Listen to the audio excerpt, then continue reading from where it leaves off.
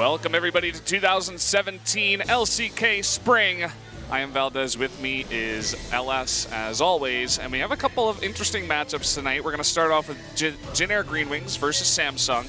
How are you feeling about this one coming into this? Samsung Galaxy coming off losses to KT and SK Telecom, obviously looking to bounce back from that. And this is probably going to be a matchup where you would assume that they feel pretty comfortable going into it. GreenWings not having the best of seasons so far. And then on top of that, a lot of their champion picks and who their players can play, not really conforming to the meta. And there's a lot of weaknesses there that I feel like Samsung's going to be able to take advantage of. We're like in a light show here in the stadium. I don't know what's going on. This is kind of crazy. But yeah, as you did mention, it's going to be interesting to see if the GreenWings can kind of conform in a way and, you know, get to a place where either their picks are working out or they switch them up, because they're definitely not in a fantastic spot in terms of their record. Samsung was being touted as, you know, team number 3 out of, you know, in place number 3, I guess I should say, in the standings, but having a bit of trouble against both SK Telecom and KT. And we're going to be jumping into the pick and ban phase here for game 1. So we'll see how GreenWings wants to start things off. Also important to note that Ambition and Stitch are starting, in case you guys haven't realized yet. And Wraith coming in there too. Pulling out that Kale before, but so far the pick ban phase is pretty standard. Malzahar, Graves. Graves is extremely powerful, and he's been gaining a lot more popularity in recent weeks as arguably the best jungler in the game. Varus also a pick that if you get to a pretty good place, like a good starting point, you build those lethality items and you're hitting for like 600 damage with 1 Q. So a very strong champion right now. It does get banned out, but that does mean that one of either LeBlanc or Rengar should get through. Let's see if they decide to leave both through so they can get one of their own. GreenWings finalizing the ban with Rise, which, if you look at Crown, he doesn't have the best win ratio on the Rise, but then you consider that a lot of those losses just came to the hands of KT and SK Telecom. And for the first time in a long time, LeBlanc has made it through the pick ban phase, and GreenWings instantly picked that up, and they look like they're celebrating right now. Yeah, they're like, oh, we already won the game. Thanks, guys, for giving us LeBlanc. And, I mean, the very quick snap of Maokai is kind of interesting. Good against magic damage, so going to be favoring that. And, of course, picking up the Rengar that was left up, too.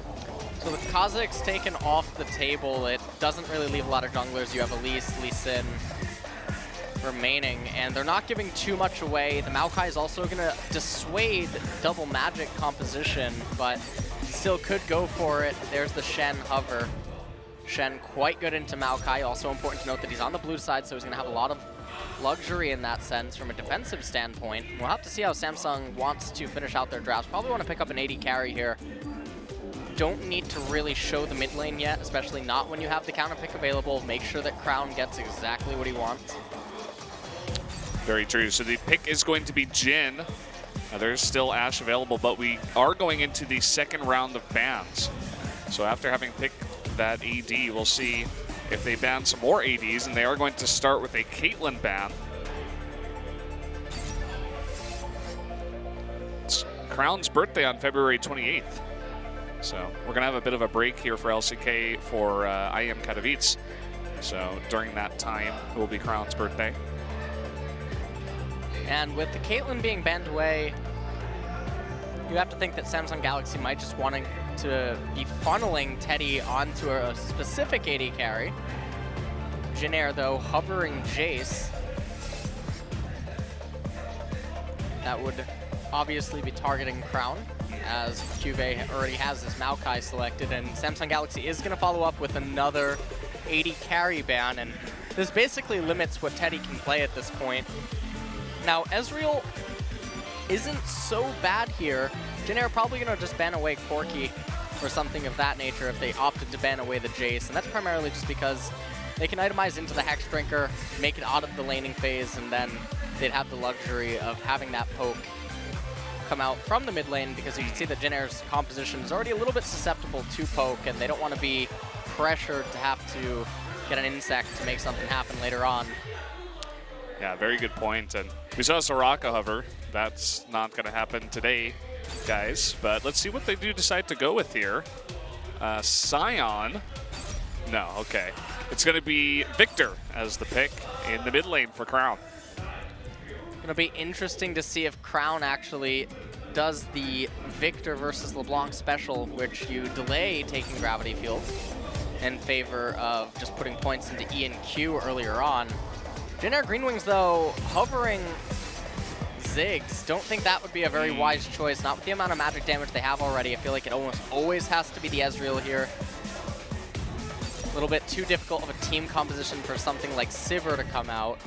And at that point, your chances are not going to be so great. And Karma going to finalize the draft for Jin-Air GreenWings. Now Samsung Galaxy have the counter pick on their support. They might just go with Nami here. I don't really see a purpose for Zyra. There's too much flexibility on Jin-Air's side. Zyra would only basically have purpose for any sort of engage that Umti and Ixu would try to coordinate, and beyond that, it's not really that useful. Nami pretty good for the disengage too. I mean, you got Shen, Karma. Obviously, the Bong's going to be jumping in there at times, so if you could land some good bubbles or even the tidal wave at a good spot, pretty nice. Can shove Lee Sin away too. So here are our final lineups for both of these teams.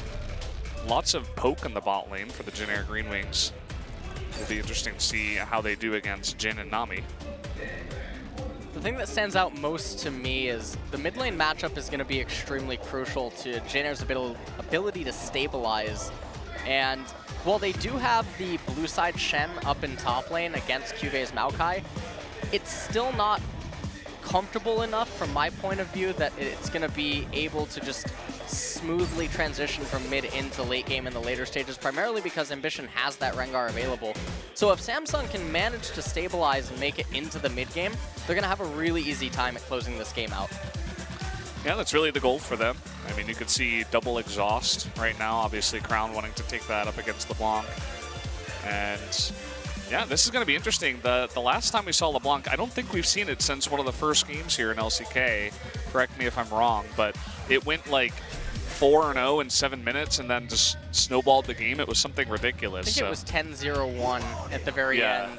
But LeBlanc, not a champion that you want to let through. But perhaps Samsung was thinking that, okay, who is really practicing this champion? Who's really playing it? But honestly, I mean, these mid laners are no strangers to LCK. They've always been able to play LeBlanc, and it's not going to take too much effort to dust off those mechanics if they haven't been playing her lately. Yeah, very true. So here we go, guys. This is the lineups for both teams. Let's jump into game number 1 of Jin-Air GreenWings versus Samsung Galaxy.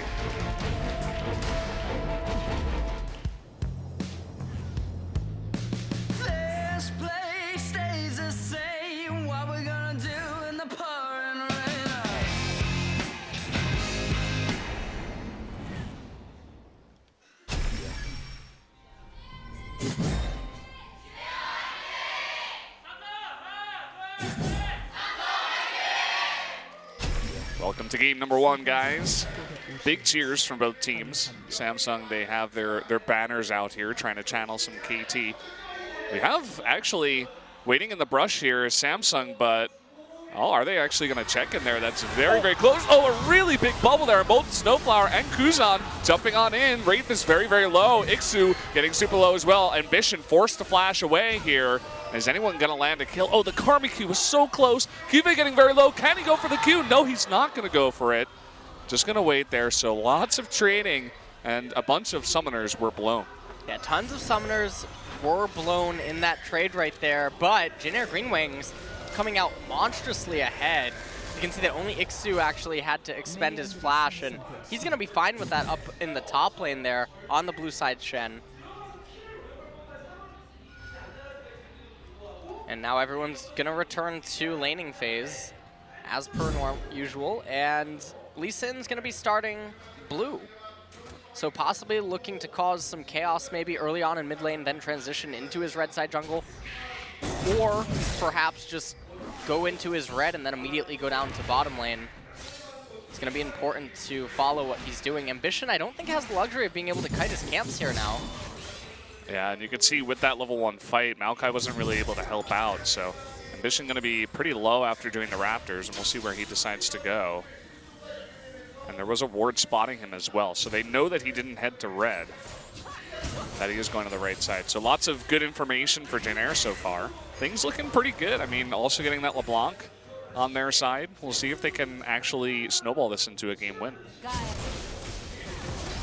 Key matchup is going to be in mid lane here, because if Crown can manage to get an advantage over Kuzan early and reduce Kuzan's ability to influence the game in any manner, then the LeBlanc pick is going to be basically useless around the time that everyone would begin to get their first core items. We're taking a close look here at bot instead of mid.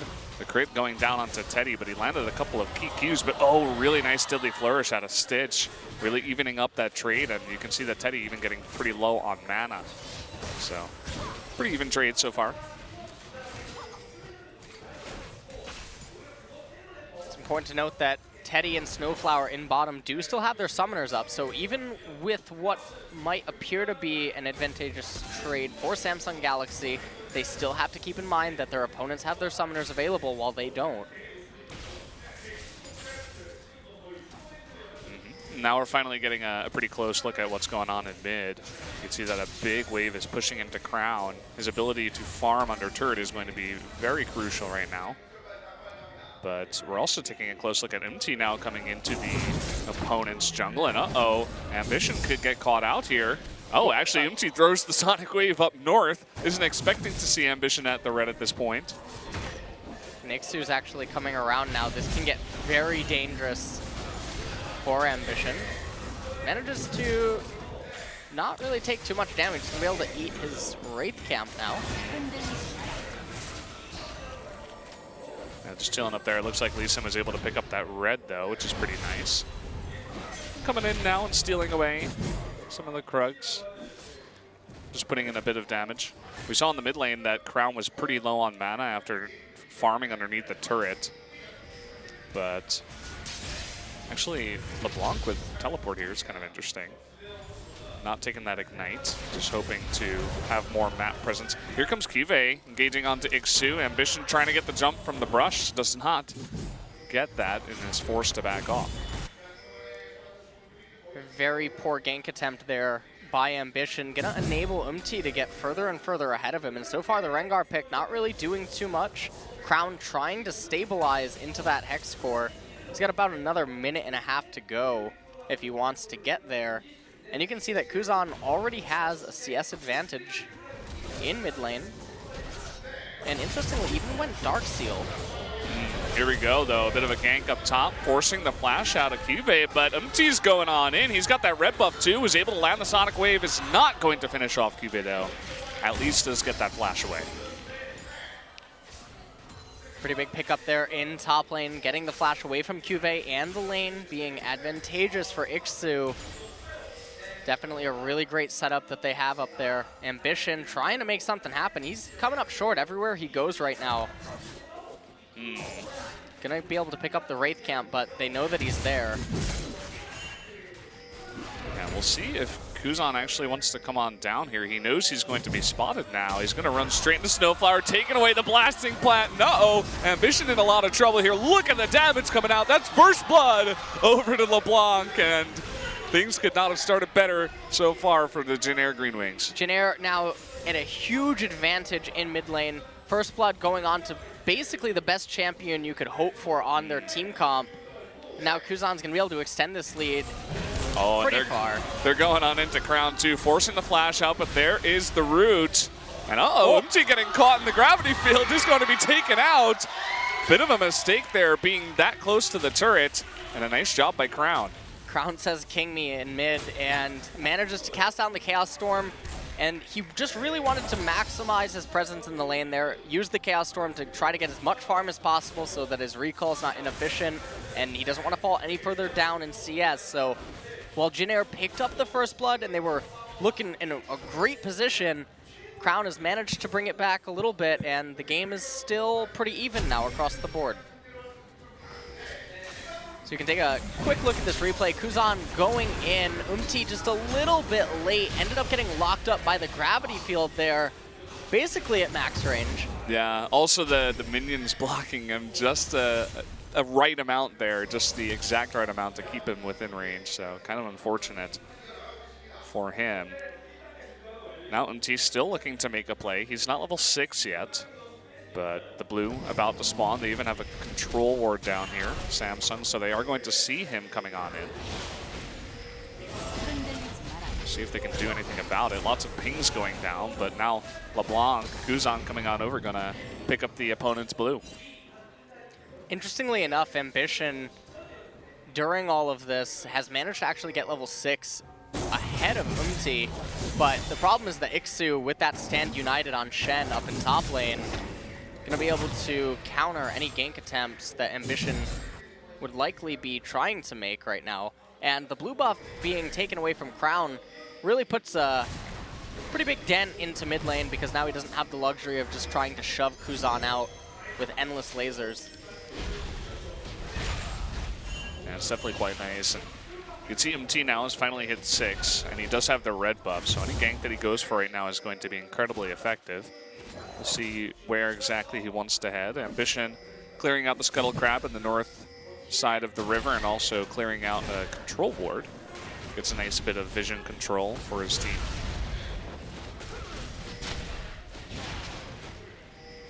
Picking up red. Interesting, they actually didn't elect to reset the blue on Kuzan, and instead Umti picked up the blue, and they might just be doing this because he is considering that he's a little bit behind on Ambition in terms of levels, and he's just trying to get as much experience as possible.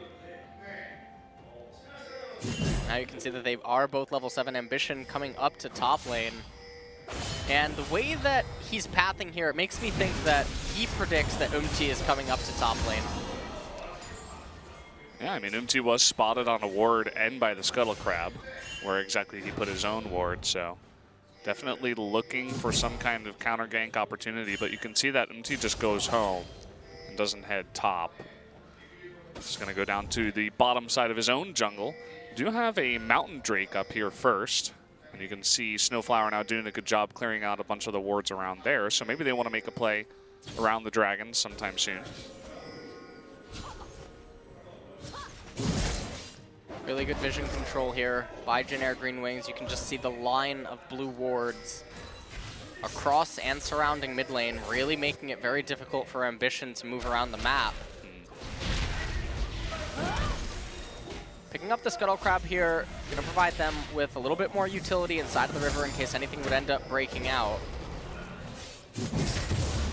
But Samsung Galaxy seemed content to just play the scaling game, and this is something that they're known for.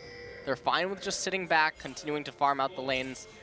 Even though Crown is falling down a little bit in CS, it's not the end of the world. You see that MT was looking for a play on Crown, but he was standing right on a ward, so does force out the thrill of the hunt. And look at this, with no vision for Samsung. We might just see MT solo this Mountain Drake. Can't really see what Stitch is doing. He's dancing on the left-hand side. I thought maybe he was trying to read if Umti could possibly be a dragon. Couldn't really get much more information on that. Just kind of pinging in the darkness right now, but now they're going to know 100% that the Drake was taken away. So a nice big pickup there for Jin-Air to start. Mountain Drake, extremely important for GreenWings for a lot of different reasons, but most importantly because you can see that they don't have a lot of wave clear on their champion comp, and without that you can't really break into the base of a Victor defending it, because he's going to be able to just endlessly wave clear with his E and his gravity field. So the Mountain Drakes, what they'll enable you to do is any opportunity that you can to at least get one auto attack on the turret. It's going to build up more and more over time because of that added true damage, and make it a lot easier to crack into Samsung's base later on. You'd see maybe a play setting up here around the mid lane, although Crown is going to head on back. Just looking to clear out some of these wards. MT kind of just escorting Snowflower in. Kuzan still pushing in this lane, doing a pretty good job in the mid lane, already 25 CS ahead of Victor right now. Oh, MT's right on a ward. We might see a little play here. A cute little bubble, and here we go, the tidal wave coming on in. Are we gonna see the curtain call? No. And in fact, the exhaust was used by Wraith as well, so big committal by him, but not by the rest of his team. Certainly a bit peculiar why he would use the exhaust there. I feel like it would be very unlikely that they could ever pick up the kill onto there. So perhaps a little bit of tilt in a way that nothing's happening. We're 13 minutes into the game. There's only 2 kills and almost no action has happened. We're talking about, oh, wow, okay. Okay, well, there you go. Blue buff taken away by Teddy. But again, 13 minutes into the game, there's a Shen in it, and we've never seen Stand United used. Yeah, and he's level 10. So he's had that for 4 levels now. He's going in.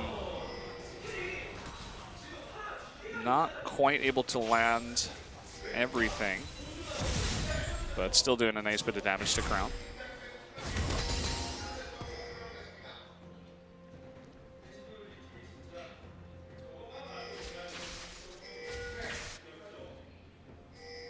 Snowflower now looking around once again. He's been super active towards the mid lane. Really just trying to enable as much as he can in terms of ganks. Vision for MT and Kuzan. Ambition gonna pick up his red right now, and after he has that, he's definitely gonna want to make use of it while he has it. They're gonna have to play around Kuzan's blue timing, which is gonna be a little problematic for Samsung to handle at this point in time.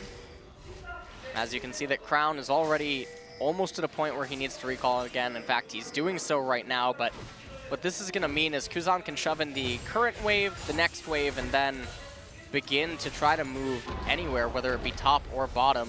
Now, fortunately for Samsung, they do have the ward coverage to spot that out. Look at how much Kyuubi's baiting this, actually. Just really forcing Ixu to go on in, do a bunch of poke damage, but very patient is Samsung, waiting until Ambition can get into the brush, hoping that Ixu will taunt forward perhaps. But here we go, the twisted advance in onto Ixu. He's quite low now. Teleport coming on in from LeBlanc, and now immediately they're forced to back off. But LeBlanc does cancel that. Looks like they're gonna try to make something here happen here in bottom lane. You can see the teleport already called out from Kyuubi. Punch for punch in terms of teleports now used, and that's gonna give teleport advantage to Ixu, and don't forget that he still has his Stand United.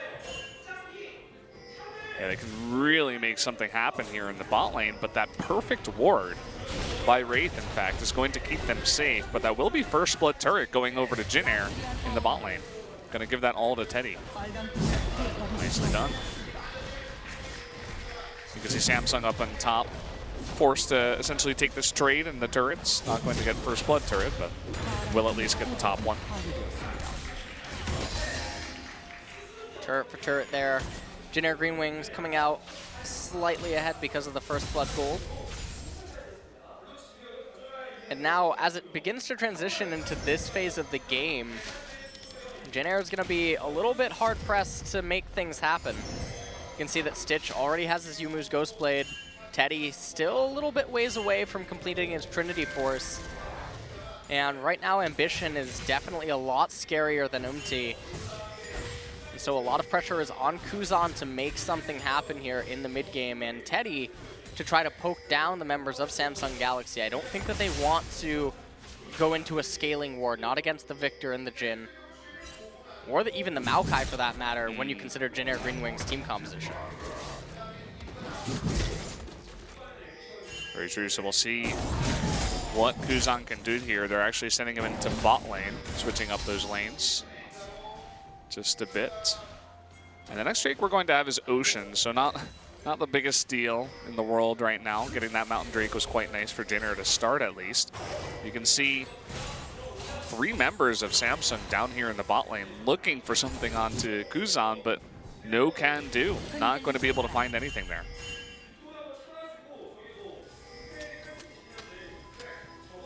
QV now rotating into mid lane, and I like this a lot. I feel like if they can use this opportunity to create a lot of pressure around mid, bottom, and dragon and surrender their top tier 1 turret, it would be a lot better for them. It would create a lane that they can funnel gold into Crown and Stitch whilst remaining completely safe. Oh, here we go. Jinair's going really hard. Kuzan into the back line there onto Stitch, but gets exhausted. Look how low he's getting. Is he going to go down? The Twisted Advance comes out, and there goes LeBlanc. So a bit of a botched engage here. Now everybody from Jinair is on the run. Down goes Snowflower. Ixu is super low as well. Crown going to pick up another kill. And there we go. Jinair still on the run. We'll see if they commit to this kill. Yeah, even a flash coming in. The Twisted Advance. Can they pick it up? Deadly Flourish just barely missing. Is so low. Oh, man. Kuve's waiting for that cooldown. He's not going to be able to get it. Just barely does he get away. Wraith is like, no, okay, it's my turn. Here he comes, and in he goes. Gets the kill with the flash. Nicely done. And Samsung have turned this game on its head and get the bottom tower. That was a perfect series of events for Samsung, and that feel when you miss everything for generic GreenWings on their attempted engage. Couldn't come up with anything, and that really sets them pretty far behind right now, because we were just talking about a moment ago that this is the stage of the game where Samsung Galaxy are going to have a real edge over generic GreenWings team composition, and now after that fight, a lot of their utility is taken away from them. They no longer have the flash insect dragon kick available coming out of MT. They're not going to have the stand united and anything. So in the replay, you can see that they cast the stand united onto Kuzan. He goes in and they try to get onto Stitch, but missing the taunt onto him, and despite a pretty good ult coming out of MT, they just couldn't do anything, and Ambition able to clean up Snowflower on the side. Ixu just goes down, and the curtain call able to provide enough utility and slows that they eventually get onto and bring him down. And in the process, they also managed to get a turret. And now Samsung Galaxy with the gold lead, Herald going down to itself. Jinair needs to make something happen, but it's going to be really difficult to do so when they're currently lacking the resources that they need. Yeah, it was definitely a case of really trying to force the fight there, nothing going correctly. So we'll see if they can rally once again. They're not too far behind, only about 1,000 gold. But still, they have lost their lead, and Kuzan doesn't seem as effective anymore. We'll see what he can do as we enter the mid-game here. Big push coming out of Samsung now into that mid-turret. They've got the tier 1 of both bot and top.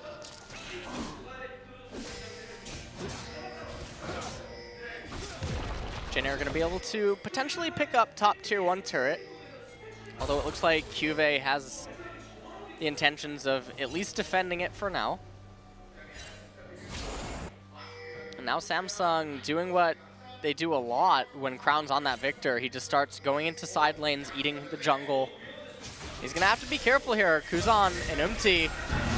Oh boy, they're going in, and this is going to turn way, way around. Being caught out here. Can they actually get onto Kuzan as well? You can see Crown coming in here. Not going to exhaust, and actually just forcing the stand united and backing off. That was a little bit oopsie for MT in bottom lane. And it's going to cost them dearly, as now Crown continuing to push in bottom with the escort from Ambition and Wraith. Kuzan has to be super careful here, doesn't have the stand united available to him. Yeah, they have a nice push coming in here. See Crown just zoning on out. Teddy and Snowflower are going to group up here. And a bit of damage coming out onto Ambition and Crown, and that's going to force them back at least. But still getting a nice bit of health taken away from that turret. I think it went down below half health, so they could definitely push that a little bit later on. Now all the members of Samsung going to recall. They're going to leave Stitch to try to stabilize mid lane. And Kuzan, I mean, he's between a rock and a hard place right now. Still not at a second core item. You can see the Crown already has the final Hex core, has the Abyssal Scepter, which provides him with a lot of durability against the likes of Snowflower, Kuzan, and Ixu. And even to a degree, some of the damage from Teddy. We're going to take a look at this replay of the oopsie here. Going on to Crown, the big bait. You can just see that they weren't on the same page when they were going to go in, and then eventually they run into a pretty big kitty cat. And Crown, unfortunately the replay cut off, but Crown actually did something pretty interesting where he was intentionally withholding spells to just keep running with Kuzan in order to just maximize and close the gap so that he would have more damage, even though he'd be reducing his DPS. You can see that they give the blue buff to Teddy here too. He's been farming quite nicely, more than 10 CS a minute, and he also got that first blood turret gold all to himself. So it seems like they're kind of dumping everything into the Teddy bank right now. See if he can carry this later on. He already does have that Miramana completed, and it's only 23 minutes into the game. So he was charging that very well. Luden's Echo now also out for Kuzan. So if Jin GreenWings want to make something happen, they're going to have one more chance here at the next major team fight. Top tier 1 turret probably going to go down. Samsung really shouldn't even concern themselves with that at this point. Ixu's probably just going to be able to get it here, yeah. And Cloud Drake is on the map. Samsung have a decision to make. They can pick it up, or they could just wait and try to use it as a bait for a fight, but looks like they're just going to pick it up. It's pretty decent. You take it away from the engage of Jin Air. Don't give it to them. You get a nice bit of engage for yourself. Can help Maokai and the Rengar get on in there. And they're going to group up as 5 here now in the mid lane. I don't believe they've taken out this mid turret. Can't really tell right now because Ezreal's on top of it. Yeah, they've only taken 2 turrets, so still it is still up there. Stand United coming out of Ixu just to get away from the big gank that was coming out of Samsung. Does get away. Does come at the cost of his Stand United. It will be up again in not too long. But that does remove some of the pressure off of Samsung. And right now, with Teddy having that Trinity Force, looks like he's potentially going into Blade of the Ruin King next. Jin GreenWings should be looking to fight upon completion of their next items, because after that, it's only going to be downhill for their team composition. They are going to have an incredible amount of burst damage if they can land their spells this time and also catch someone out. So the positioning of Samsung is going to be very important too. But if they can catch someone like Crown very early, land a couple of Ezreal Qs, the burst damage coming out of Kuzan, maybe a taunt from Ixu, then they can start a fight essentially 5v4, but they have to get that perfect engage. Now another buff given over to Teddy, and even more gold, 100 more. I like what Jin Air's trying to do. They're trying to make use of a 1-3-1. Teddy able to continuously just hold down that mid lane right now, and you can see that Samsung Galaxy not really reacting to it very well. And this is often one of the weaknesses when Cube's on one of those tank champions and Crown is on the immobile Victor. They are susceptible to tactics like this, but fight might break out right here. Ambition trying to go onto Snowflower. There's the curtain call. Oh man, just so much CC, he can't even move throughout the entirety of that. And down he does go, so another nice pick here for Samsung. Really nice pickup for them indeed, and now, with him being removed from the map, Samsung probably just going to be able to raise this mid-tier 1 turret.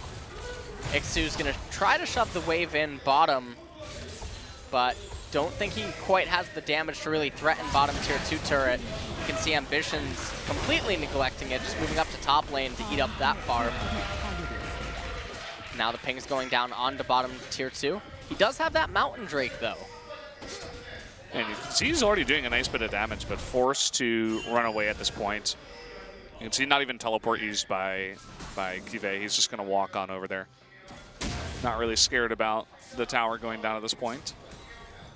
Kuzan comes up once again to farm even more. Take a look at this replay right here. Ambition goes in with his ultimate, immediately jumps onto Snowflower. Tries to save him, but in doing so, just gets locked up CC after CC after CC, and surprisingly, Stitch was able to land the curtain calls onto Kuzan. Not that it mattered in the end, but they managed to pick themselves up some objectives.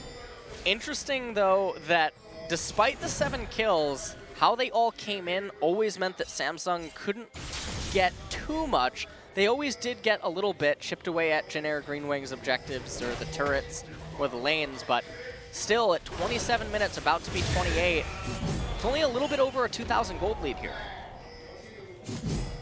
That was some good timing there. I think that was Ambition's smite straight into the burst from Victor to hand over the blue to Crown. So stealing that buff away from Teddy, I think they were going to try to give it to Ezreal once again.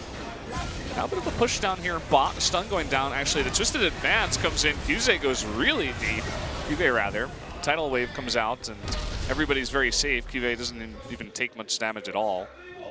And at the same time, though, they are going to have to back off here. You can see Kuzan pushing on in with MT trying to delay the recalls.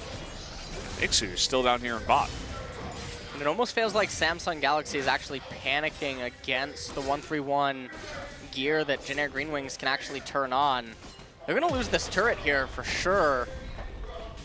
Oh, Ixu actually giving a little bit too much respect. Didn't need to do that. Could have tracked the movements of Samsung through the fog of war if he was just paying a little bit more attention. So the turret still no. Oh, man. Super close. 30 health on the turret. And so they are not going to even up the turret score at this point. Lots of pings going down over here at Baron. You can see that basically no vision for Jin Air around this area. They're going to attempt to clear up any wards. There's one on Baron. If they can find that, that would be a nice ward to take out. Maybe bait Jin Air into going into a visionless Baron pit, especially on the blue side. Could be quite annoying. Yeah, they really need to bait Jin Air into something right now because you can see that they're responding very poorly to Jin Air's 131 with the double teleport, and in addition to that, the Stand United to make it even more difficult. It's a little bit bizarre to watch Samsung actually shake a little bit with some of these map movements. Oh man, Wraith really trying to bait him in, and I think he might. The True Shot Barrage does take out a Wraith though. And now it's a 5v4, but Samsung still very, very strong, able to take out Snowflower. Ixu forced to taunt away. So that is going to even up at 1 kill apiece, but Samsung much more healthy. Pushing in mid now. Kuzan almost has arrived here, but he's going to have to be really careful. Qve can lock him up in a second. You can see Qve able to eat an entire combo. They should be able to get this turret. Now they're going to back up. Kuzan even got snared up right there. And now, if you're generic GreenWings, you look at the minimap, they have to move into complete darkness. Samsung actually gonna pick up the Cloud Drake right away. That'll give them 2 Cloud Drakes now, which will make things a little bit easier if Qve and Ambition want to pick up someone trying to split push later on, and then at the same time be able to run to Baron. Any movement speed is certainly going to help. Generic GreenWings, though, they might just go for a Desperation Baron. They might. They do have that one Mountain Drake that they were able to pick up at the beginning of the game, so it could definitely help out in trying to burst that down. Would probably need Teddy over there to do some really consistent damage, though, and you can see that he's in mid lane for now. Trying to just get some vision. That they do.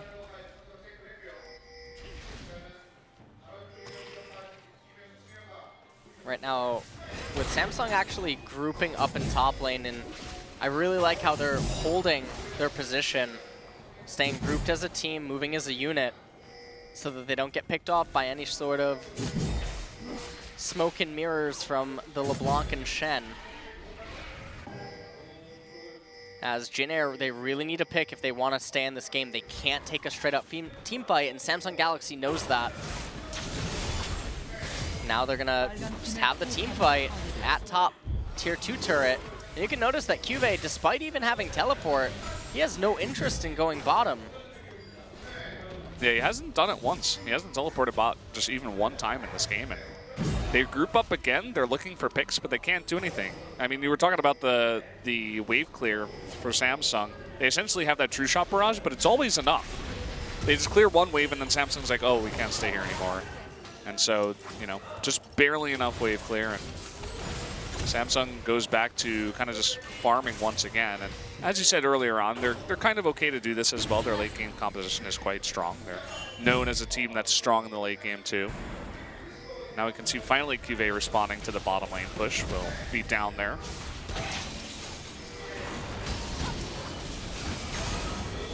Oh, they actually did manage to pick up the blue right there, and that's quite big. And Stitch gonna shove in mid lane, and now QV might just be looking to unite again with his team. You see the LeBlanc clone inside of Samsung's jungle. Ping's immediately going down. They're like, oh, okay, that's, yeah. If this was solo queue, they might think that it's real. Oh, here we go. True Shot Barrage is going to spot this. And they do have a bunch of time to get in here. No Mountain Drake for Samsung. And so they just are forced off of it, as they know that Jin Air knows. The crit bullet ready to go here for Stitch. Looking for a target. Going to use it on the LeBlanc clone. But here comes Ambition. Moving on in, seeing what he can see. Zoning him out. Jin Air was also grouping up, just see if they could catch Ambition out. Oh, and they're going to start the Baron once again. Still no vision here for Jin Air, but I think they can suspect this. They're going to come on in. Oh, and Ambition going to be jumping onto Umti, immediately kicked away. And so they force them off of the Baron a second time. And another successful disengage. Here comes the tidal wave and the curtain call, though. Maybe they can catch out Snowflower. They're going to slow down Teddy. And no, that's a couple of ults used. They do get the flash out of Snowflower, but that's about it. Another successful disengage for Jin Air. Another successful disengage means that the game is going to drag on longer, though, and with Jin Air, again, being unable to really make anything happen, the problem is that another major objective is going to be coming up soon, which is the Elder Dragon. And Jin Air is then going to basically be forced between a rock and a hard place where Baron's up and Elder Dragon's up, and they're going to have to fight Samsung Galaxy at one of them because they can't just ignore both. But at the same time, they're not going to have the same luxury of being able to have all of the wards in both places and being able to respond to both when Samsung Galaxy gets control over the Fog of War.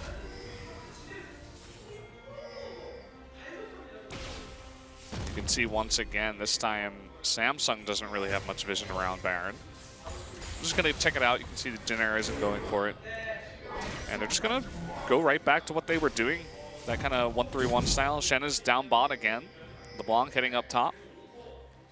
And Samsung kind of just doing what they were doing, grouping up, trying to bait out a fight near Baron, but Jin Air haven't been having it so far.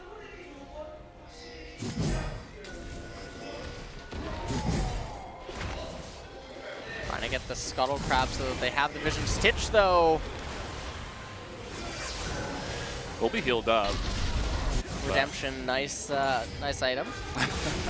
Oh, here we go. Okay, they're going for it this time. Jin Air knows once again. Good timing by them. Maybe they can engage here. They do have that stand united from Shen down in bot lane. This is do or die, by the way, for Samsung Galaxy. If they fail this, they'll lose the game. Yeah, for sure. And here comes, going to steal the Baron. There is Umti. A fantastic steal. It looks like he should go down at the end of it. But look at that, Jin Air, they get the Baron, they're trying to disengage. QV very, very low. Curtain call coming on out, and oh, the flash twisted advance onto Snowflower, but QV does go down. Does have the GA though, and on the chase still is Crown. And so they will take out two members of Jin Air, but Jin Air able to take out that Baron. I thought that Jin Air was going to be able to get out with a little bit more than what just happened. Snowflower went down in the end, though, and they got the stand united out of Ixu, so he wasn't able to get the inhibitor on bottom. I thought that was almost going to be an absolute guarantee in the event that Umti could steal away the Baron. But now, unfortunately for Jin Air GreenWings, despite having the Baron, they can't make use of it, and Elder Drake's coming onto the map. Yeah, kind of a rough spot. At least everybody will be alive. You can see that Samsung is forced to recall back home too. But this does mean another forced 5v5 fight. Samsung should be pretty happy to take that. You see Kuzan just coming up top, going to clear out the wave. Prepare for that Elder Drake. Let's see what Jenner wants to do. Does have the teleport still, so gonna stick top for now. See Samsung grouping up for the Elder Drake now, and yet again, it's gonna come down to a team fight, and you know that it's no contest if this is a straight up fight. Kuzan is up in top lane, but he has that teleport available to him. Samsung needs to pull out the Elder Dragon as they go for this. And here we go, we're gonna have another potential team fight. Can Umti do it twice? He's down 2 levels, by the way. Yeah. And that is so big for Smite fights. That it is. Can he do it again? That's the question. The tidal wave coming out, trying to burst it down, and this time Samsung is going to be successful, and they take out Umti immediately. Kuzan might be able to get 1 turret in the engage, or rather in the trade, but definitely a good trade here for Samsung. They got the Elder Dragon, but now the question becomes, what can they do with it? Baron minions are quite obnoxious at trying to get through. Crown maybe looking for blood up here in top lane. He wants it. This is the laser. Kuzan on the run. Stand United coming out, but the exhaust out of Crown. Nice little route up there onto Crown. You could say Cuvée in the back is also trying to get onto him, but Kuzan will get out. Gets out, but it comes at the cost of his flash, and the reason that Ixu didn't appear there was because Cuvée had managed to lock him up.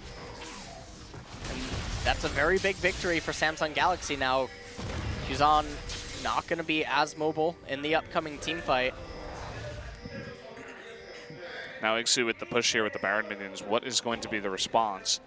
They had Ambition down there before, but you can see that Ambition is going mid.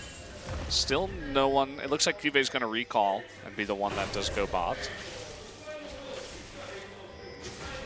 Samsung, meanwhile, in mid lane trying to get something going. Looks like Ping's in the mid lane, so maybe they want to go for a bit of a push here.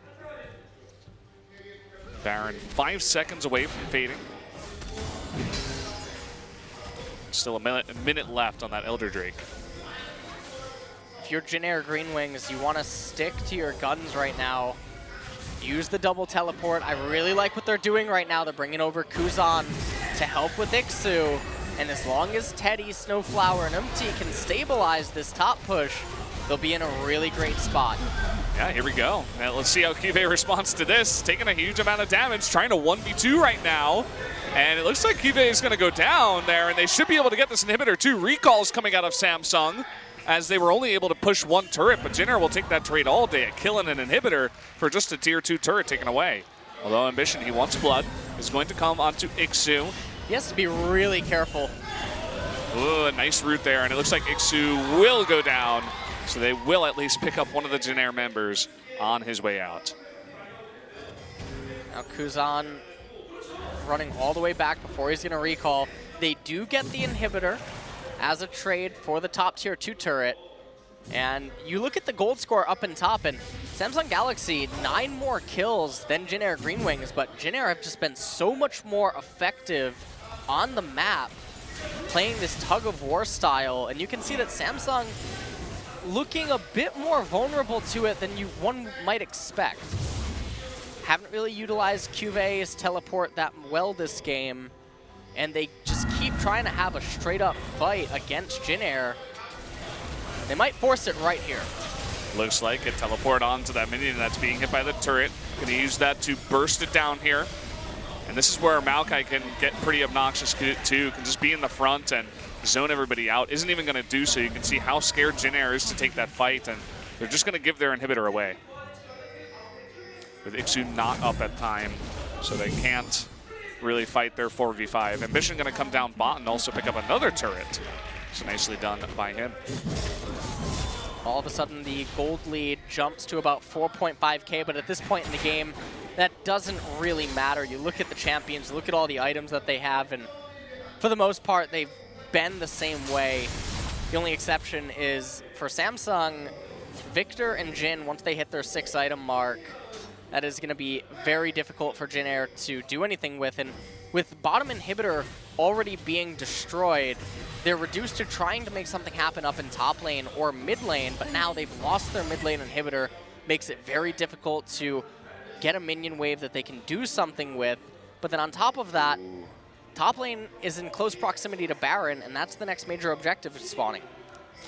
Look at how safe Crown is trying to be. And you can see that he is spotted here, so he will get away safely. That's just pretty good game sense. You know, they couldn't see Jin Air on the map. They didn't know 100% where everybody was, and he's like, they could be baiting me coming into this big wave, and that they were. So Crown is going to stay alive.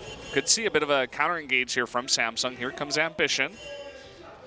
Thrill of the hunt is on. Cuvée may want to engage as well. The rest of the team is a little bit behind them.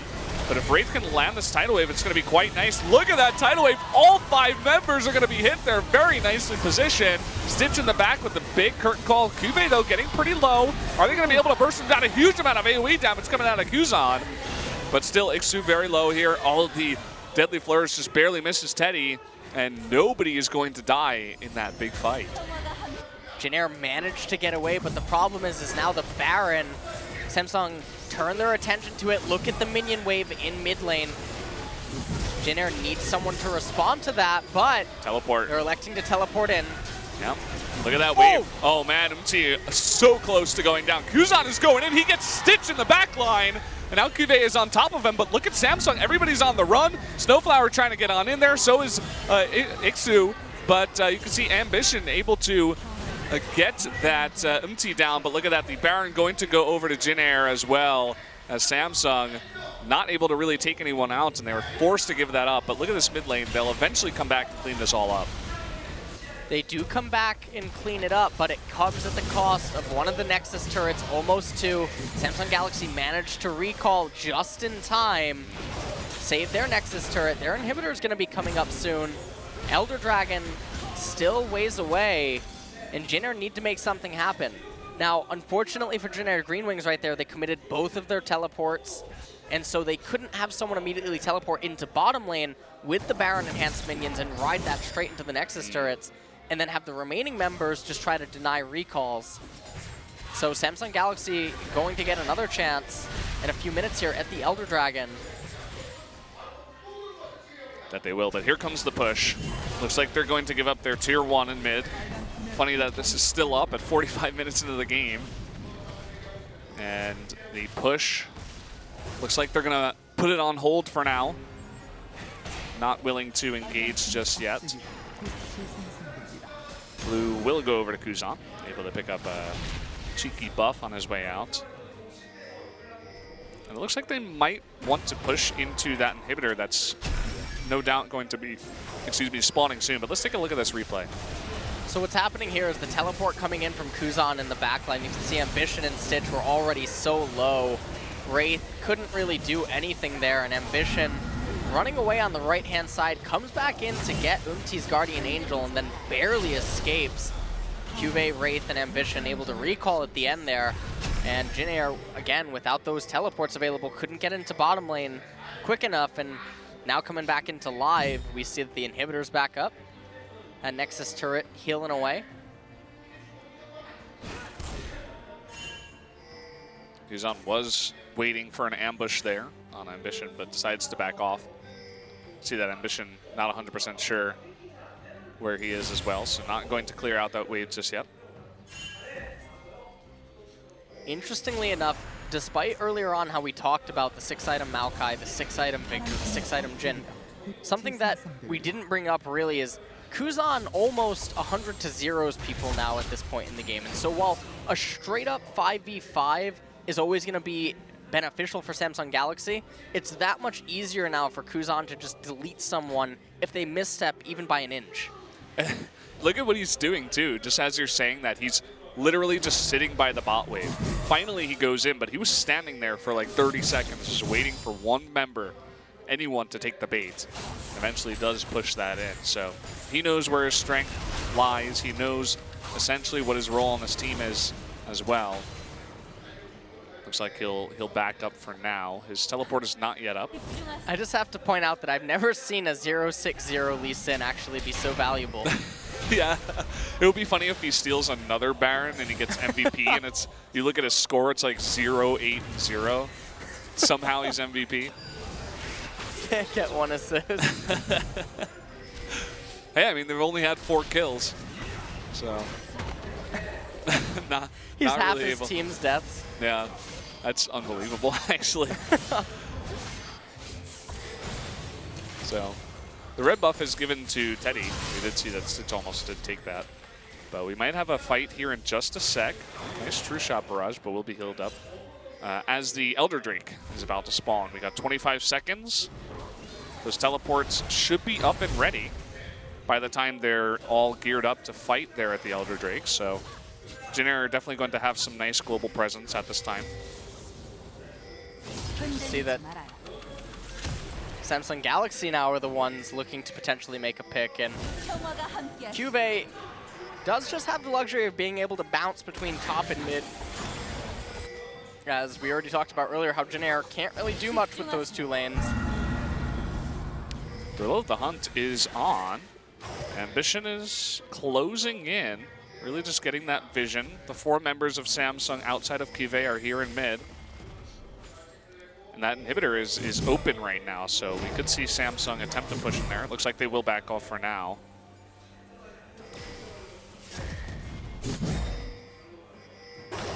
Game is getting very late right now. We're almost 50 minutes in. And had they gone for the inhibitor and all died, that could actually almost be the game, especially with the double teleport. And it's going to be the Umpty show again, perhaps. Curtain Call comes out. He's able to land the 2nd shot, barely misses the 4th one. The 4th one would have done a nice amount of damage. He could have even lost his GA there. Ixu's still in top. We'll see how Jin Air wants to play this. MT still extremely low. Oh no. Tidal Wave is going to zone them out for just a bit. Kuzan trying to go in and get it, but will fail. But look at top lane. That tower getting very, very low. Ixu doing a nice job there. That tower should actually go down. We can't see it right now, but I assume that Shen's probably only about 5 seconds away from raising it. Yeah, there it is. Yeah, down it goes. Not going to commit to the inhibitor. Wants to come back with this team. They want to have a 5-man defense against this Elder Drake.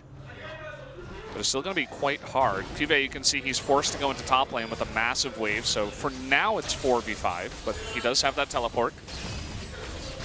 They might just have to give up this inhibitor. Unless they can get a big pick. You can see that Kuzan actually taking a nice bit of damage from Ambition. Here comes Ixu Umti going on in. Will be killed, essentially doing no damage. And he is going to go down after that GA. Oh, nice lock up here. Ixu is super tanky, but taking a lot of damage. Now it's 5v4. You can see there's only 1 Nexus turret left. It's really going to be up to Teddy and Kuzan to do enough damage to push these guys away. They're just waiting for the next wave here. Curtain Call comes out. Very nicely done. Look at all that damage going on to Ixu. Trying to land the last couple of shots onto Teddy. Going to go on to Ixu, though. That last one, 700 damage. The big taunt coming in. But look at that turret. It's going to go down. So much damage coming down onto the Jin Air GreenWings. And I think this should be it. Down he goes. Teddy, though, with the stand united. It's not going to matter. Look at that Nexus. Couple more shots. Down it goes. And Samsung Galaxy will take game number 1. They take game number 1 right at the end there with a straight up just push up to mid lane. They force Ixu to come to them and say, hey, we're not going to respond to your split push. You're coming to us, or we're going to get your Nexus. And they managed to bring, themselves the victory against a LeBlanc nonetheless. And this game was basically David versus Goliath if it goes the other way. And Jin Air, I really don't know what they're going to hope to do in game number 2, because it seemed like the style and the draft that they had in game number 1 was actually working out really well, but they still couldn't find a way to break Samsung down. And in a more straight up scenario, I'm really worried for them going into game number 2. Yeah, I would have to agree. And that was about a 51 minutes game there, and that's kind of what we were expecting with Jin Air versus Samsung. Samsung, they love the late game. Jin Air kind of patient, very, very passive. So that was only game number 1, guys. We could have a potential 2 more games. We are going to jump into a short replay, maybe of that last fight, just to kind of round out the game. So let's take a look at this. So this is the end game team fight. You see that the curtain call is coming out. and all the bullets being fired. And then you can see right at the very end, he holds the last bullet for a little bit, perhaps just waiting for more damage to be done for that missing L. And right at the end, when the turret falls, Nami's tidal wave comes in. It's all too easy for them to just finish up the game, stand united, maybe in the grave, and Nexus falls. So, as you said, just a straight up push with the Elder Drake buff, and Samsung with that very nice team count towards the late game, and they were able to successfully push that one out. It was looking like Jin Air might have had a chance, you know, getting the inhibitor at that time, stealing the Baron. So they put in a nice bit of effort. But guys, we are going to take a short break before we get to the analyst desk before game number 2.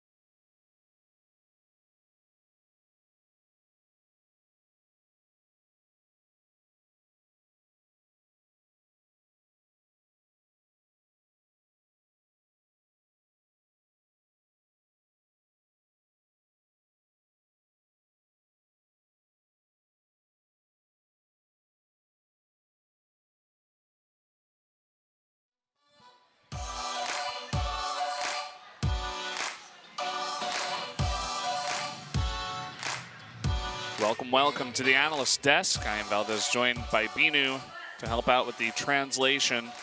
How are you doing today? I'm doing quite well. Excited about the 1 week break coming up, but nevertheless, a fantastic win by Samsung over Jin Air, and I think it is pretty much what you expected. Going extremely late and really coming down to the wire, I think. Only 19 kills in total in this game, but still went to 51 minutes. And just to remind everyone, it was Ambition, Stitch, and Wraith. Those were the trio for Samsung Galaxy, probably a roster that you might not expect coming into the game, but really looking at the damage graph, you could tell it's all about the carries here, the mid and the AD carries. Yeah, I think maybe even more damage total coming out of Jin Air. If you add up the numbers, it's very, very close. But even so, not able to take the win. I definitely agree. I'm actually surprised to see that much damage coming out of LeBlanc and Ezreal there. But in the end, Crown and Stitch doing a great job in terms of Victor and Jin in the late game, so I wouldn't be surprised to see the MVP going to either one of them. It's got to go to MT on the losing team. Also, just Big a Baron shout out steal. to Ixu, because his split pushing all game, I feel like it gave Samsung a plethora of problems to deal with. Of course, in the last team fight, he was somewhat, you know, fashionably late, should I say. Yeah, I definitely had some issues with some of the map control. Lots of global presence on the side of Jin Air. Double teleport and Shen. And LeBlanc with her mobility.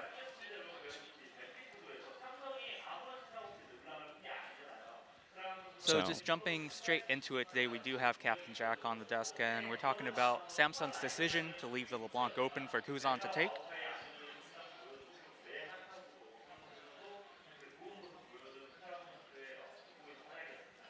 And really complimenting Crown for that Victor performance, because he's the one that had to go against the LeBlanc, right?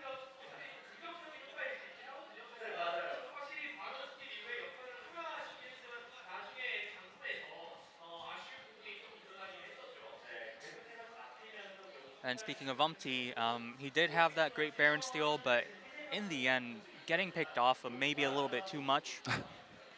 I think he was something like 0-7-0 at the end of the game. Right. And even in the preview show, they were talking about Umpty, and the main thing that they brought up was issues of consistency, right?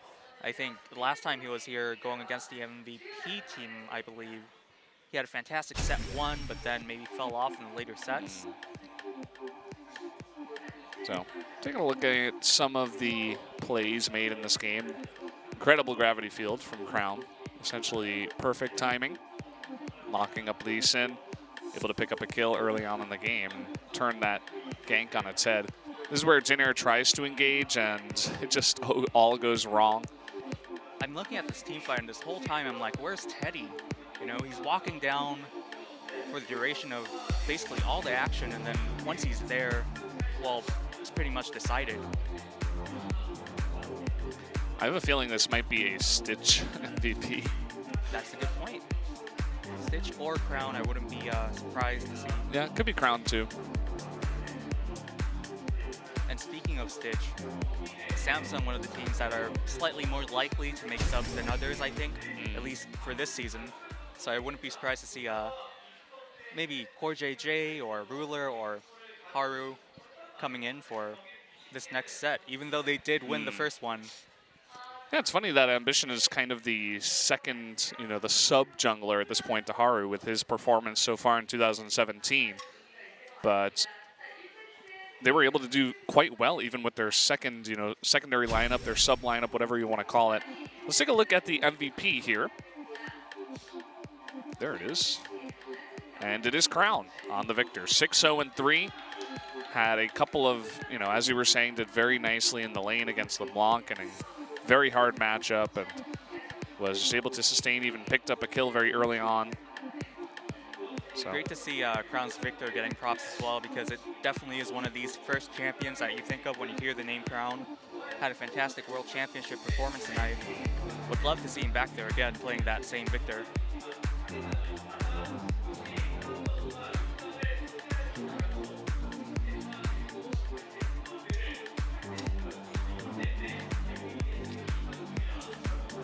So again, the Korean analyst talking about how Crown had to go against Kuzan's LeBlanc, which they left open on purpose, but still had a fantastic performance against it.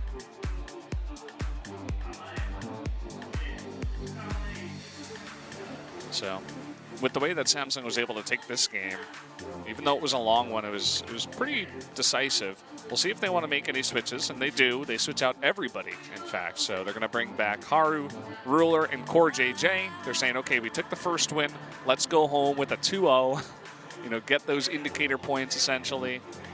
And, yeah, I mean, sometimes can't really blame it for Samsung him. Galaxy squad gives me the impression that they don't even care what happens in first set. They just come in and they say, you're playing set 1, you're playing set 2. Yeah.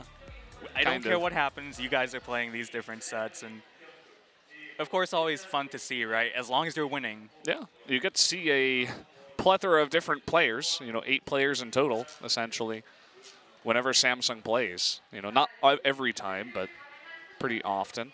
So I think it's going to be quite hard for Jin to be able to turn this on its head, especially with the roster swapping out here, the subs coming back in. So, guys, we're going to go to another 2-minute break before we get to that game 2.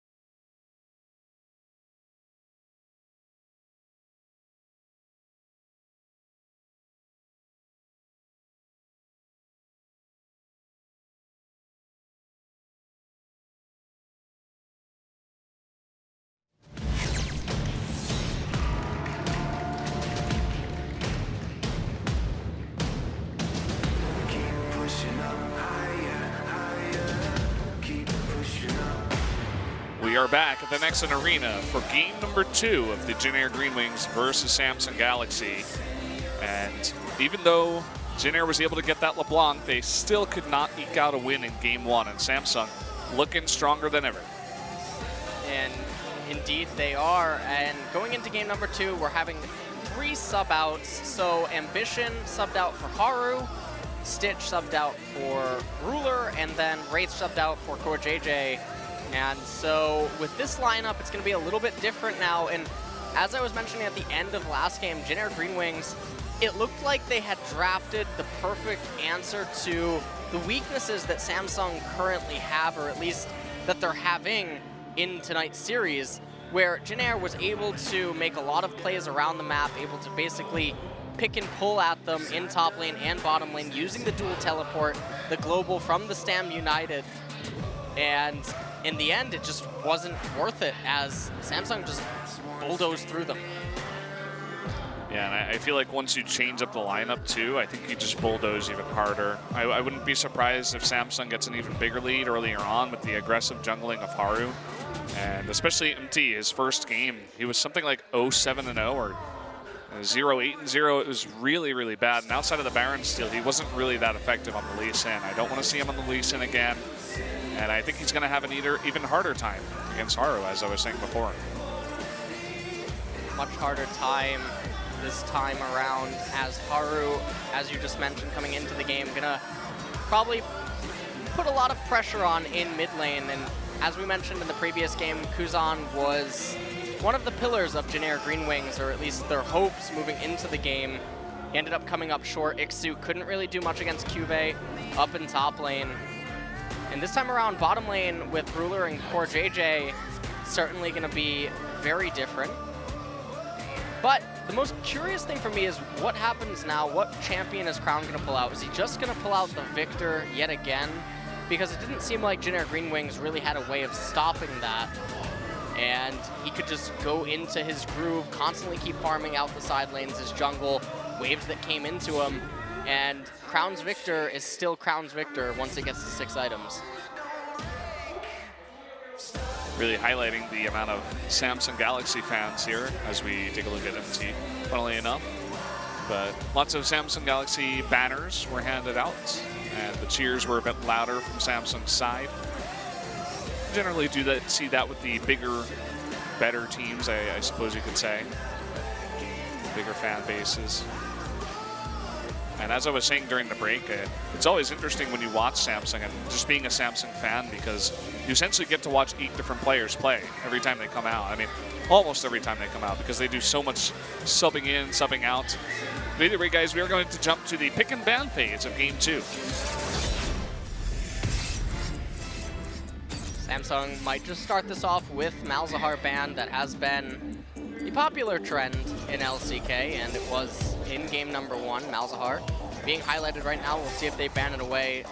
Jin Air probably doesn't want to give Samsung Galaxy the LeBlanc, electing to ban it right away. Now, interestingly enough, Samsung, or not Samsung, but Jin Air GreenWings might potentially leave open Camille or Rengar. The only problem with that, though, is that Ixu hasn't really shown any ability to play carry champions so far in LCK Spring. And there's the Camille ban.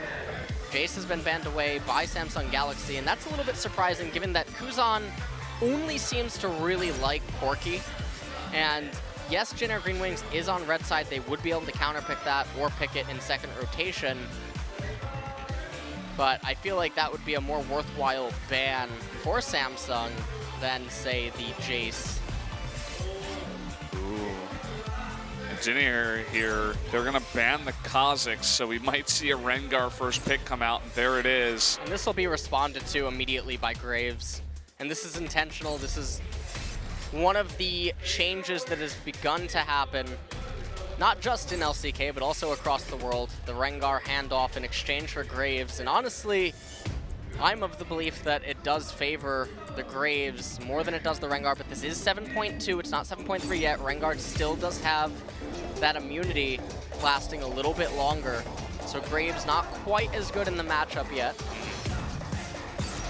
we're going to see Jin here taken away from Ruler. We're going to see Teddy on that this time. No more Teddy Ezreal. Teddy really loves his Jin. Samsung highlighting the Karma, and if the Karma is going to be hovered, they can either go for Ashe here or Ezreal and just get it out of the way. Not really giving up too much information as we move into the second part of the ban phase.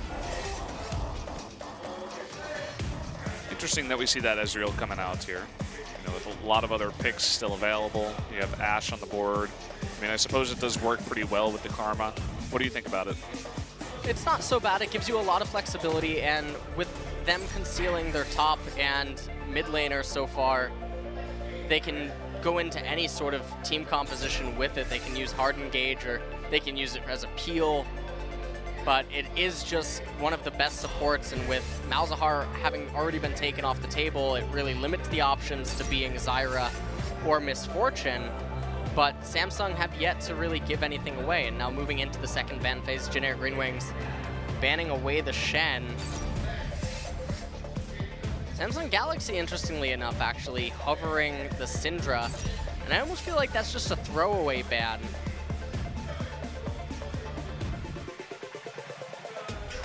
Interesting that we do see that. Still no Corki ban on that side. They have one more. Probably, yeah, there's the Rise. And as I was mentioning in game number 1, if you look at Crown's stats on the Rise, win rate not looking so hot, but that's mostly due to thanks KT and SKT. Rough to do well with any champion against those two teams. Talia is going to be the final ban here for Samsung. So now if you're generic GreenWings, it almost looks like this is a guaranteed Corki spot. And if you're Samsung, then you have to know that that's coming, and I'm not quite sure what they've prepared to handle it, or if they're just going to battle it straight up yet again and put Crown on that Victor. Definitely an option here. You can see a lot of thought going into that. Maybe they were just thinking about their last pick, and they already knew that they wanted the Corki. And Orianna might be the choice here. It's a pick we see pretty often against Corki. I think we've seen Crown on it as well. Oh, and a potential Gangplank here as the final pick. Some cheers from the audience. We don't get to see this pick too often. There it is. So we are going to see Kive on Gangplank in the top lane. He is on that blue side Gangplank, so has the luxury of being a lot more defensive. Very difficult for to coordinate a gank against it up in top, and he's going to have the luxury of just being able to scale up and punish that Maokai pick. Now, it's not the best synergy for Samsung with that Orianna. They still do have the ball onto Haru's Rengar, but outside of that, not so many options available for it. However, the Gangplank is going to make it really difficult for Corki and Jin to just stay inside of the back line. And with that Rengar, they pose a real threat to the back, and that's why we see they bring out the Bard as a potential response to it. Bard pick is pretty interesting. We had some other picks that are decent at protecting as well. Still Tom Kench up there.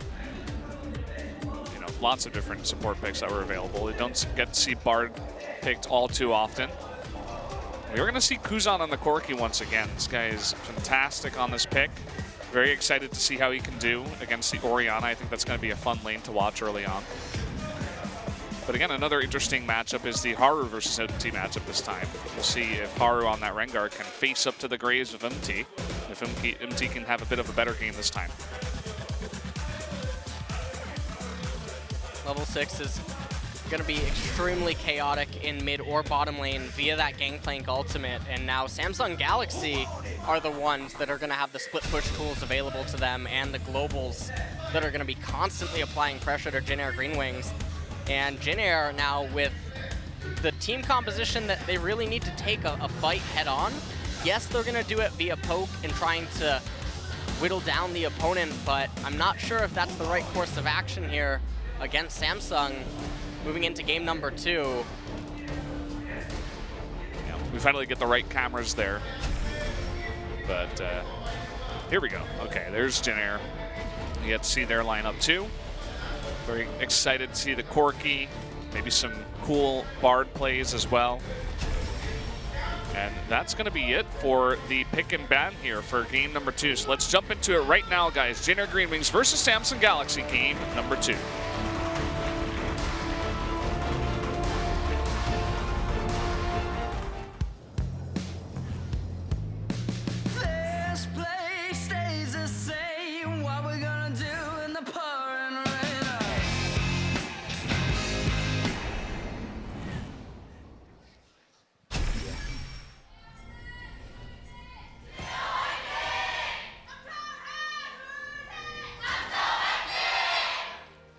That one hurt my ears. That one, yeah. Samsung definitely won the fan cheer right there. Oh boy. We're going to see if some chaos breaks out yet again. These guys really like this area of the map. Oh, and Ixu's going to show himself, but Samsung, they have essentially the phalanx here, and Ixu flashes forward, trying to get the Q. He's going to go down. Cube pays for it with his life, but MT extremely low. That's going to be 2 kills, and uh-oh. Now everybody on Jin Air is on the run. Able to trade a kill, though. They're on to Rengar, but down goes Corki. And that's going to be 3 for 2 in favor of Samsung. 3 for 2, but I'm waiting to see exactly where the kills and assists are, but we don't have that tab up. Oh, there we go. So there you go, 3 assists onto Crown. He's able to pick up that control ward because of that. And control ward coming out of Core JJ, so lots of early game vision control in Samsung's favor. You can see that also MT and Snowflower picking up control wards of their own. So able to start off pretty well themselves. And I mean, we saw this last time where, because of it, we don't see the saplings come out of Maokai, and it does kind of delay the Raptor start that we've been seeing so much. So I think that's part of the reason why they always try to invade specifically at that angle, the blue side team. Let's take a look at the replay. So you can see that they're separated in the 2 brushes, and Cube shows himself early on, perhaps trying to bait flashes in, and then they would just get pincered between the 2 brushes.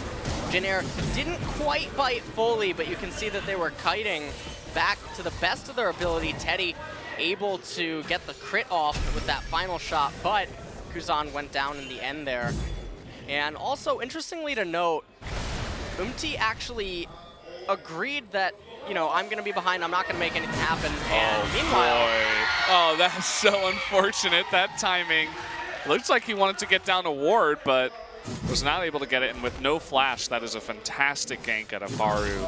Going to net him a 3rd kill in this game, only 3 minutes in. Picking up the Scuttle Crab. He might want more blood. He's going to come back up.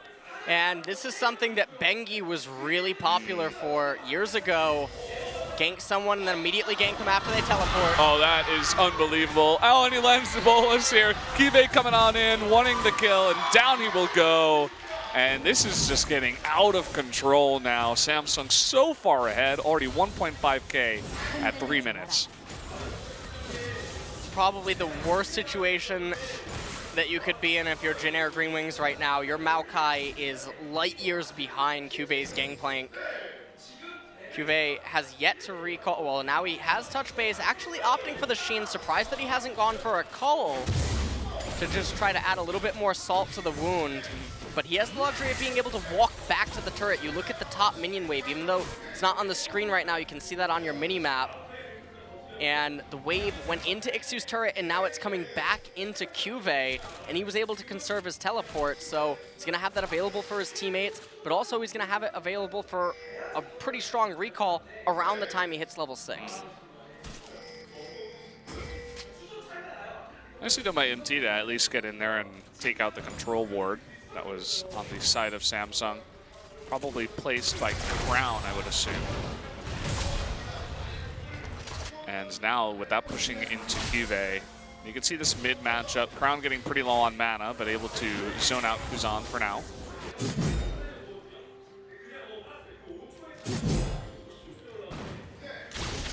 Mountain Drake is the first Drake of the game. So Samsung in a fantastic spot. That's a good Drake to start off on. Jin Air would normally be the ones that would really like the Mountain Drake with that Jin, Corki, and Graves. certainly help them with their poke and siege against turrets, but also against trying to burst the Baron.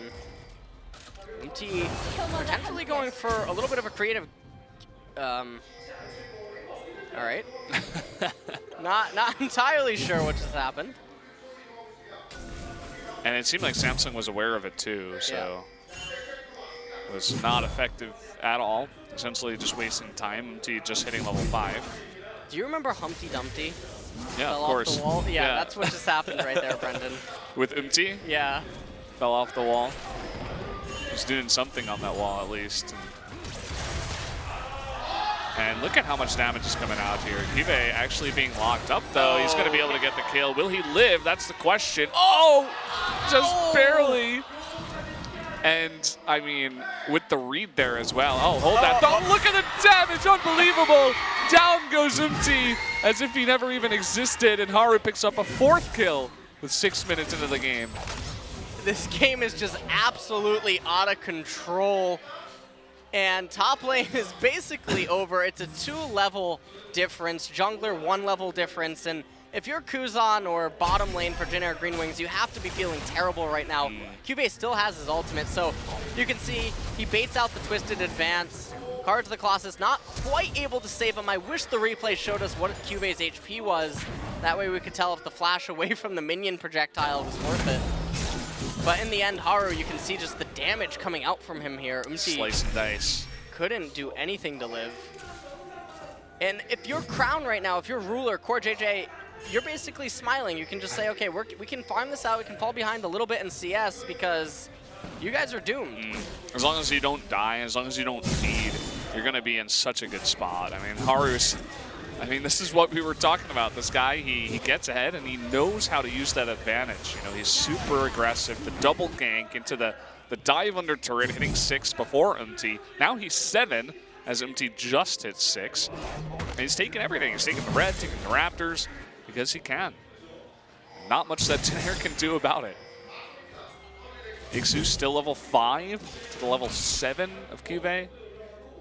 This feels like the solo queue games. You're playing mid and your top just dies over and over and over again. You're like, well, okay, not much I can do.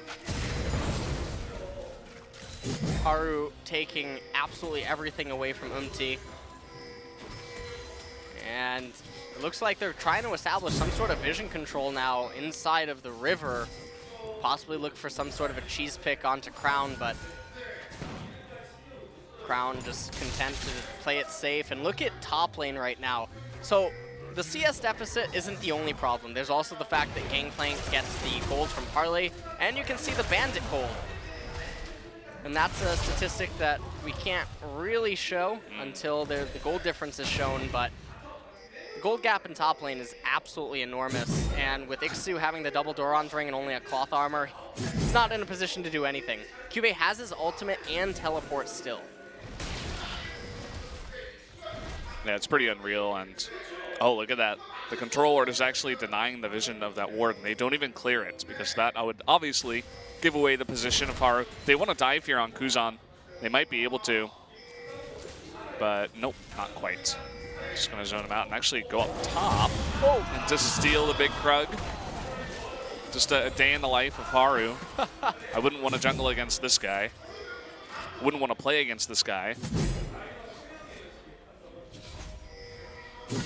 Now they pick up the ward. And Haru, moving into his left side jungle now, basically has the ability to just farm out his jungle after handing the blue over to Crown. You can see that Kuzan has the Hex Drinker in mid lane, but that's not really going to matter so much because Crown shouldn't be in the mindset to be looking for a fight. Oh boy, Ruler taking a lot of damage. Going to open up the curtain call. If he can hit one, he's not going to be able to. There's the Gangplank ultimate. Core JJ getting pretty aggressive here too. And going to force the flash out too. And a pretty unfortunate situation for Jin Air as they desperately trying to make a kill work, but it just goes terribly wrong. Almost secured themselves the kill, but not quite, and it came at a pretty big cost as now Teddy and Snowflower not going to really have any kill pressure down there, and now with Teddy being forced to recall, this is really bad for UMT because He's on the right-hand side of the map, and he would like to go bottom, but now he can't. So you can see Magical Journey comes through. Really like where Ruler Arcane shifted to. If he had gone down to the bottom, Snowflower would have been able to pin him up, but in a position that Snowflower couldn't find a lock. And Teddy just couldn't predict where Ruler had went to. And once CoreJJ came in here with the Gangplank ultimate, they almost picked the kill up, but then forced to back up as was on the way.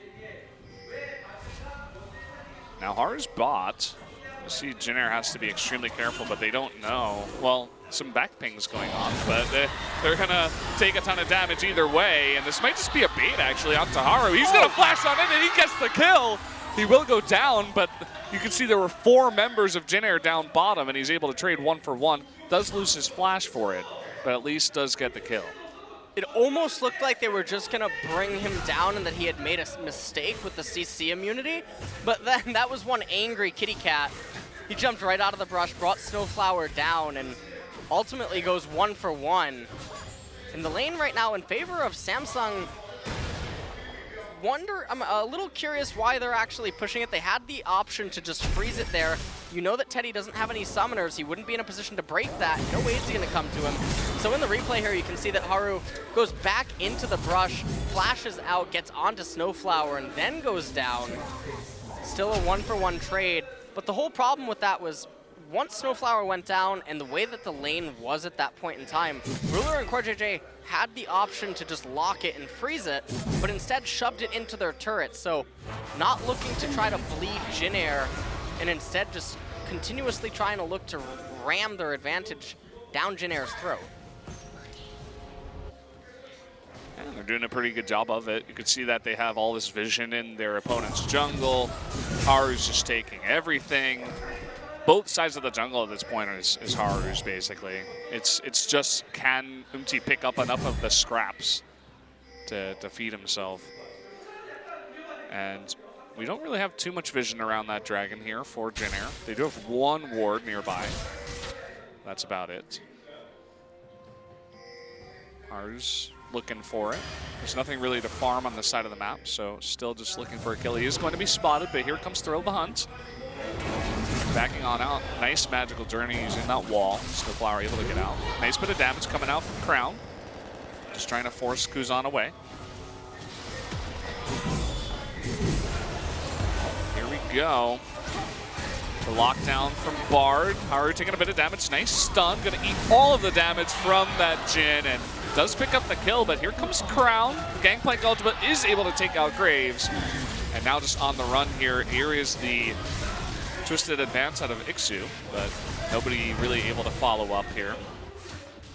Meanwhile, Cube, he's just not going to come down. He's like, okay, you don't need me. I'm just going to take out first blood, or not the first blood turret, but the top turret at least. Cube picking that up, has the red buff as well, thanks to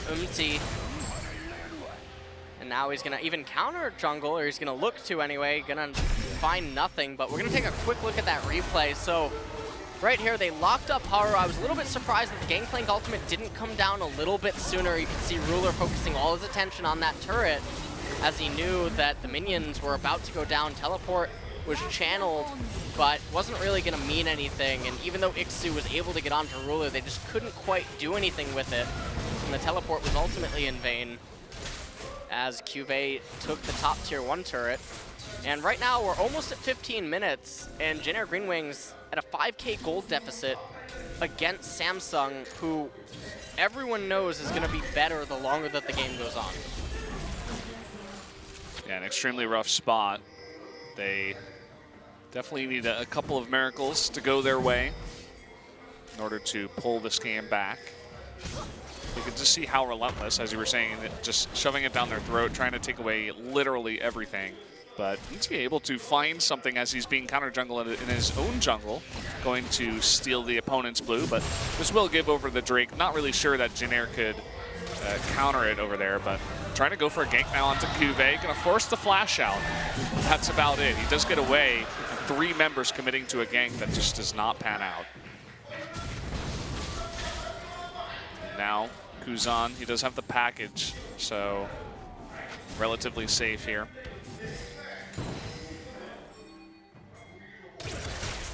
Looks like Samsung going to rotate now into mid lane. Although, Kuza, a little bit of a whiff. Yeah. Couldn't pull it off fast enough. Probably needed to use the shockwaves first, but just went off a little bit too late there against Kuzan. Teddy just farming the mid lane. He's totally left that bot lane. He doesn't even live there anymore. You can see Kuzan and him have traded places. Getting a nice bit of farm there. Both the mid lane and the bot lane, though, very even on farm. It's really just the jungle and the top where that gigantic gap exists. Juve already having the Trinity Force. If they put the Rift Herald on him, I don't even know what to say at that point. He's going to hit like a truck in the split push war, and already, I mean, Ixu's not in a position to really do anything against him. Now it's just going to get that much more worse. It's going to be one scary pirate, man. You can see that Haru was hanging around too. He's like, oh, I want it, but just going to give it to Kive. He's so far ahead. You can see maybe another gank being set up here. No blasting plans, and there's a ward. Gonna use the magical journey. Cuvée might be in a bit of trouble here. Bard missing the ult. We'll see if he can 1v3. He's gonna attempt it. Look at the amount of damage going down onto MT. There's Core J. Jay gonna be able to flash on in and save his life. Nicely done. Cuvée gets away with his life. Gangplank managed to survive from that, and that was actually a really interesting interaction. I didn't know that his barrels could be locked up by the Tempered Fate from Snowflower. Nice attempt by Jin Air GreenWings, but end up coming up short. And it's going to come at a price of their mid-tier 1 turret. And when your Jin Air and your team composition is meant to get ahead, stay ahead, and then just out-rotate your opponents and constantly apply pressure from those 3 ranged champions, you can't be feeling too good about your chances right now. The amount of damage. Ooh, another whiff shockwave. Yeah. Now the 3-0-1 Jin is going to open up a curtain call. Just going to farm the wave. Push them back. Now, fortunately for Jin Air, Cloud Drake is spawning next, but we'll take another quick look at this replay. Beautiful magical journey from Snowflower right there. Cuvée managed to juke the Tempered Fate. They almost get onto him. He calls down his ultimate right there, managed to break free, eating the orange. And then Core JJ came and was able to save him. And then meanwhile, in mid lane, they were able to pick up all the damage onto the mid-tier 1 turret and eventually capture it. Yeah, so just another kind of desperate play, trying to get one gank out onto a fed Gangplank. Not going to work out. You can see all the deep wards that they have. At least Jin Air was able to spot it. They know what to avoid. MT hanging around top, but not really going to work. He's 3 levels down on Cuvée, MT. So not really sure that they can 2v1. I think they definitely need the Bard up there as well. Snowflower trying to clear out some vision, but the problem right now is they don't have an answer to Cuvé's Gangplank without committing a ton of resources. And it's not going to be guaranteed that you can even bring them down anyway. So what ends up happening is Teddy is left to try to defend lanes on his own and Kuzan. And when, yes, you look at it from the perspective that you're putting gold onto your carries, it's not really doing anything when they're so susceptible to just getting blown up if a Gangplank ult gets called down. Unbelievable. Snowflower getting caught out there, actually recalling, and Cuvée just barely able to check that. But uh-oh, we do have the curtain call coming out, and he will pay for it. That's going to be a killing spree given over to Teddy, who is now 4-0-1 and getting a nice amount of gold. He's really the only saving grace for this Jin Air team. And while they did pick up the kill onto Cuvée, this is what I was talking about, that it comes at a cost. Requires too much of an investment to bring him down, and you're always going to lose out elsewhere on the map. So Samsung continues to get ahead. The one good thing, though, that Jin Air did get out of that is, as you mentioned, Jin Air put the kill onto Teddy. So he is 4-0-1 on that Jin. Even in CS, though, with Ruler. And so all of their eggs are in that one basket. Take another quick look at the replay. You can see that the Cosmic Binding managed to lock up Cuvée. He aided Orange, got out of that. Turns out Gangplank deals a pretty fair amount of damage and lit Snowflower up real quick. Yeah, but as you were saying, just the huge commitments. There's 4 members that participated in the killing of Cuvée, and so they lose their bot turret for it. Now about 8,000 gold ahead is Samsung. They have 4 turrets to 0 of Janair. Nice bit of gold locked up in those turrets if Janair can somehow pull off a comeback. Right now they have Cuvée in bottom lane, and this is absolutely perfect. They can have 4 members up in top, Cuvée in bottom, because again, not one member from Janair GreenWings can respond to him, and when he begins knocking on the inhibitor turret in bottom, that'll require a response from someone that's not just Ixu. And when that happens, it opens up Baron for Samsung. Cloud Drake spawned. You can see that no one really cares about that. Yeah, they care a lot more about this Baron, and I think they have an idea, actually. The Temper Fate coming out, but the Gangplank ultimate as a response, as well as the True Shot Barrage. Oh boy, and they're not going to be able to engage, so that's going to be Baron taking at 21 minutes, 45 seconds, and there's the big push in bot. You can see that Ixu is even late to get down there, and Cuvée actually is not going to commit, as everyone on Janair was recalling and no doubt going to defend. Looks like he might take the Cloud Drake. Interesting, he's going Pure Glass Cannon right now too, by the way. A little bit surprised he wouldn't take a little bit more of a safer route given how far ahead he is right now in terms of picking up perhaps a Sterak's. Completes the Mortal Reminder, and so Cuvée is just dealing a boatload of damage, and you can see the Edge of Night on Haru. What they're thinking right now is you put the Orianna Ball onto Haru, he casts the Edge of the Night, gets on the Hun, and he just dives at Teddy, and there's no way that they can protect him. And if Teddy goes down, so do all of their hopes and dreams of trying to stay alive in this series. Might be another sad playing day. Wow, I mean, Kuzan on that Corki is still doing a nice bit of damage, but at least forces a flash.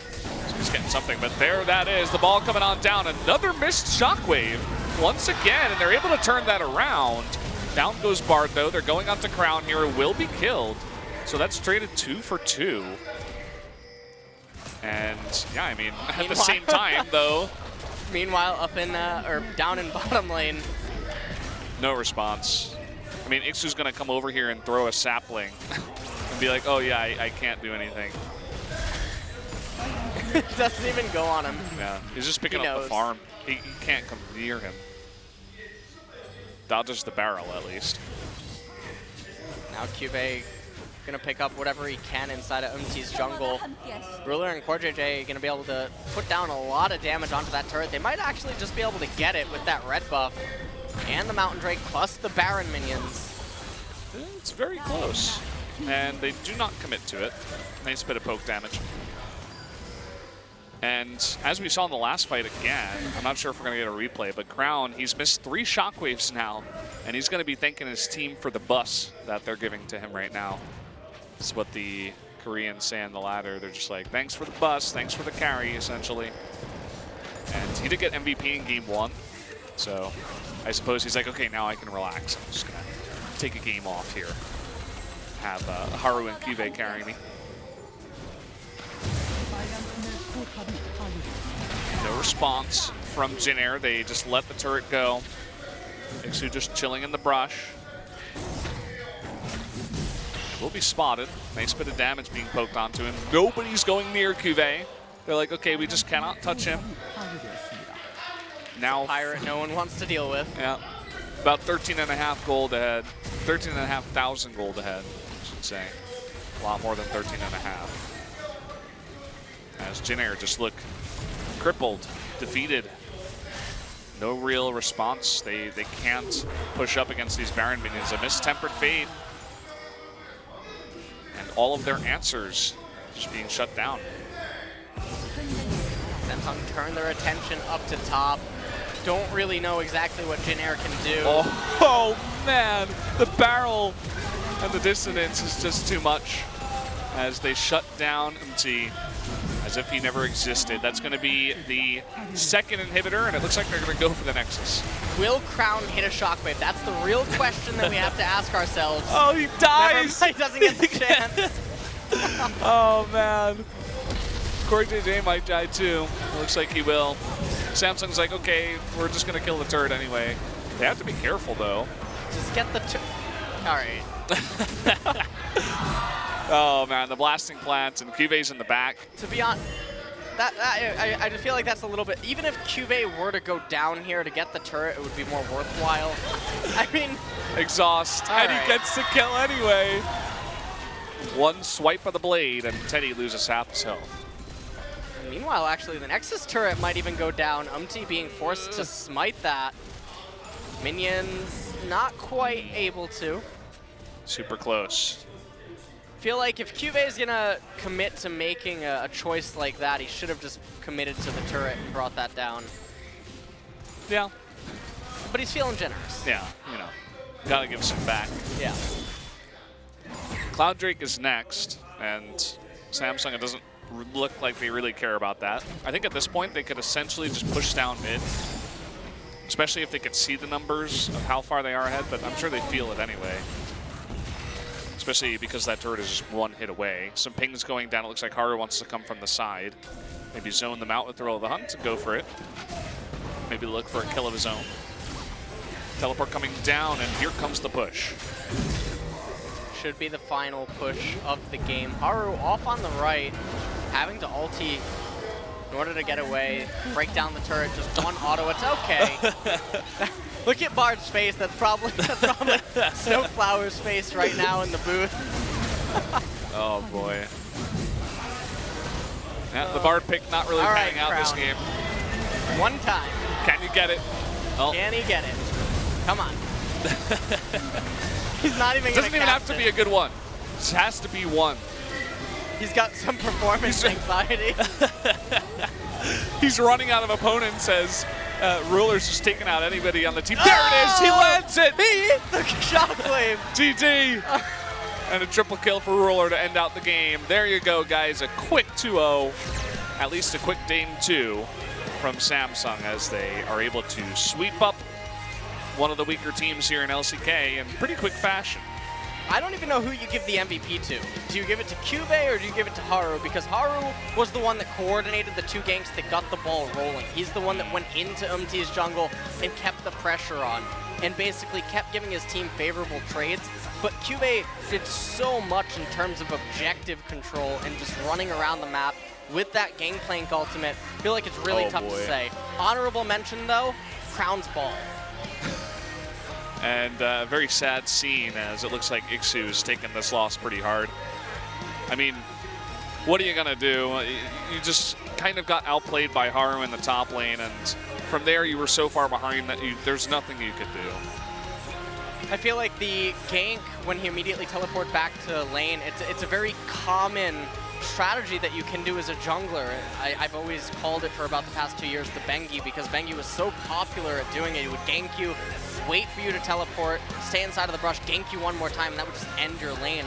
And if it happens and it works, it is so difficult to recover from, and it's almost not even your fault at that point. So you have to feel bad for generic GreenWings. They can't be feeling too great. It's kind of sad to see some of the lower tier teams, the look on their faces after they get O2'd after O2'd. With LeBlanc. Yes, with LeBlanc. That's actually a good point as well. That game one that you guys might have missed. But we are going to go take a quick break before we go to that MVP interview after the game.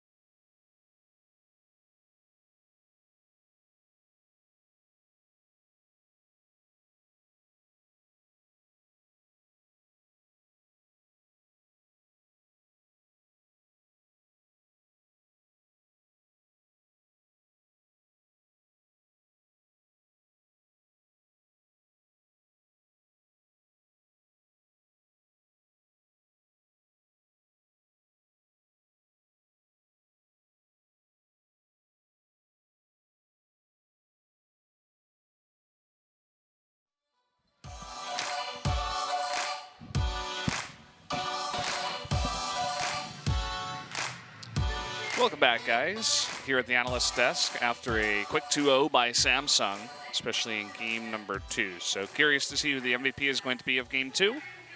I'm thinking either Haru or Kyuvey. I'd probably give it to Haru because he essentially got the ball rolling for his team. That's my pick. What do you think, Bina? Definitely the two top candidates for the job.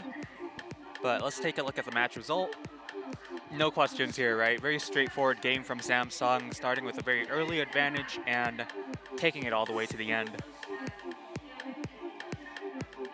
11 towers to 0. They didn't lose a single tower. Not a perfect game as they died 10 times. But let me just say, for the Jin or GreenWings, I just want to point out that Teddy had an incredible performance on that Jin. He ended the game as 6-0-4, I believe, 100% kill contribution, and again, Teddy's Jin kind of proving itself even through the loss that it is something to be scared of. Yeah. I think he died at the very end of the game. He did, yeah, that's true. But point still stands. He had a pretty fantastic game given the situation of his team. So it's kind of what we were expecting, especially with the subs coming in. You know, I call them subs, but they were essentially the subs for game 1, but really the starting lineup for Samsung regrouping in game 2, and it was just an absolute slaughter. Was not close. I wouldn't really recommend this game to your friends unless you want to see some Rengar Haru domination and a or Fed if you're a gangplank. Samsung fan. Yeah. You can see that Ruler. Just looking at these fans' faces, they most certainly seem happy about the result. So Ruler also having a ton of damage. Keeping up to the Fed gangplank is quite hard to do. So here is our MVP of game 2. It is going to be Haru, kind of as I was expecting. Comes on in, and he's going to get even more MVP points. This guy, like every single time he plays, he gets MVP. Haru's season continues, and it's almost like after the first set, Samsung's coaching staff came in the room and said, all right, that was fun. Haru, go pick up an MVP for yourself, and we'll go home now. Yeah. We'll take a quick win. Make it in time before Shake Shack closes. So now we're going to talk with our 2 MVPs, Crown and Haru.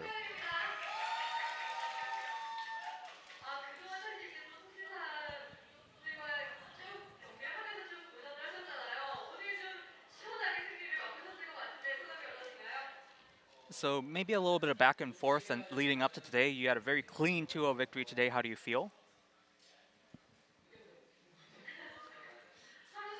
And Crown just saying, yeah, I feel great because we won.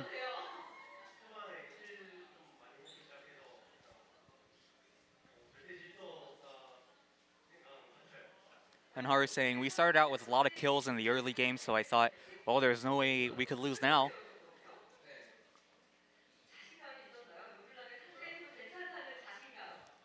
Now asking Crown about his confidence playing in the LeBlanc matchup.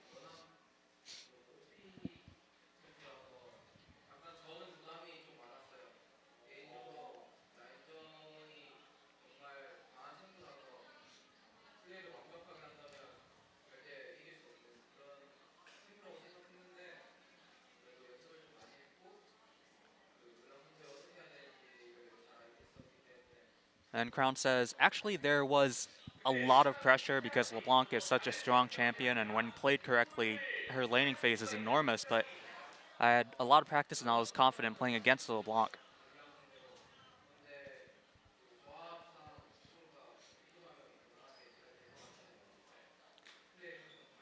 And just to add to that point, he said, composition-wise, I had a lot of faith in our composition.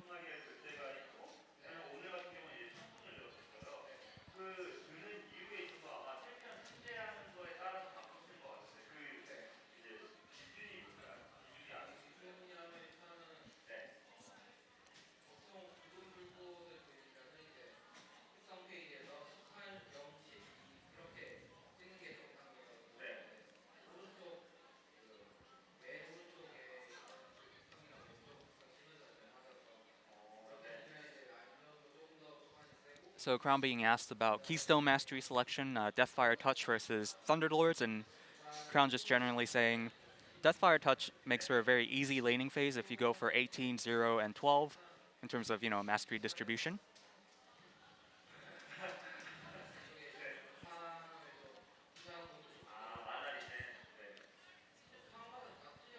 And in terms of Thunderlords, he does recommend meditation, or that's a direct translation of the mastery, but for the extra mana regen. But really, his conclusion is that it depends on the situation.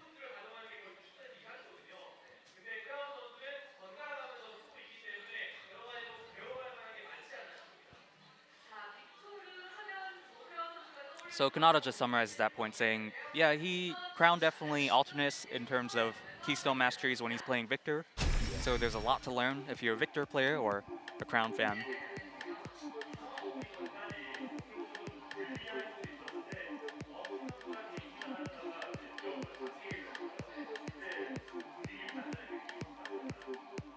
Now, how did Crown feel when he managed to catch Umpty under the turret?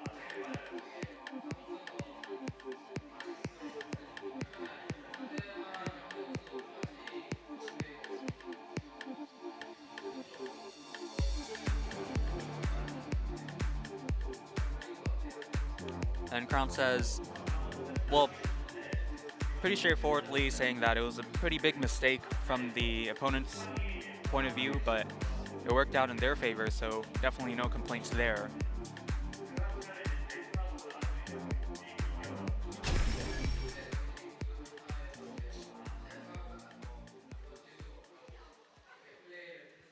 And going back to that Ocean Drake fight, Crown just says, it was such a big victory, a big team fight to win, and after that I was very confident that we could take the whole match.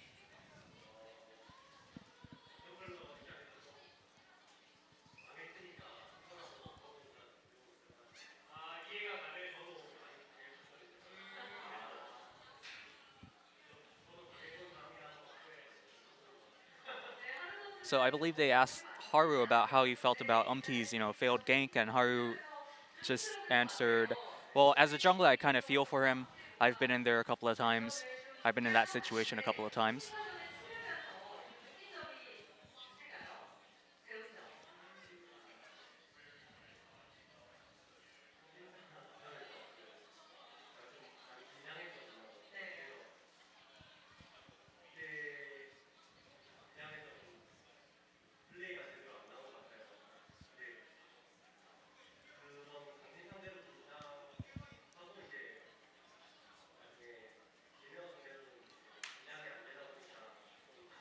And speaking about Samsung's recent results, Haru just saying, previously we've been against some big teams and there was a lot of nerves at stake, but today we came against Jin Air and I wasn't as nervous.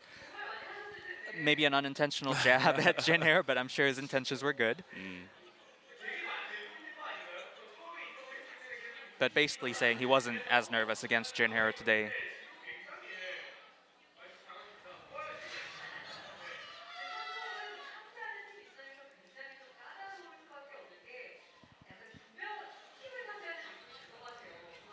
Now, speaking a bit about Samsung's substitutions, teams that go against him most certainly feel like they're going against two teams sometimes.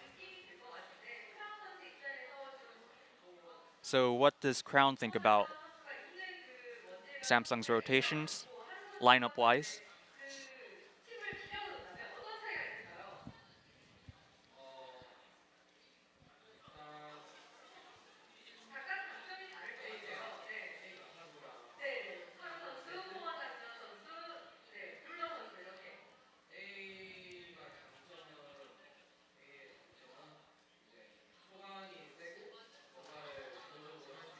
So in terms of Haru, Core JJ, and Ruler, Crown feels like they have a strong early game and they could be more assertive.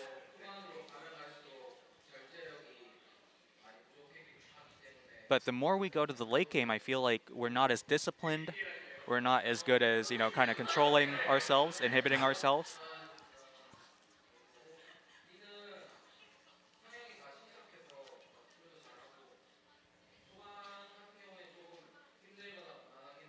And on the opposite side, obviously referring to Wraith, Stitch, and Ambition, he says, well, everybody's very patient, everybody's very calm, so even though we may struggle a little bit in the early game, I feel like it's a good choice against big teams where the late game matters a lot.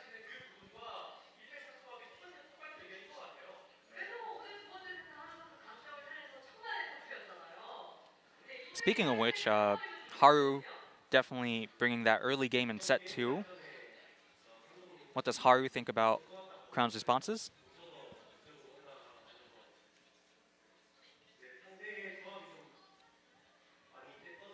Oh, I apologize. They're asking him, what was it like playing into that second set? And Haru basically says, I headed towards the top lane a lot because the opponents had a strong composition and I really was looking to capitalize on Maokai's mistakes. On top of that early game we got, early invade battle we had, where Haru did get 2 kills, I believe.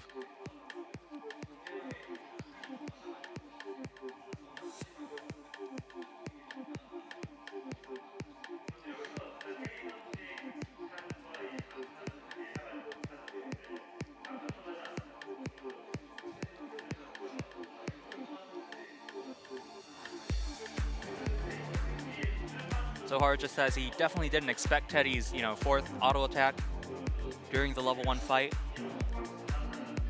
Just kind of admitting, he did have a mental lapse in hindsight.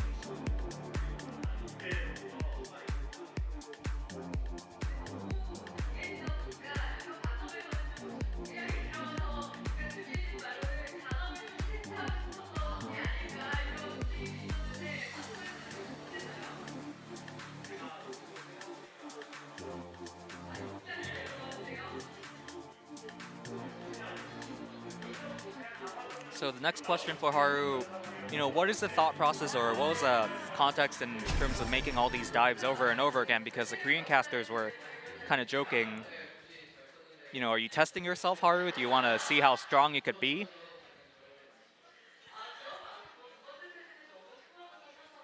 And Crown basically echoing that sentiment, saying, yeah, it looks like Haru definitely wanted to test his limits.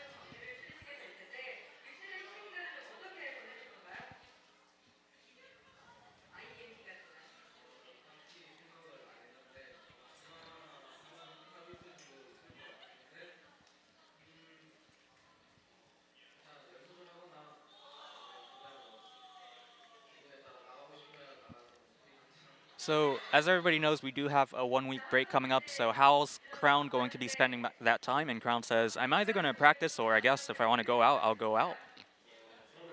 Pretty straightforward there. Pro gamers don't leave the house, that's a lie. Right.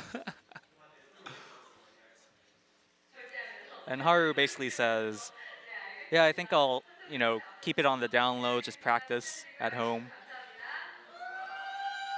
And that's our MVP interview with Crown and Haru. So Haru's stacking up the MVP points. Crown is up there too. I know he's gotten a lot of MVPs. So nicely done. But guys, we are going to take a break and start up in about an hour with our second series of the night is going to be the ROX Tigers versus the BBQ Olivers. So stay tuned. We'll be back.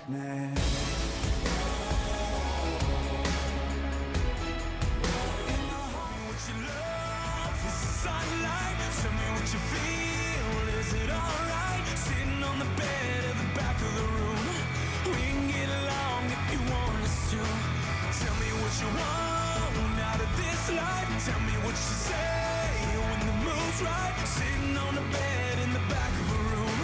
We can hit it off if you wanted us to. Whoa,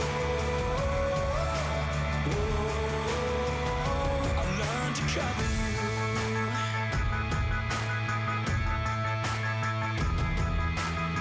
Some girls like the boys who are fast. Some girls like making it last. Who are you? Some girls got so much to prove, but those girls got nothing on you. Who are you? Who are you? Won't you tell me now? Won't you tell me now? Tell me what you love, is the sunlight? Tell me what you feel, is it alright? Sitting on the bed at the back of the room. We can get along if you want us to. Tell me what you want out of this life. Tell me what you say when the mood's right. Sitting on the bed in the back of a room. We can hit it off if you wanted us to. Whoa.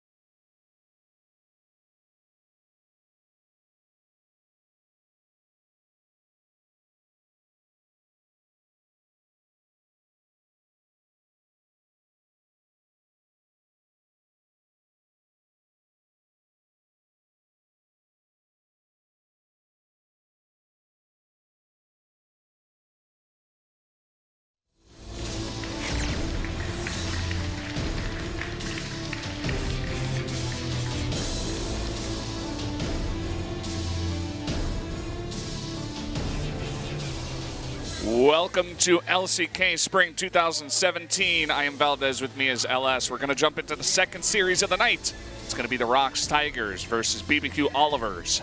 What are you thinking about this one, LS? Well, the matchup for tonight, ROX really need to do something because they are hard-pressed to find a win. They only have one win in LCK Spring, and that's against Kongdu Monsters, who many consider to be the worst team in LCK right now. BBQ, they're coming off a win against Afrika, and we're going to see what they can do here tonight against the ROX Tigers, who they need to come up with something. They've been trying a lot of different types of team compositions, different types of styles, but none have really seemed to work, and don't really know exactly what they're going to do here tonight against BBQ. They're starting off the night on blue side, though, so they will have the option to dictate the pace of the initial pick ban phase. Well, they're going to have to do something fast because we're nearing the midway point of the season, and if you're down to, I think they're 1-6 currently, the ROX Tigers, compared to the 4-3 of BBQ, who are kind of in the middle of the pack doing quite well. They still have a chance to make it up to the top tier of the league if they continue to do well, but the ROX Tigers really need to turn it around, and they need to get multiple wins in a row. The sign says, the Tigers die and give us gold. The Olivers will win and give us chicken. So, unfortunately, though, there's no chicken in the studio, LS. There's no chicken I was here, very Brendan. disappointed. I was very disappointed. I don't know where it is. They hid it. They didn't bring it today. Well, going into the game, also something to mention is that the ROX Tigers, for the most part, they've only actually collided against the best teams in the league leading up to tonight. SK Telecom, KT. I mean, they got the win against Kongdu, but for the most part, they haven't gone up against BBQ yet. They haven't gone up against Jin Air. And now we're going to see what they do against the likes of these teams. So we're going to kick off the pick and ban phase. We'll see if it starts off with Malzahar, as the previous series did, or if it's going to be something different. Well, we do see an Ash hover. That will be banned out. Question always is, does the red side want to mix it up? It looks like for now they're going to go standard with the LeBlanc ban. You notice that Shy is starting tonight for the ROX Tigers. No Linderong start. And now what are the ROX Tigers going to do? They're highlighting Zyra. Handing it back over to BBQ. Now, if there is going to be a deviation here in the normal red side bans, it would occur now. But end up going standard with the Rengar. Unlikely that Camille would be let through by BBQ. Highly doubt it. Now we're waiting for the ROX ban. It's going to be Camille, actually. That's really bizarre because I'm not quite sure why ROX would ban that away unless they're giving BBQ credit to leave Camille open, in which case, if Shy or Key or Seonghwan can't play it, that's a really big problem for your team. Seems to be definitely a decent reason why that could have been banned out here. Are we going to see the Varus ban? No, it's going to be Malzahar. And so that means Varus is open. We might see ROX first pick to that, but also Kha'Zix is open. So a couple of good choices here for ROX. Graves is open as well, so lots of potential for different champions to be first picked here by the ROX Tigers. Now also, Shy and Mickey in means, there it is, Jace. Mickey did show quite a performance earlier on in LCK so far on the Jace. I think we're going to have to see Varus picked up here because you never want to give Varus Jace. I know a lot of the SKT guys were like, you just can't give both. You essentially just win the game when you get both because the poke out of both of them is just insanity. I don't know what's going on here. And the lethality changes. This is 7.2. Not on 7.3 yet. Don't know what just happened right there. Maybe a bit of a bug with the overlay, so we're going to see if there was any problem within the game. It doesn't look like it. As Varus is picked up and locked in. BBQ probably just wants to go with a jungle or a support pick here. They don't need to give any information away. If they pick up the Kha'Zix, it's likely that ROX responds either with Elise or with Graves, given that Rengar is taken off the table. That is a little bit scary. BBQ, Titan. That actually creeps me out a little bit. Yeah, that chicken picture. Weird. Yeah. It looked like a banana with clothes on or something. You know what that looks like? That looks like What's that, Ellis? Blood from Yu-Gi-Oh! The card. Oh, I don't know. Blood? Yeah, you wouldn't know. Yeah, I wouldn't. Deprived as a child. Anyways, moving on. I was a Pokemon guy, man. Jin now picked up, blue side Jin, to attempt to have a little bit of a counter to the red side Varus. Don't want red side to have the luxury of being able to stall the later stages of the game and deny Baron attempts. Jin certainly can help with that via his curtain call. Seeing a lot of Jin today. I think this is the third one. Finally get to see some Varus and Jace play. Don't get banned out this time. And Karma is the third pick here for BBQ. So we're going to enter the second wave of bans. Karma being picked up now gives BBQ, yes, okay, so a Thresh hover potentially banned. You want to ban Thresh away anytime that Thresh would be able to go up over onto the blue side. And that actually also ties into the Baron play as well. He can land a death sentence when you're trying to do a Baron stall from the comfort of your red side jungle. And Thresh definitely helps with penetrating that and controlling a lot, but also the way that he can coordinate and set up ganks in bottom lane for his blue side jungler. Just very strong on blue compared to red. Wouldn't be surprised to see another support ban as well, probably a Nami, given that Karma's already locked in for BBQ. There it is. Showing her face again. And we already had one top ban here for ROX, which is kind of interesting because the Jace could be going mid as well. Doesn't have to be top. So we are going to see a mid ban here this time around. So Syndra and Rumble taken away. The Syndra bans are just so peculiar to me because she doesn't really seem to fit in with how the meta has really shifted in recent weeks. And then on top of that, it just seems like such a random ban that it almost doesn't really have much thought behind it other than just to take away one of the power picks. And there's other picks that are out there like Rise, like Corki that are still up. Right. They choose to ban Syndra instead, so you know, it's definitely a targeted ban against Syndra, I suppose. So now Shen taken by BBQ. The Maokai was still available, but well, the problem is they don't know if they're gonna flex the Jace. Yeah. Jace can go into top and he can also go into mid, so they don't want to opt for that. And with the Karma and the Shen, they're going to have a lot of engagement tools. Renekton, this has been becoming a very popular pick here in Korea. yeah. You're going to officially say that it is a thing now that people pick Renekton. Braum.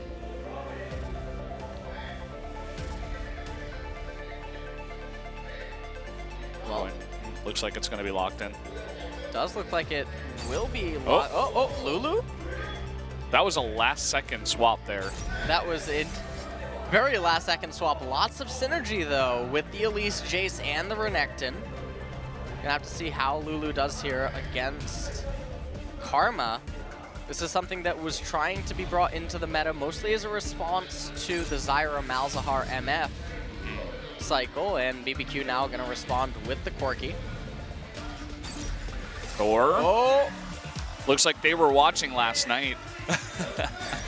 We saw Fly play a couple of games of Talon and do very well. So it looks like Tempt wants to have his own hand, his own try at Talon in the mid lane, foregoing the Corki. And he's going to be going head-to-head with that Jace in the mid lane, so it's going to be a big test for him. This is really interesting. BBQ, they have Varus to stall out the later stages of the game and add that scaling component, but they also have a very early and strong blitz comp where as soon as Shen hits 6 and Tempt hits 6, you can also see that he swapped over to Ignite on the Talon.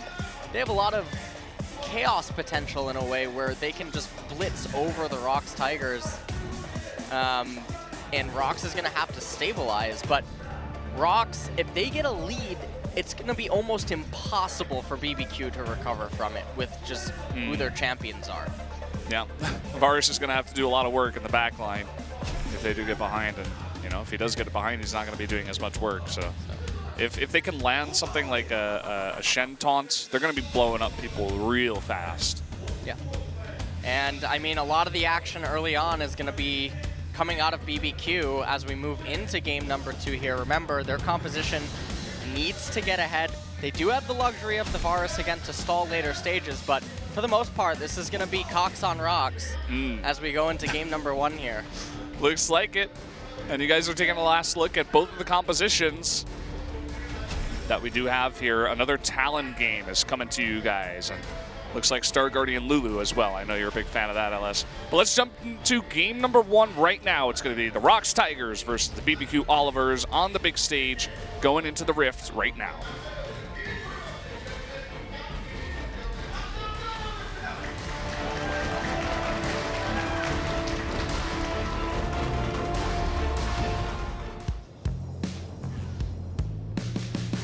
This place stays the same. What we're gonna do in the pouring rain.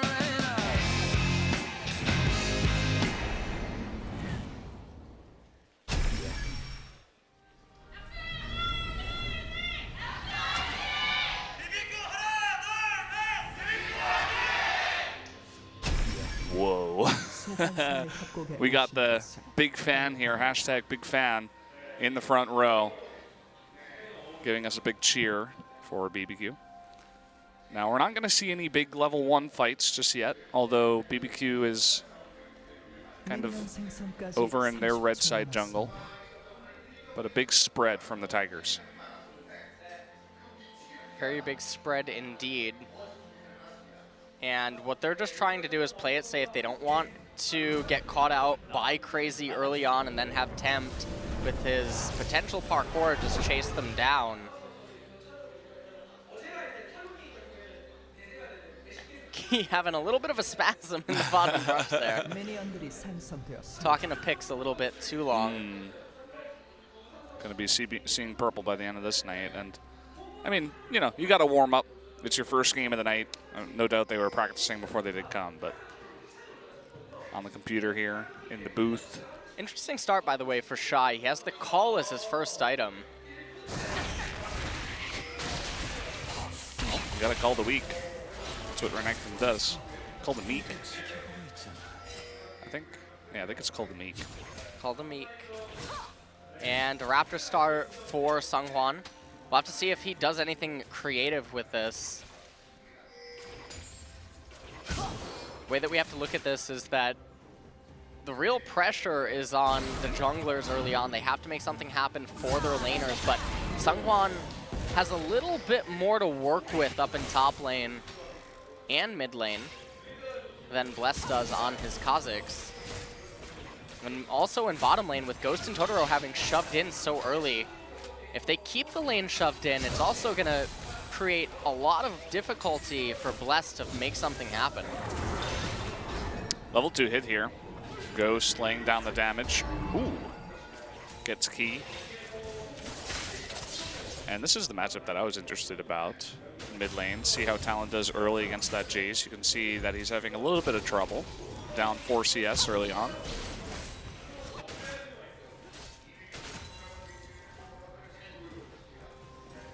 Mickey does have the exhaust, Tempt with the ignite. Now they both did hit level 3. Seemed like Tempt was actually having the lane shove in, but okay. Cuts back and Mickey elects to keep shoving. Has to be really careful. Bless is over on the right-hand side. He does have a ward though, so we would know if he would come over. Yeah, meanwhile, we have Elise down around the left side. Does pick up the Scuttle Crab on the top side of the map, and now looking to lay down some wards. See if he can find Bless.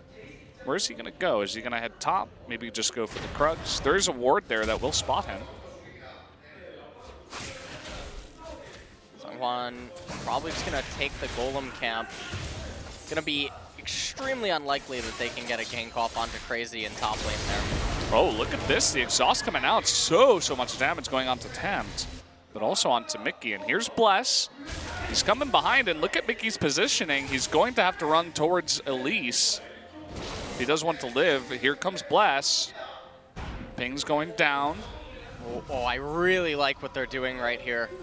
If Bless were to go up into his red side jungle, things could get ugly. Wow. Yeah. And giving Mickey credit to actually just wrap around mid and try to pick up this cannon wave, and that's I think why he was waiting there. that, and they also had the ward spotting out Sungwon, so they knew that he was up in that jungle, so didn't want to just face check in the darkness. Sungwon actually opting for mobility boots first. In Korea, they generally will consider this a pretty big gamble, but like we were talking about earlier on, he has a lot more to work with than Bless, and so he can really make use of this. And if he can manage to get his laners a few kills or himself, it's just going to be so difficult for BBQ to stabilize and recover from. They don't have a comp that really works well if it falls behind early. Bless is recalling on a ward. They could just tell that he knew he was there just by his movement. He backed off immediately. Was not engaging Shen anymore, so he just backs off. Didn't know if the ward was exactly in that brush or in the tri-brush. And so it seems the plan in mid for Mickey is just shove the wave into the Talon and maybe land some big shock blasts. Trade if you get a shot at it.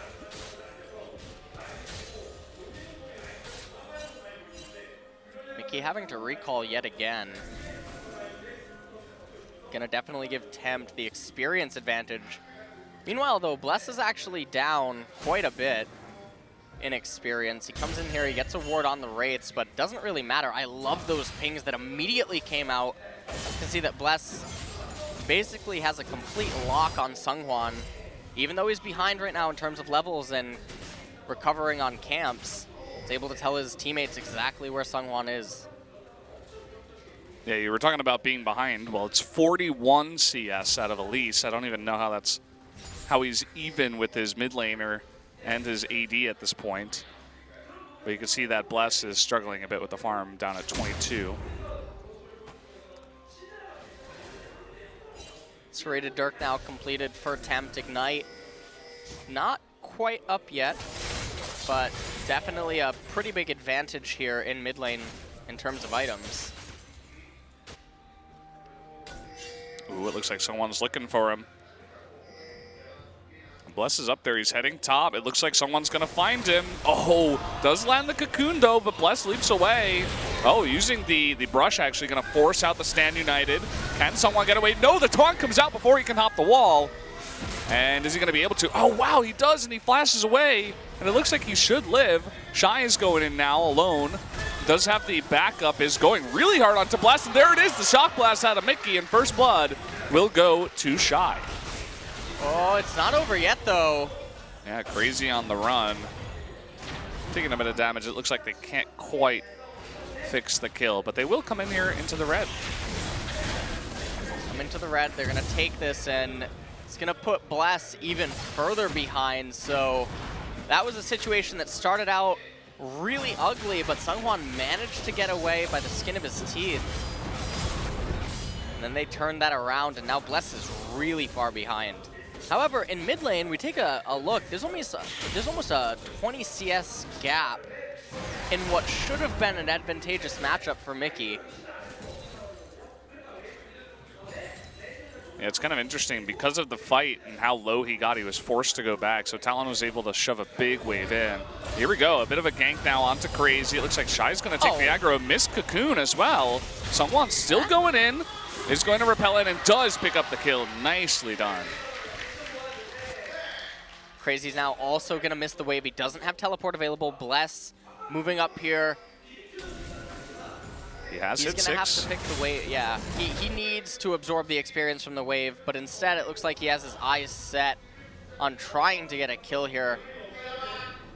Can he find him? Does get it. The ward comes down and Shy is forced to fight. Oh, gonna life steal a bit, but will go down eventually. And in the meantime, Tempt looks like he wants to come bot, gonna jump on into Songyun, and down he goes. A couple of flashes there. Well, parkour over the wall, Ghost very, very low, as is Totoro, but they do pick up a kill. Meanwhile, Mickey not really able to do anything. Doesn't have the pushing power to punish Temp for his roams. And he was just able to roam bottom lane and create a lot of pressure there. So mid and bot not looking so hot for the ROX Tigers right now. But the advantages that they have in top and jungle is absolutely enormous. And that's basically where they need to have it. The Renekton is going to be the real problem for BBQ later on, depending on how he itemizes, but also the Elise, because she's going to play a very crucial role in locking up the assassins on BBQ.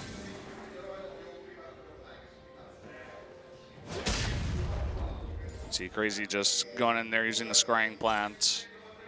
Is down a level to Shy after he did miss that wave, no doubt.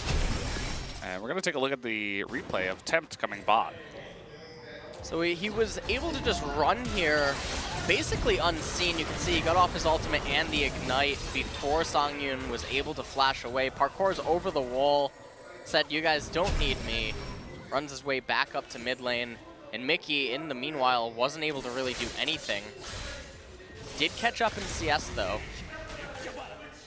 And right now, the ROX Tigers have about almost a 2,000 gold lead, but there's a giant wave waiting for Crazy to farm. Real problems in the jungle, though. Yeah, that lead is still pretty obnoxious.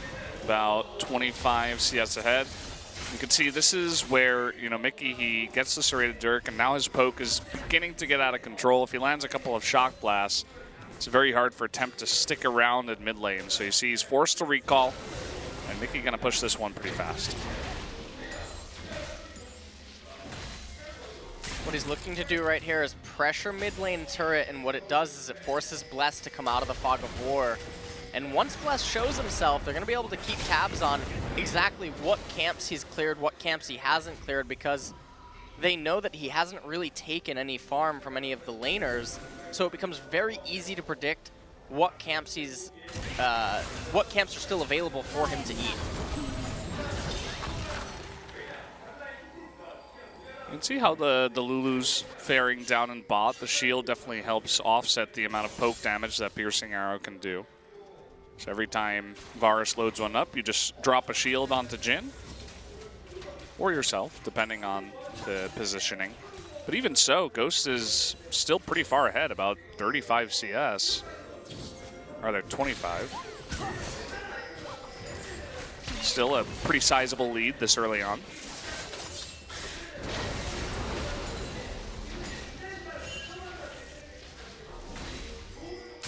Here comes Sowan. Is going to land that shock blast. Are they going to commit here or just try to go onto that turret? Tempt is going to jump forward. Bit of damage being outputted, but Bless is in the wings. But you can see that Lulu key is rotating on up as well to help out. So it's kind of like a 3-on-3. Yeah, they have to rotate key up because of the stand united that can come in from Crazy. Even though Shy would be able to apply a lot of pressure to that top turret, Crazy would eventually just teleport back up to it. And with Ocean Drake being the first Drake of the game, okay, well. Well, that's a ton of damage. He's able to ult, though, and gets away. The Stand United also keeping him alive. So Juan will be ultimated here by the Lulu. Coming on up, trading blows, essentially. And no one goes down, but at the same time, as you were talking about, Shy, able to push that top turret.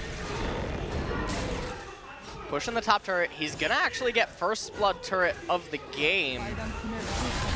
Going over to that Renekton, and he's the best champion that ROX could ask for to get that gold. Now he's going to be free to begin moving to other lanes, and with the amount of damage that's actually on BBQ's mid-tier 1 turret, wouldn't be surprised if they just make a rotation in order to capture that. At this point, you can keep Songyun in mid lane,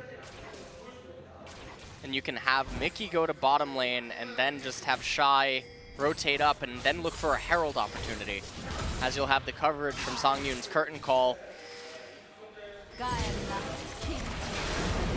Ocean Drake going to be picked up here by BBQ, but honestly, it's not that worthwhile of a pickup. However, it's going to cause them to get into a little bit of a dangerous situation. And now they're zoned out from their mid-tier 1 turrets. Probably means that the ROX Tigers is going to be able to take the Dragon and probably get the turret here. Don't know if Ghost will arrive in time. Actually seems like he will. But they could use Curtain Call to get them off the turret and then just take it. Yeah, they're poking it down. Maybe they will on the next wave. Blue will be handed over to Tempt. We're not going to see Bless pick that up.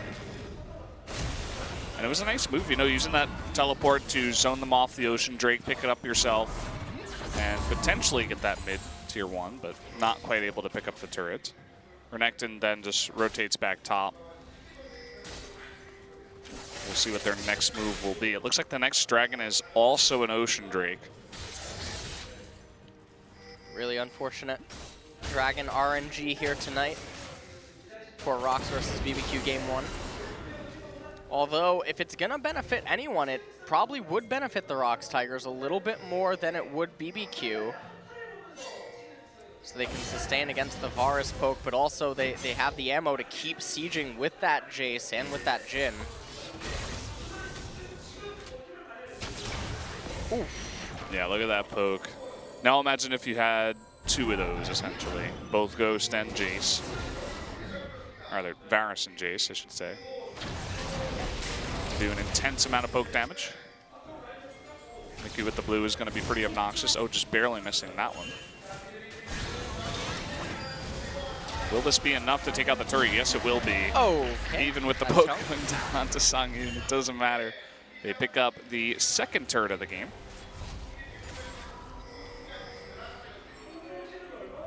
Mickey headed down to bottom lane. Probably just going to shove this wave and the next wave. Or he may think that Tempt is still around here, and so he might just want to play it safe, but he does have Exhaust available to him and Ninja Tabby.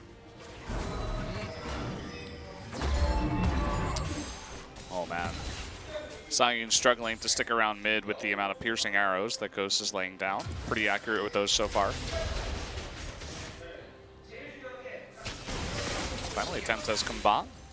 Doesn't look like Mickey wants to force a fight, especially near that turret that is still alive.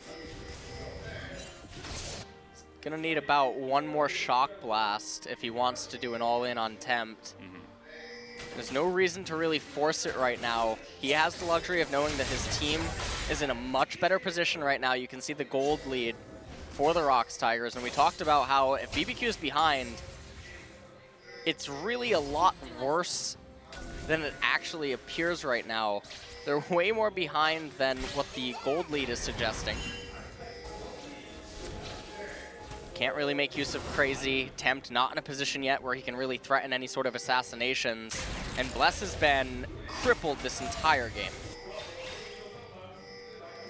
Yeah, it's really going to be up to the ROX Tigers to kind of blow their lead by getting out of position, because there still is a nice bit of burst damage, and before they get too many resistances, maybe they can lose a couple of their members and some objectives. But as long as they keep playing it safe and playing it well while they're ahead, they should be in a pretty good spot in this game. They're going to have a lot of sustain with the second Ocean Drake coming up. Bless attempting to do some burst damage does scare Shy away at least.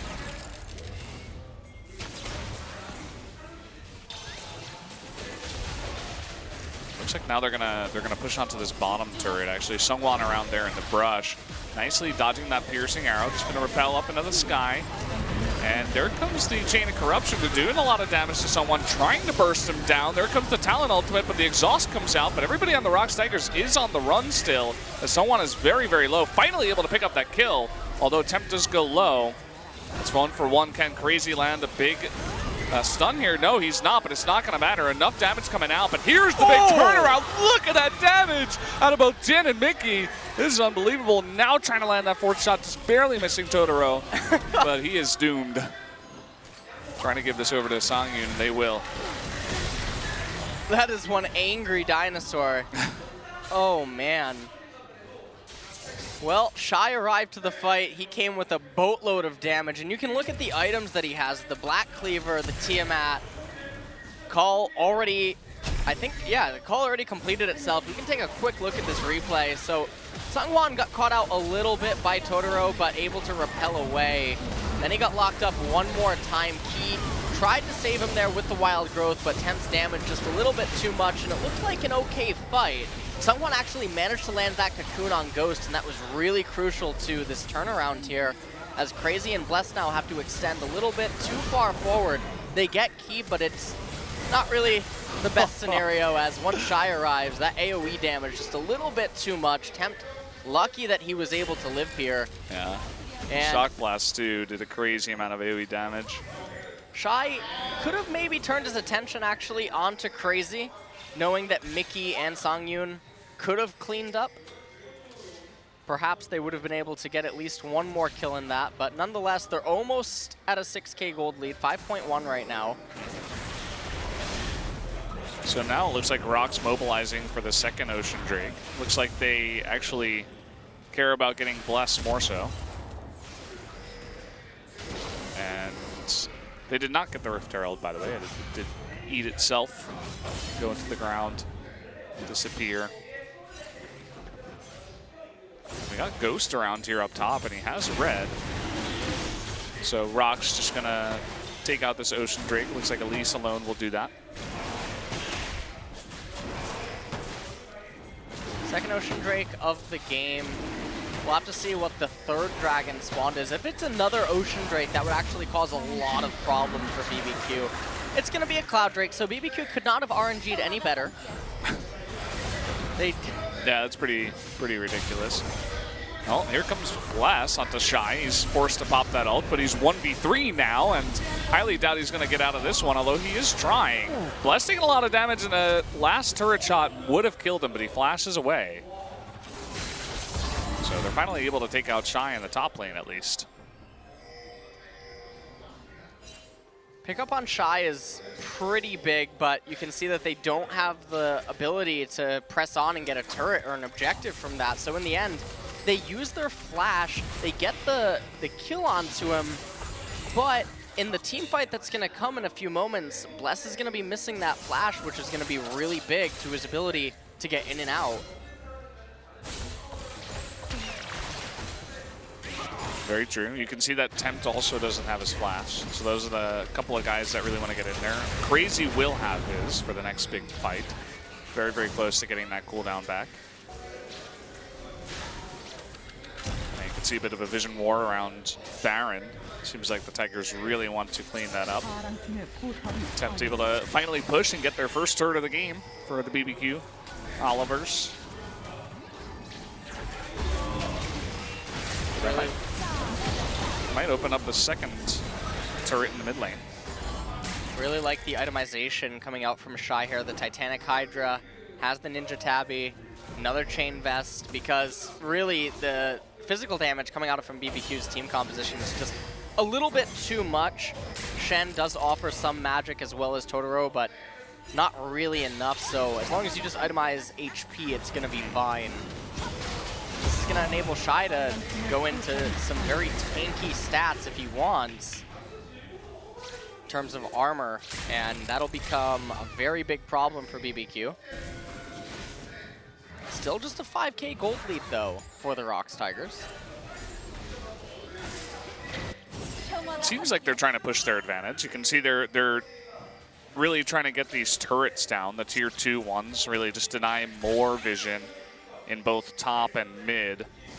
And if they can do that, it'll be a little bit safer to go for the Baron, but you can see that they're not going to push their luck just yet. Perhaps a lot of those guys banking some gold, they're all going to go back and buy. Meanwhile, fight down bot, nobody taking too much damage. Kind of the standard, the two top laners tanky enough at this point.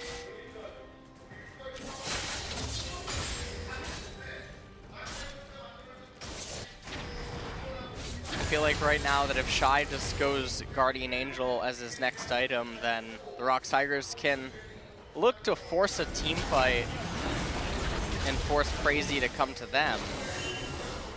Fortunately, no Mountain Drakes for them right now, so it's not like they can threaten a Baron Blitz. Ooh, Bless is actually going to Sure, fight Bless wants here. to do that, yep. He did use his leap before. It should be up by this time. But the Stand United is forced to come out. Someone really wants this kill. He is going to get it. And that's going to make it 5-4. He repels to get out of that piercing arrow. And here comes the teleport. It looks like they really want to go for this Baron now. BBQ is aware of it. They don't have the smite available to them, and Ghost's piercing arrow not really super strong yet where it could potentially try to steal the Baron. They're all in right here. Yeah, they're going for it. Look at that fight up top, too. Ghost goes down. Songyun very, very low. And it looks like, no, Renekton's actually going to pick up the Baron here. So no can do for BBQ. They're able to take out a couple of members here, though. And Mickey is quite low after his fight with Varus and is on the run. Can tempt Parkour to get over there in time. He's trying, as well as Totoro and Crazy, using that movement speed boost. Just everybody on the run now. We'll see if this poor Lulu can get away. I highly doubt it against a Talon. No way.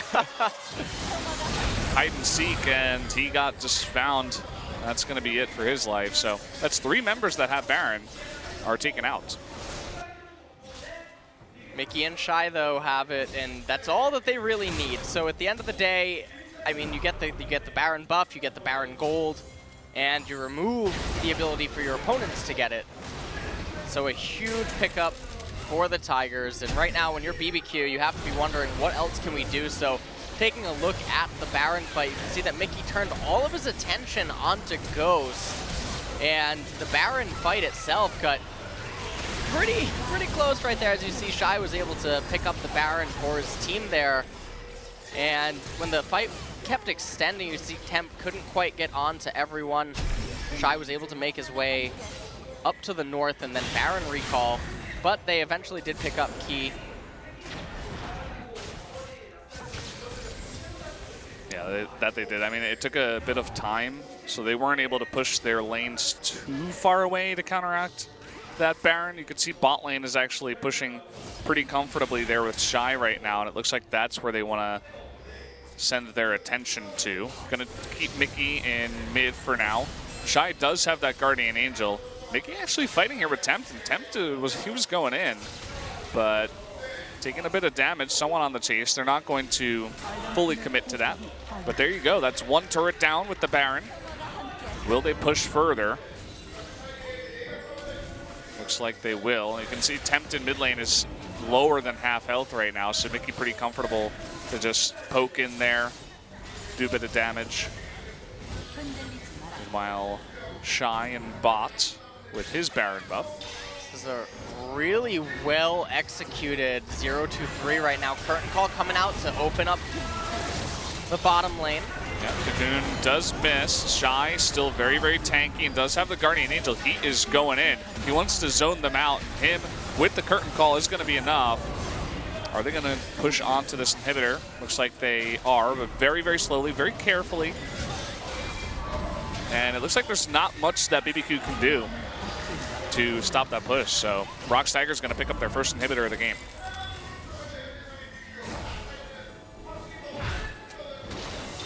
Back off now, possibly just get the Cloud Drake, although if they would just wait a little bit, it would guarantee Elder comes out, in which case they should know that they're in position to capture it, not the opponents, but instead they do take it. Mountain Drake will be the 4th dragon of the game. Yeah, so I mean, at least they can get the Mountain Drake, but they're trading the Elder Drake for it, as you were saying, instead of just waiting. So Temp's using this time to go up top and pick up another turret. This is the 2nd time he's done this. It looks like actually he's not going to be able to take out that turret just yet. Especially with Key coming up and Songyun making his way and everybody kind of shifting towards the top. That's where the last tier 2 turret is. So they might want to begin pushing there. The Baron buff has finished, so they don't have it anymore. And if you're the ROX Tigers, all that you really need to do here is you recognize that bottom lane is completely useless for BBQ. Even if Crazy goes completely uncontested in that lane, he doesn't really have the ammo to threaten bottom tier 2 turret. He doesn't have the Titanic Hydra. You look at his build, Sunfire, Spirit Visage, doesn't even have the Tiamat. So he can't really shred a turret, doesn't have a Mountain Drake that would give him any sort of added benefit. And so all you need to execute here is a standard 4-1-0, but they actually just bring Shy up and have a 5-0-0, trying to really force this turret down. Not the best decision, and so BBQ is actually stabilizing temporarily, and this is giving Crazy more farm, more time to try to ramp up and power up. And not just Crazy, but also Ghost, because he's the key point in BBQ's late game if they're gonna try to get the one. And you can see, as you're saying that, Renekton Shy does rotate into mid. So it looks like he wants to begin pushing there, and it's going to be the 4-1-0. Not going to head bot. And you can see a lot of wave clear here for BBQ, so that push is very, very slow. Here's the 4-1-0. They don't have a response to this. You can't send one member to deal with Renekton. And this will open up the ability to capture top tier 2, because it basically forks them into either you have to defend top, in which case then you're out of position to defend mid, or if you defend mid, then you concede top tier 2. So BBQ doesn't have a proper response to this. They're gonna have to just turtle the top inhibitor. But even still, I mean, the ROX Tigers are in a position now where they can just play the waiting game. Baron coming up in 1 minute and 30 seconds. BBQ not gonna have any vision inside of their own red side jungle. Shy could even just rotate down and pick up that blue buff right now if he so wanted to. ROX should not be looking for a team fight, but knowing how LCK goes sometimes, they might try to look for one anyway. Well, it looks like they're just unrelenting with this push. Key a little bit slow on that, and uh-oh, the Chain of Corruption onto Key is going to wild growth himself. Temp's really, really going deep. There's that exhaust coming out. Now everybody on ROX on the run, and so many people being taken out. This is exactly what you were talking about. They were going to try to turn it, though. Shy is just incredibly fed, going to get a double kill, and now everybody on BBQ is on the run. We'll see if Crazy can be taken out as well. There's the burst from Jace, and down he goes. They turn everything around right at the end. Bless is still alive, Tempt alive as well. ROX Tigers is gonna get the turret, but that was really dicey, and if that had gone even just slightly worse, it could have potentially been BBQ getting the Baron. Very true. You can see how low that Nexus turret got. That was very, very close. Looks like Tempt was just barely able to stop that. So they got a weak Nexus turret. They have an open inhibitor in top, an inhibitor down in bot. At least they still have the inhibitor turret in mid. So we'll take another quick look at this fight. So you can see that they managed to lock up Key. They take him out pretty quickly. The exhaust went down onto Tempt, and he couldn't quite get away in time before Mickey able to almost pick up with a kill onto him. But then in the back line, Shy just causing so much chaos because they commit to trying to deal with him. Bless able to get away in the end, though, but Crazy falls underneath the turret, and then the ROX Tigers pick up the inhibitor turret there. Fight could have gone a lot worse for either side, but now headed back to live, ROX Tigers in a position yet again to capture the Baron. But bottom inhibitor is going to be coming up soon. And so if BBQ can somehow take a miracle team fight, they can still stabilize if they could somehow capture a Baron, or if Bless can steal it. That's really the key here, but look at this. Key and Shy are on the outside. They want to zone them out. Even the curtain call coming out, they really just don't want them to get even close. Totoro being burned down, but they're going to trade it for the support on their side. Nice lockdown onto Tempt there on the right side. And here comes Shy, the huge burst damage going on to Tempt. He is going to be obsolete. Now everybody on the run. Crazy goes down. And that should open up that top and bot inhibitor. Maybe even more. That was a really good fight there for the Tigers. Really big victory. They're going to be able to push in Mickey and Shy. I mean, these are the two real pillars of this team composition that have been such a knife in BBQ's back the entire game. Get the inhibitor. They're looking for the game right here. Yeah, that Nexus turret is super low and still about 30 seconds on a lot of these members. Only Totoro is going to come out. Look at how fast they burn the turrets. Looks like that's going to be game number 1 as they dive onto Bless, just getting that KDA a bit higher. A fantastic game on that Renekton, and that's going to be game 1 going over to the ROX Tigers. And that was a pretty dominating game almost from start to finish. A little bit shaky at some points, but for the most part, relatively clean. Mickey having a really good mid and late game transition on the Jace there, and Shy phenomenal performance on the Renekton as well. And I mean, the game just snowballed out of control after Bless and Crazy failed to get the kill onto Seonghwan, and then the first blood was turned on top of them, and it just created too much chaos for the jungle and the top. And Seonghwan, the way that he was able to outpace Bless inside of the jungle, constantly out-farming him, out-leveling him, was really nice to watch. Yeah, and you can see the Talon was not too effective this game as it was when Fly was playing it the other night, but we'll see if they want to bring it out again. I mean, if they're going to have the confidence to bring it out in a game like this, they must be very well practiced. We're going to take a look at the replay of the last fight. So you can see that Bless is just trying to find his way into the Baron pit, ends up on the other side of the wall right there, and Shy just deals way too much damage. Even though Ghost brought Key down, it doesn't matter. He's able to slice and dice his way straight into the heart of that team. And right there, I mean, once Crazy goes down, it's basically game over. You can see that Seonghwan and Songyun just waltz their way into the base while Mickey, with Shy up in top, kept pushing on. Jay's play was pretty nice. I don't know if the zoom in on Mickey here is implying that he's the MVP, but the MVP for me is definitely Shy, not Mickey. Yeah, definitely going to have to give that one to Shy. So guys, we are going to take a 2-minute break before we go to the analyst desk in between games. Stay tuned for game 2.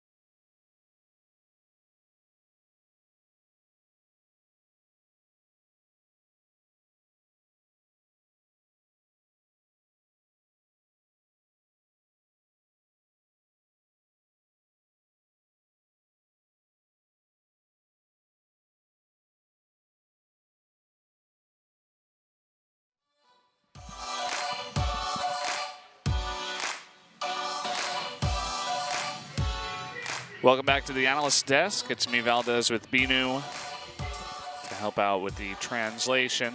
We're just going to go over what happened in that game, who was the MVP, if there's any roster swaps, stuff like that. Funny you should mention MVP, because I think everybody saw that the game was really a question of who let the alligator in the chicken coop. Yeah, pretty much. Got in there and went wild. Was not scared to go 1v4, 1v5 at times. And it really all snowballed very early on in the game. You can see the Drakes not really helping out too much, but able to pick up all 3 is the Tigers. Jace still had the most damage.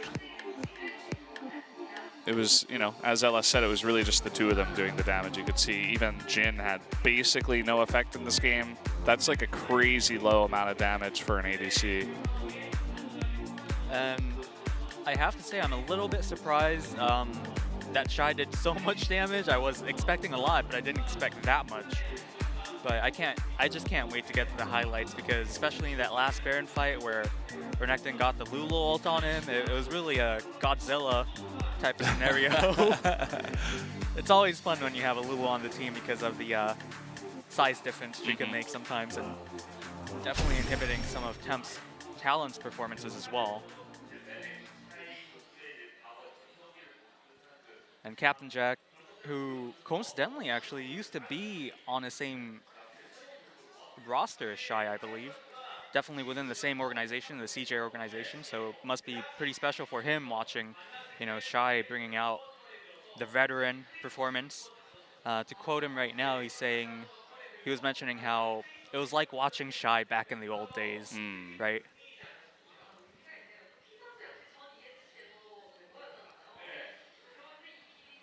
And another point being made here on the analyst desk, talking about some of the history between these two teams. Key, who is playing for ROX Tigers right now, also a former ESC Ever member, right? ESC Ever, of course, the team that is the current BBQ Olivers, but definitely playing that Lulu very well in this match.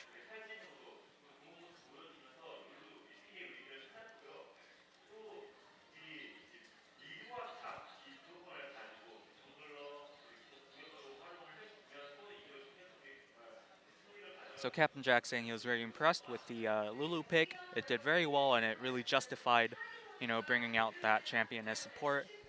And also, ROX Tigers doing a really good job, you know, dominating or having control over the mid and top lanes.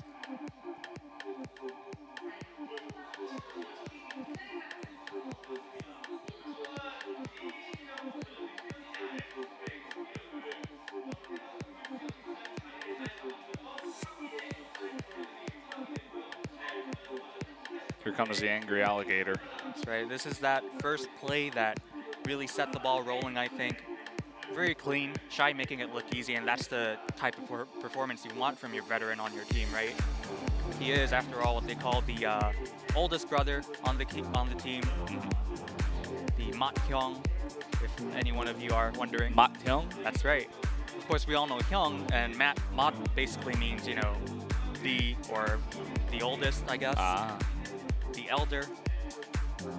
Kind of like the elder Drake, if you think about it. So I guess Shy would be the elder Hyung. The elder alligator. That's right.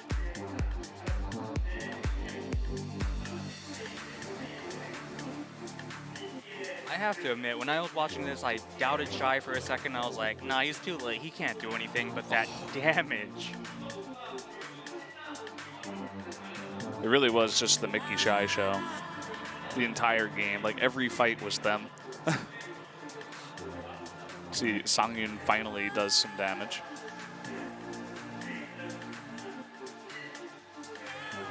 Here comes Shy.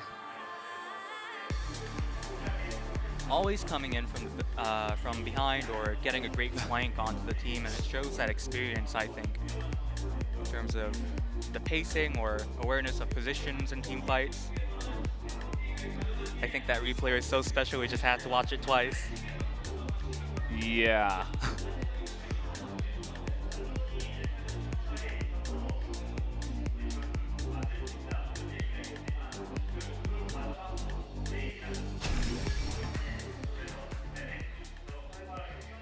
Of course, just to mention, BBQ does have, or ROX Tigers, rather, has a substitute top laner in their roster, Linderong, but with it being 3 minutes and 20 seconds, I don't think they'll be making that substitution. Don't believe so. So we're going to take a look at the MVP, and this should be no surprise. It is Shy on Nenekton. Yeah, you noticed that? Nenekton. Of course, if you don't read Korean, slight typo in the champion name, I suppose. Those two letters are right next to each other, right? That's right. It would be the equivalent of us calling, well, you could hear it, Renekton as Nenekton. Nenekton. Yeah, with an N.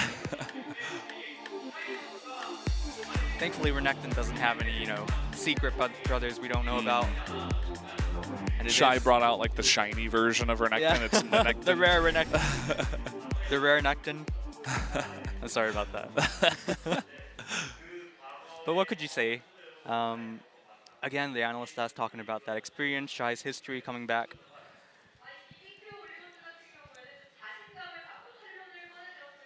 And on the BBQ Oliver side, I mean, they must have been very confident to bring out the Talon, but we'll have to see how it goes moving forward. Yeah, we'll see if they bring it out again going into game 2 after just a quick 2-minute break. We'll be right back.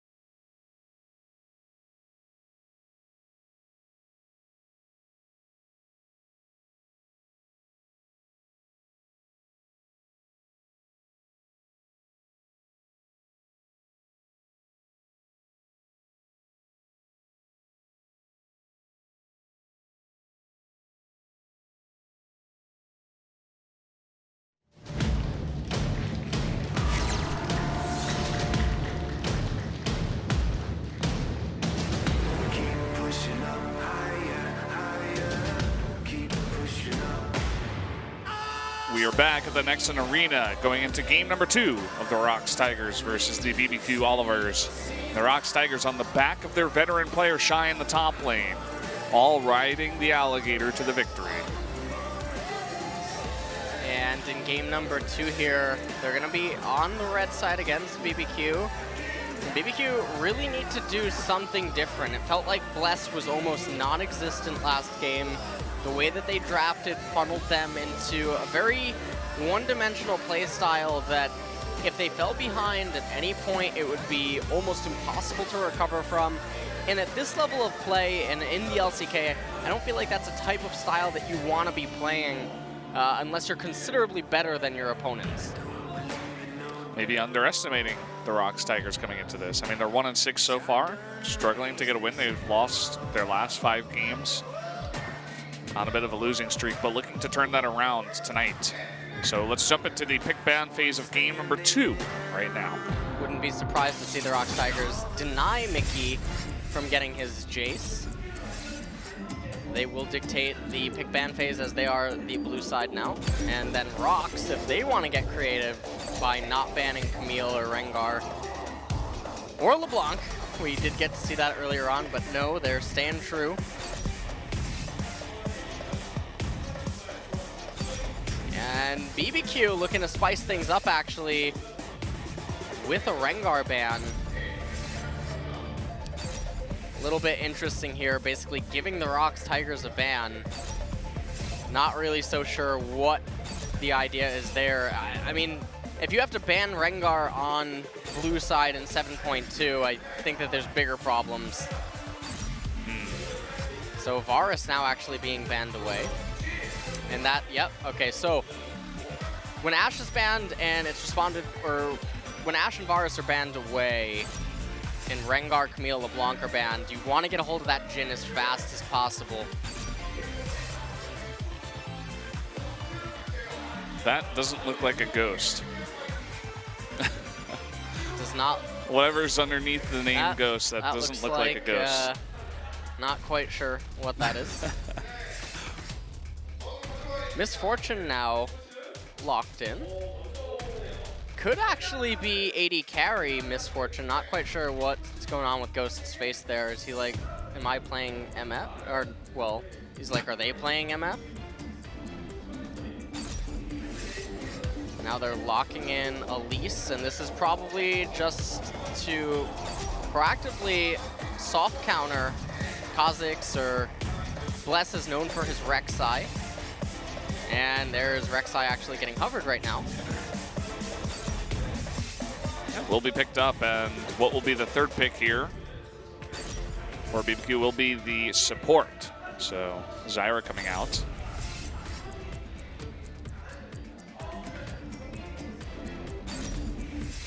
ROX Tigers now highlighting the Syndra. It will be picked up. So we'll see what they want to ban out here. Could ban some mid lane champs. Looks like Echo will be the first ban.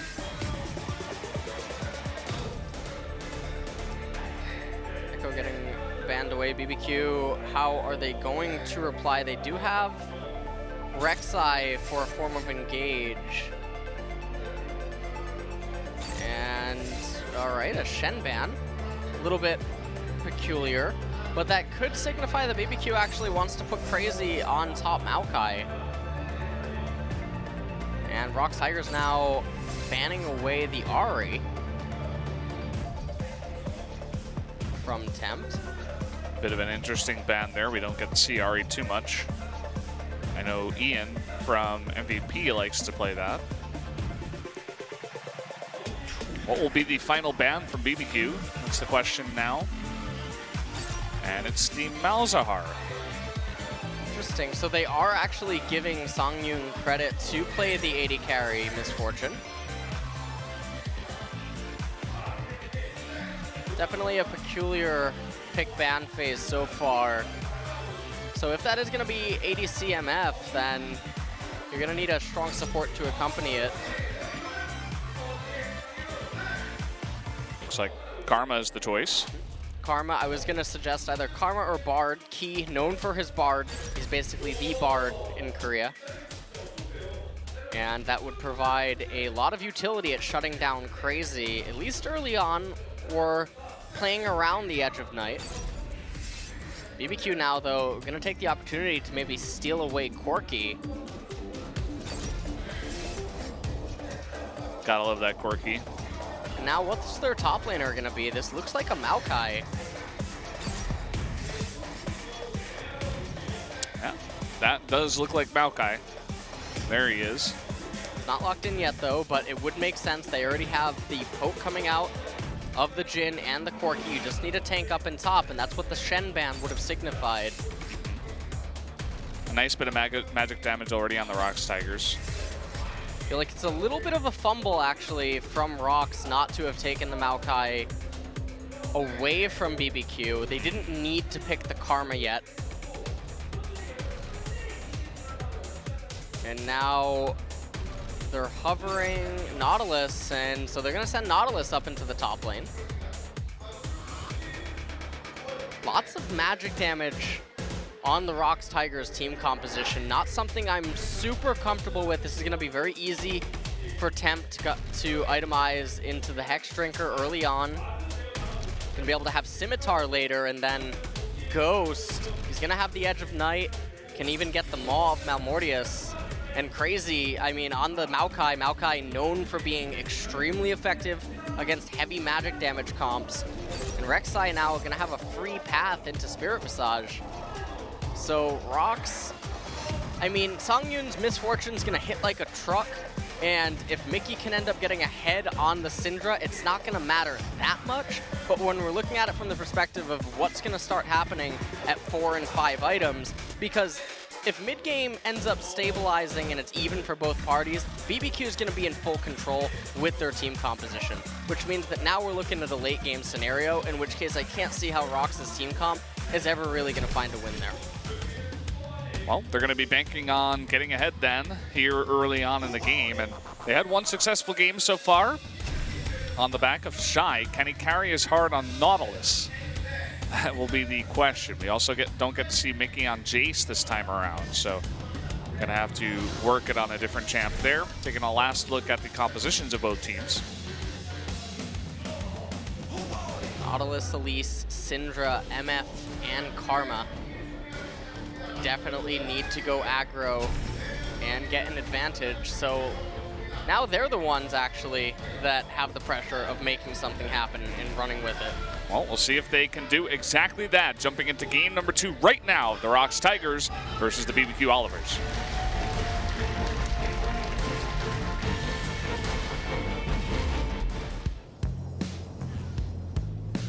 This place stays the same. What we're gonna do in the pouring rain.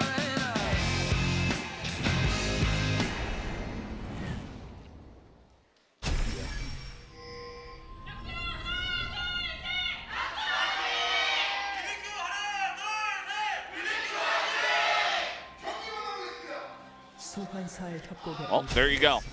Beginning game 2. And it looks like this time ROX may want to set up something small down here. Maybe catch a support Zyra trying to spread her seeds. Totoro being relatively safe. Oh. Playing this very carefully. It would be super unfortunate if Totoro just got a random idea to move up a little too far.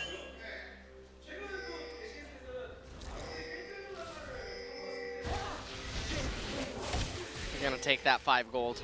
Nice. Yep, so ROX here off to a gigantic lead here at 1 minute and 15 seconds. No bias though, of course not. No bias. No bias, no. None. So, no big deal here starting off the game. And it looks like Bless will be starting blue. And we have the very common now Raptor start from Sungwon. Sungwon starting Raptors is definitely interesting. It's going to give him a little bit more flexibility than Bless's blue side start. Bless will have a more traditional path, whereas Sungwon's will be a little bit more unpredictable. He's going to move into red now, clear that. And you can see that Shy and Crazy arrive to top lane. Lots of trades coming out in mid early on. Tempt has to be really careful here. He has that exhaust, but don't want to be forced to use it early, and wow, he's taking a lot of damage. He is going in, and with level 2, getting that Valkyrie, really trying to force the trades. Wow. This is a really action-packed mid-level 1, and I mean, Mickey comes out pretty ahead there. Lane is in a very favorable position for him right now if Sungwon would make his way around, and that would compromise Bless's route. See, Bless is going for a full clear. He realizes, hey, I can't really do anything in top lane, can't do anything in mid lane early on, and bottom lane, it's unlikely that we can coordinate some sort of a kill. I'm going to try to full clear, but because of how Temp played this lane out, this is disastrous. Yeah, he's going to have to flash the cocoon, and he does it, it lands, and that's going to be first blood going over to Mickey. The exhaust also used by Tempt to no avail. Mickey and someone now going to be able to push this lane out, and Mickey in a fantastic spot. Really unfortunate for Bless that his laner chose to play the level 1 and 2 the way that he did, and this is what I was talking about, that because Tempt chose to handshake the level 1 and 2 trade, it sets this up 100% of the time, and he has no way to deflect it without compromising his jungler. And that's how crucial that the lane manipulation at level 1 was. Plays such a heavy role into the jungler interaction. Yeah, so a bit of a mistake is going to get the Tigers off to a good sized lead here already. And see the MF and bot is actually already winning by quite a bit. Looks like about 8 CS. Factor everything in. Now Bless is going to run right over a ward. Someone is waiting for him, and he is going to land that cocoon. Here comes Mickey from mid, as does Tempt. A little bit of a 2-on-2. The stun is going to land onto Tempt. And it looks like the Tigers, knowing that they can't secure a kill, will just do a bit of damage and back off. Mickey with the double door on Dring and Boots, looking to extend that pressure in mid lane. He still has the Ghost available to him, so anytime that Seonghwan can wrap around mid, going to be able to exert a lot of pressure. And you can see that Tempt's recalls have already really been hurt quite considerably. Can't really get the Hex Drinker. He's forced to play a recall game endlessly. Going to significantly delay his Trinity Force later on. And meanwhile, up in top lane, you can see that now Crazy shoving in the wave, but Seonghwan pretty close in proximity. And you can see that Bless is now pathing back to the right-hand side of the map, so everything is just going wrong for BBQ's jungler relative to how his laners are playing out the lane. And mid lane is very interesting too, because now there's not going to be exhaust when Mickey hits 6, so Tempt is just going to have to like sit way back. If he takes any damage, he's in danger of dying. He doesn't have his flash either. A really awkward spot for that mid lane. Uh-oh, Key getting caught up here, and that is going to be a kill. Ghost flashed for it. Not sure if he had to do that, but does it either way. And here they come, trying to pick up this kill before 6. Does get the Burrow. Mickey, still with no flash, is able to get away anyway. Nicely done. Pretty big pickup, though. They did get his Ghost, and it relieved a lot of pressure in mid lane. Gave Tempt a recall, let him shove in this wave. You can see Mickey's going to lose this entire wave right now in mid lane. Picks up the Sork penetration boots, trying to run back there as fast as possible and maximize the damage that he's going to get at his level 6 spike, but Tempt definitely back now in the game. And meanwhile, I have absolutely no idea what Key is doing in bottom lane. Even if he would root Totoro there, you're never killing him. Why are you handshaking that extended trade? You don't have anything to gain. And unfortunately for him, Ghost was there. So he ends up getting killed. Right now the gold lead for the Tigers, only 400. Well, Mickey has hit 6, and it doesn't look like he wants to stay top, or rather mid. And ooh, nice dodge on the stun. Will not look up the kill, even Mickey getting rooted here. They can, I'll put a little bit of damage onto this turret, but at least the kills are deflected. What this is going to do, though, is Seonghwan's forced to stay in mid lane, and he's tied up now because you don't want to waste the cannon wave. It's a lot of gold, a lot of experience, but it's going to end up giving Bless the red buff. So nice attempt by Mickey. What they're thinking is, okay, if we kill Ghost and Totoro here, we can probably create a 20-30 CS gap in our 80 carries, and we can get First Blood Tower.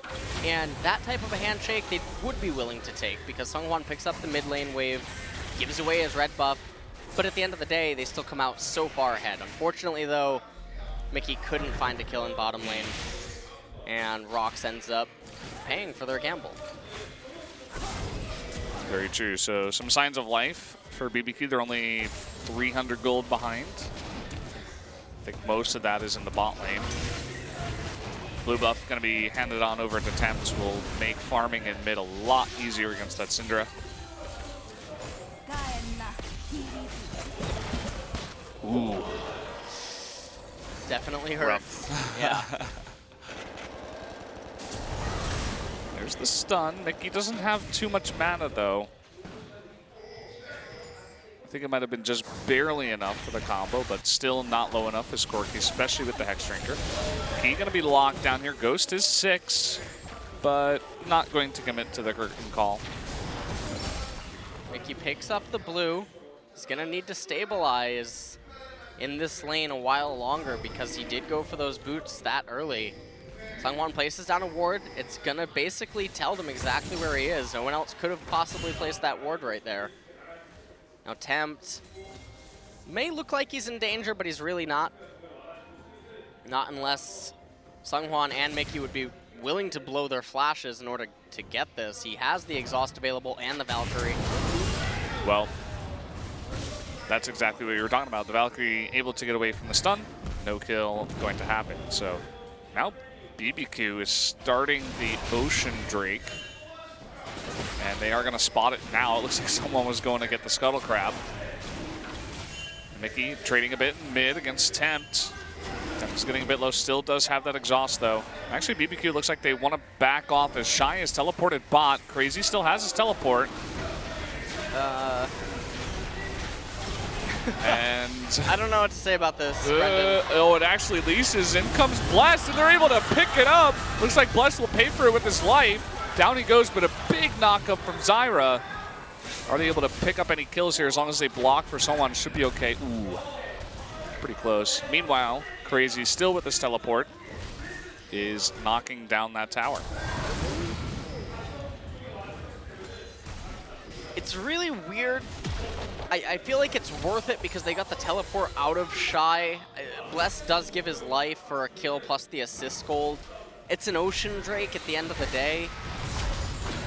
It's still worth it for BBQ though because they got so much tower damage done up in top lane, and Crazy got a lot of CS. He also has a base level as well.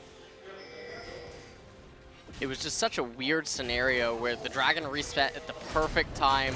ROX couldn't end up picking it up. There's lots of miscommunication there. Mickey, though, has the red buff. Well, that Thunderlord's proc. Temps, he's getting super low. He might actually go for this. Looks like he is Ghost. Gonna knock it down. The exhaust comes out. Here's Bless, the flash, and down he goes.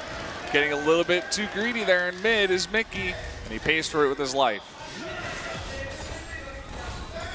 Bless and Temp in mid, gonna shove in the wave, and Seonghwan recalling. Tempt is 2 though, so not gonna get any mid turret damage down. The game's gonna go a little bit passive, and now BBQ, the ones with the gold advantage. Game number 2 here looking a lot better for them this time around.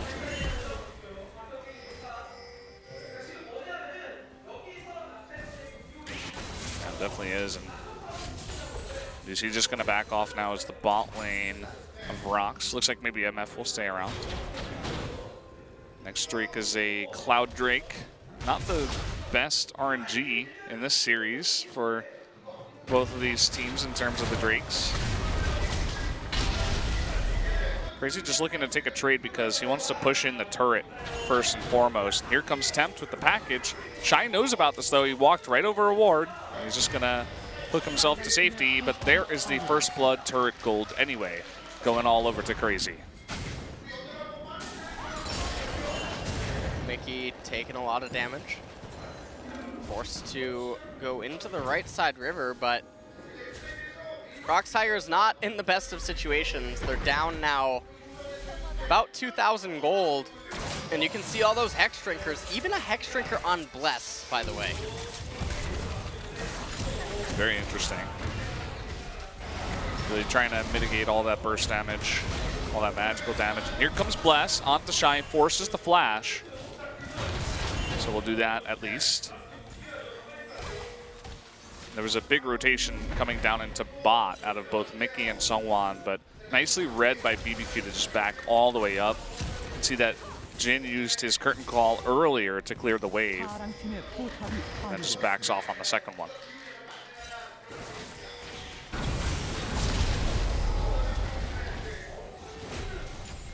See Shy having a lot of difficulty just farming under turret. Yeah, Probably, they really want to go on to this. Will they be able to? The red on Blast, but he will be knocked up, and look at all the damage that Crazy took. So they're forced to back. Not quite able to kill that tanky Nautilus. Meanwhile, in mid lane, by the way, Tempt, despite giving up that first blood, ahead, well, about to be ahead, there he goes. But they're pretty much even in CS, but still, the Syndra pick not really doing too much. And as this game continues to draw on with all the magic resistance, you can see Crazy already has that Spirit Visage, he has the Mercury Treads. Things are just gonna keep getting worse for the ROX Tigers.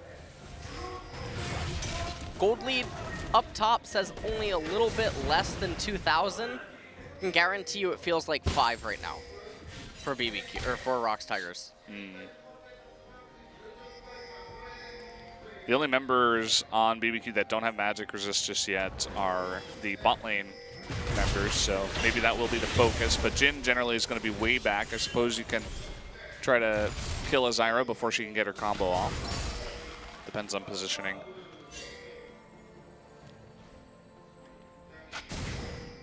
ROX not completely out of this yet, though. They still do have the out inside of Misfortune. Looks like Songyun gonna be picking up the Black Cleaver second. But with all of the magic resist that they're itemizing, I'm not even sure if that's the correct choice here. Could have potentially just continued into lethality items, Edge of Night and Duskblade, and potentially have done more.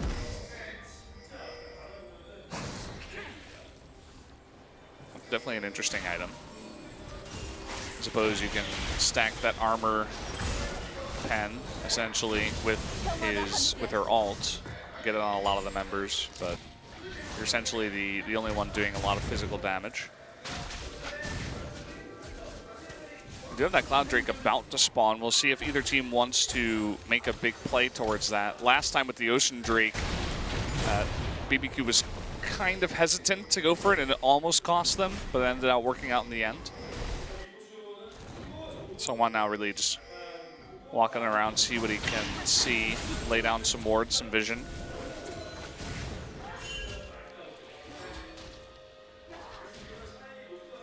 Looks like ROX actually really want to pick up the Cloud Drake, and the only question I'm asking myself is why.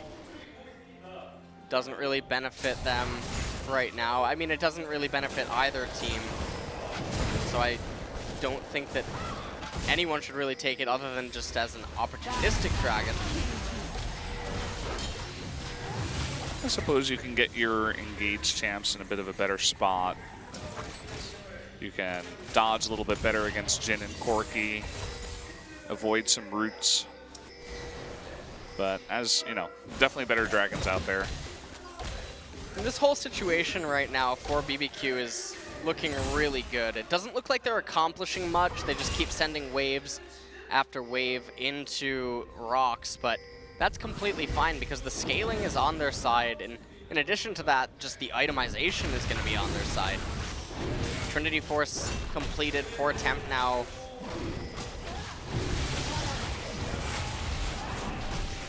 And you can see that ROX doesn't, you know, not 100% sure if they even see this or if they care. They finally lay down a ward and they're like, oh, okay, you took it. That's all good. Looks like maybe we'll see a push down here towards bottom. It's 3-on-2 right now.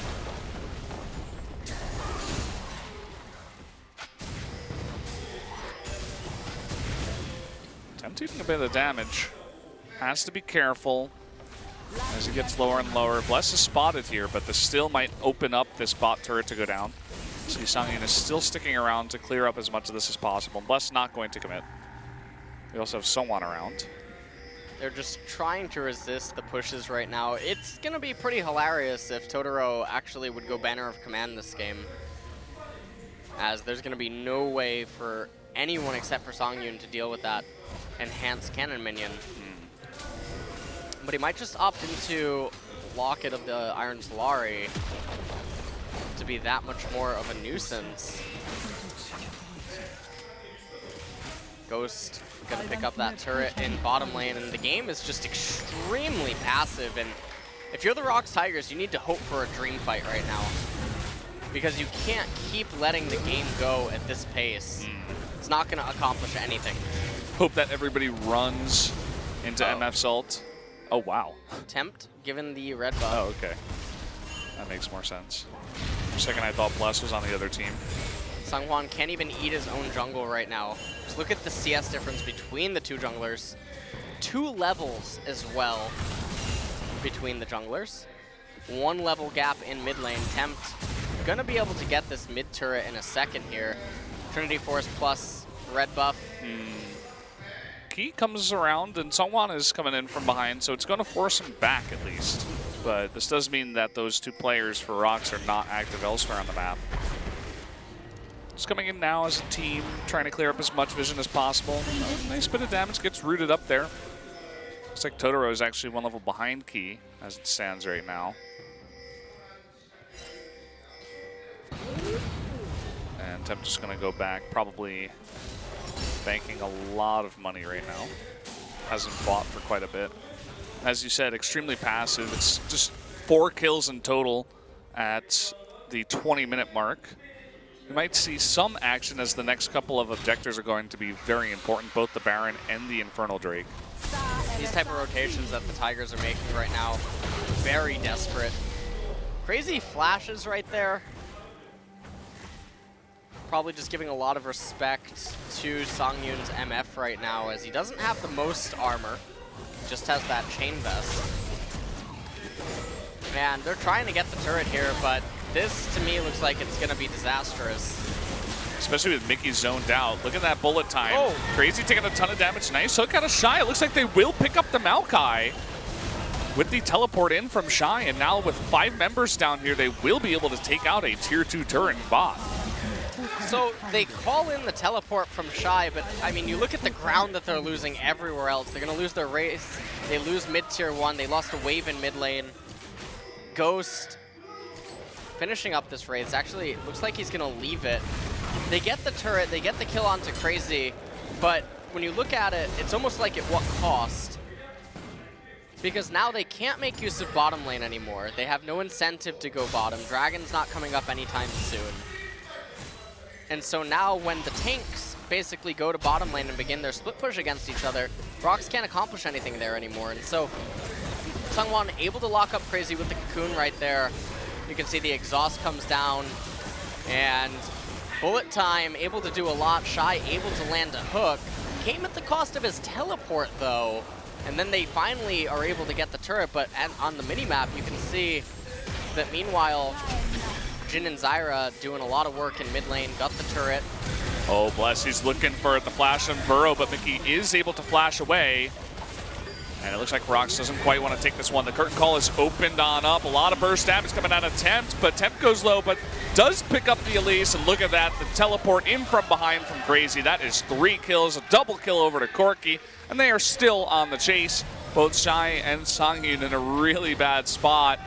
Just barely missing that deadly flourish, but this might just be everybody getting killed here. That's going to be the 4th kill. Shy the only one left. Even Bless going over the wall just to make sure that is going to be it, an ace for the BBQ Olivers.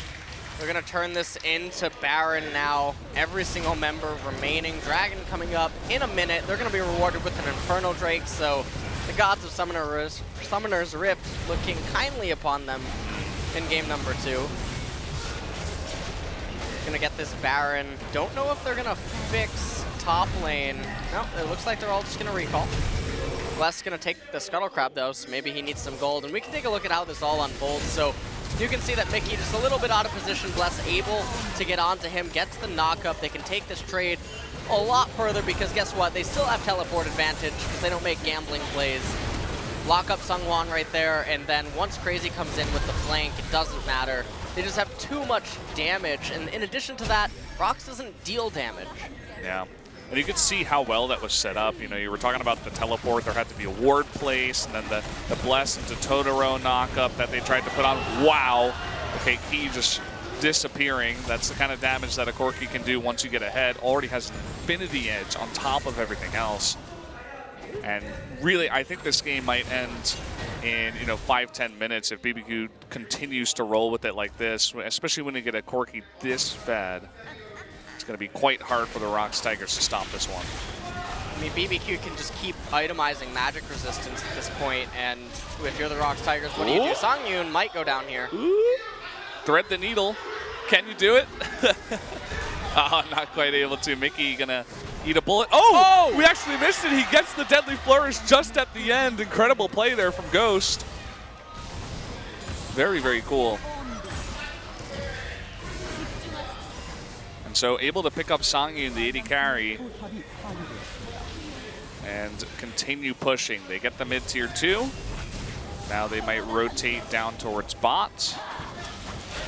Well, Key gonna get locked up and take a lot of damage right there. And I mean, it's all just the inevitable right now. ROX have absolutely no way they're defending this anymore. They're going for it too. Mickey gonna be knocked up. There's the burst from Tempt. And even with the Syndra ult coming out, he still stays alive. Shy is going to go down as well, like a key in the back, doing absolutely nothing. Songyun gets a decent ult, but it's not going to kill anybody. Bless staying alive, Ghost alive in the back, lands another deadly flourish. They pick up the first inhibitor of the game.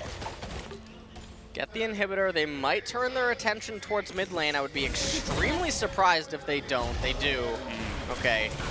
And we got this turret as well, another inhibitor, and then they're going to recall. Or before they recall, they might just actually run down to the Infernal Drake and pick that up. Shy has teleport, but let's be honest, ROX Tigers have no damage. It doesn't really matter if he has teleport anyway. You could give Mickey teleport, it wouldn't change anything here.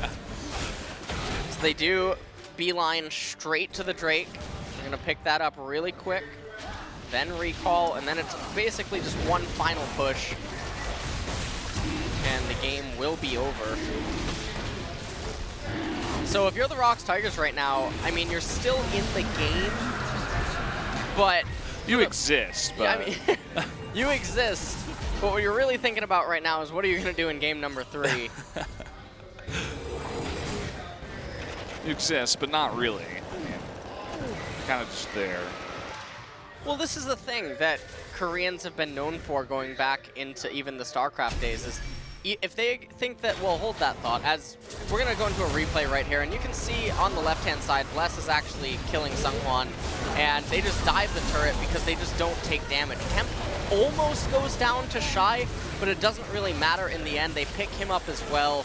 He, looking like he wants to try to escape, does by the skin of his teeth. They get the inhibitor. Songyun gets locked up right there, and then this is just a clean rotation down and into mid lane, and then ultimately to Infernal Drake. But going back to the story that I was saying before, Koreans going back into StarCraft 1, if they realize that a game is completely lost, they might not try to win it anymore, but they'll try to intentionally stall and be as obnoxious as possible in a competitive game so that they can begin thinking about what are they going to do in their next game. Yeah, they might not even be talking about this game anymore.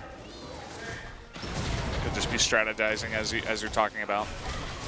And it's also annoying, you know, you tire out the enemy team, you force them to just play it out. You know, it might take another 5-10 minutes.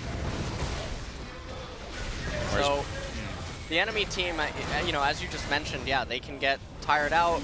They still have to play, coordinate, and make sure that they're doing everything they can to close out the game, but ROX have to realize right now, they can feel it. They can feel how far behind they are. Yeah. It's really, the pressure's on BBQ to not mess this up. And, well, a lot of damage onto Shy, and it looks like Mickey in the back is going to be killed as well. This is just a slaughter right now. Nobody on ROX can stand up to this team. And that should be another ace here. Going to go down as Songyun. Eventually, down he goes finally, and there is the ace, and that will be game number 2 going over to the BBQ Olivers. So we're going to be heading into game number 3, and if ROX want to have a chance of winning a series, they need to not trap the way that they did in this game, because they just set themselves up for disaster. They set themselves up to need to get advantages in mid, in jungle, in bottom, and then ride it through to victory. And whenever you do that, I talked about it in game number 1, you don't do that unless you're considerably better than your opponents. Yeah, so BBQ, they were the team with the better record coming into this one and really looking like it in game 2, as they did not in game 1. Able to pull things back together. And ROX really going to have to rethink their strategy, as you were talking about. They look pretty stressed after that game. Doesn't feel good to get crushed in that manner. And this is one of the things that I was talking about Syndra also earlier on tonight, that she doesn't fit into anything. She's just basically a beater. And, you know, because with the way that the meta is right now, no theme type compositions or champions that are no theme in themselves, it doesn't really fit in. It funnels you into a very specific playstyle, or creates a inadvertent pressure on your jungler or other laners to create something or make something happen. But anyways, moving into game number 3, first we're going to go to the analyst desk really quick. So we'll be right back, guys.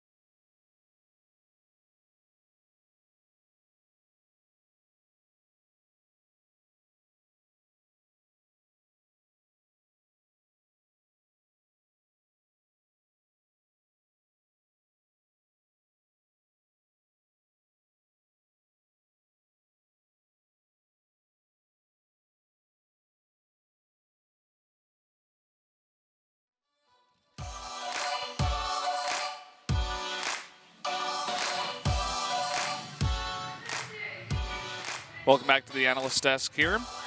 We did just have a pretty quick game number 2 as BBQ just rolled over the ROX Tigers. Not the best draft, as LS was saying. We're just going to hear from the Korean analysts and go over what happened in that game.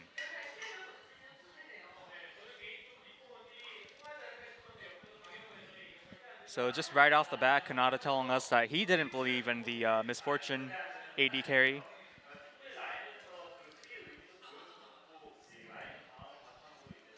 And Captain Jack somewhat elaborating on that point, saying, well, if it felt like the Misfortune did well in laning phase, or at least all right.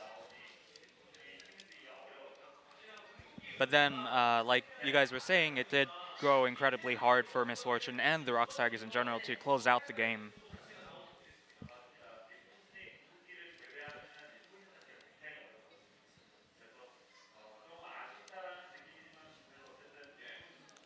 So Captain Jack's final verdict on the Misfortune AD carry is that, well, apart from her ultimate, she didn't really have a lot of damage to offer the game, and in that sense, it was a little bit disappointing.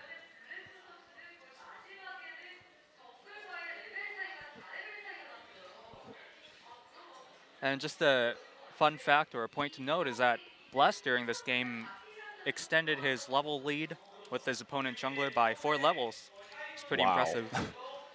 That's hard to do for both junglers.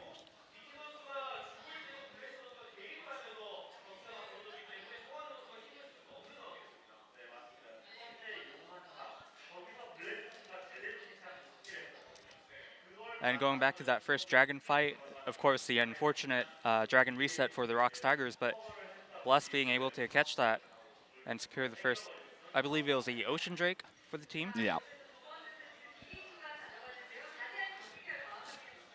So we're going to take a closer look at the game.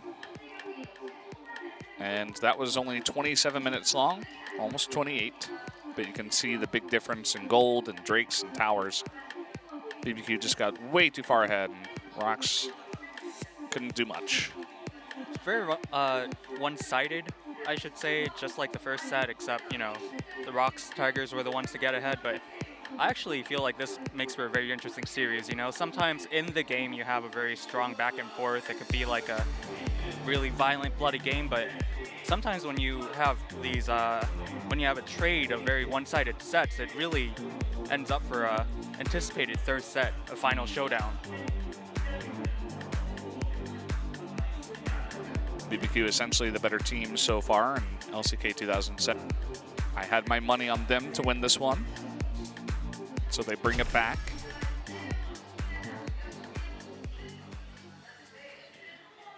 And kind of hard to pick a MVP from that match. It felt like basically everybody on BBQ was just rolling over everybody on the ROX Tigers. But we do have to pick one. Before that, we are going to take a look at the replays that give us some clues, and maybe it's going to be Bless. I just like how the Ocean Drake suddenly decides, well, nah, I'm going home. I had enough of this. I'm a lover, not a fighter.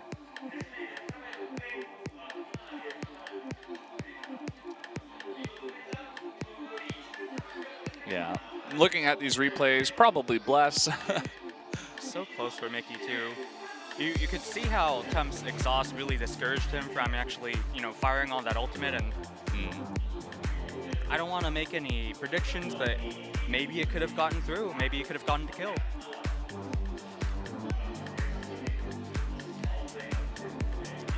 That ward in the back, the teleport, was just huge. That was the play that came off of the teleport that they used to secure the bottom tier 2 turret, ROX, and didn't really pay off for them.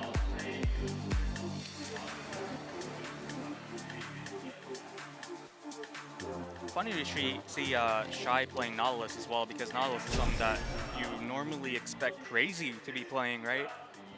So I can't wait to see some of these top lane picks in set 3 as well.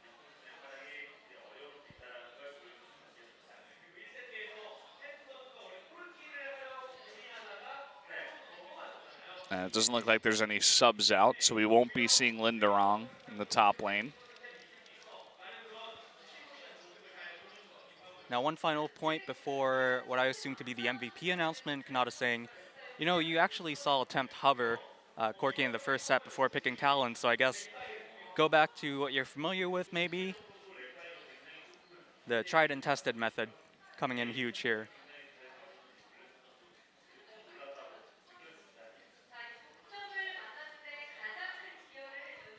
So here we go with the MVP. Would have to guess Bless. Or tempt. Bless. Bless. Good choice. All of his engages were really on point, and that's a big part of what Rek'Sai does really well. Can burrow underneath, use the tunnel, and then unburrow with the flash to get a really big knock up. And just start the fight. He saved Tempt one time in mid, and was a really big force. Was way, way far ahead of the Elise on the opposite side. You always have to wonder whenever they make these MVP announcements, you know, well, BBQ Oliver's getting an MVP or Rek'Sai. What would a BBQ Oliver Rek'Sai skin look like? A chicken Rek'Sai. That's right. I guess. A burrowing chicken.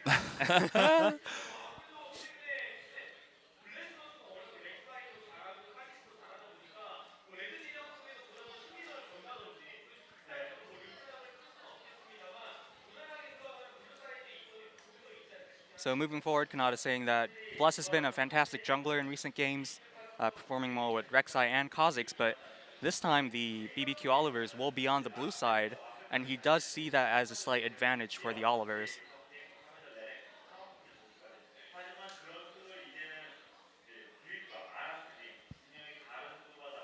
And Captain Jack also saying that he expects something new from either team, because we've seen a couple of new picks, right? We've seen Talon, Renekton, Lulu. Of course, not all those picks working out, but we've seen pretty much everything we might expect. Yeah, so that's going to do it for the analyst desk. Join us in about 2 minutes for Game 3 of ROX Tigers versus the BBQ Olivers.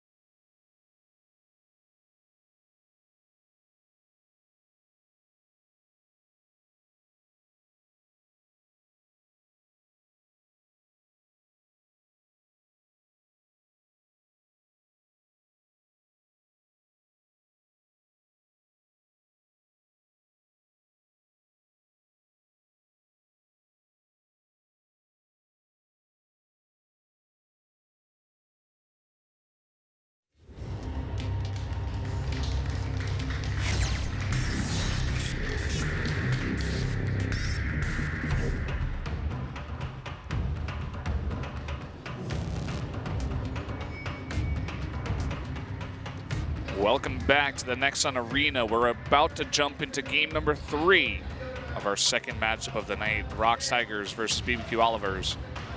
And the ROX Tigers kind of digging their own grave. Game number 2.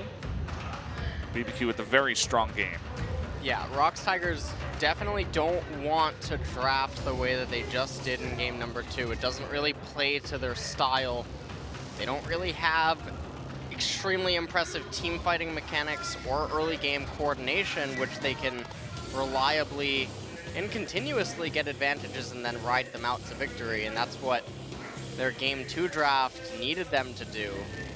Weren't able to find that there. So in game number 3, they are on the blue side. We'll see if they can get their hands on Jace yet again. About to go into picks and bans here in just a second.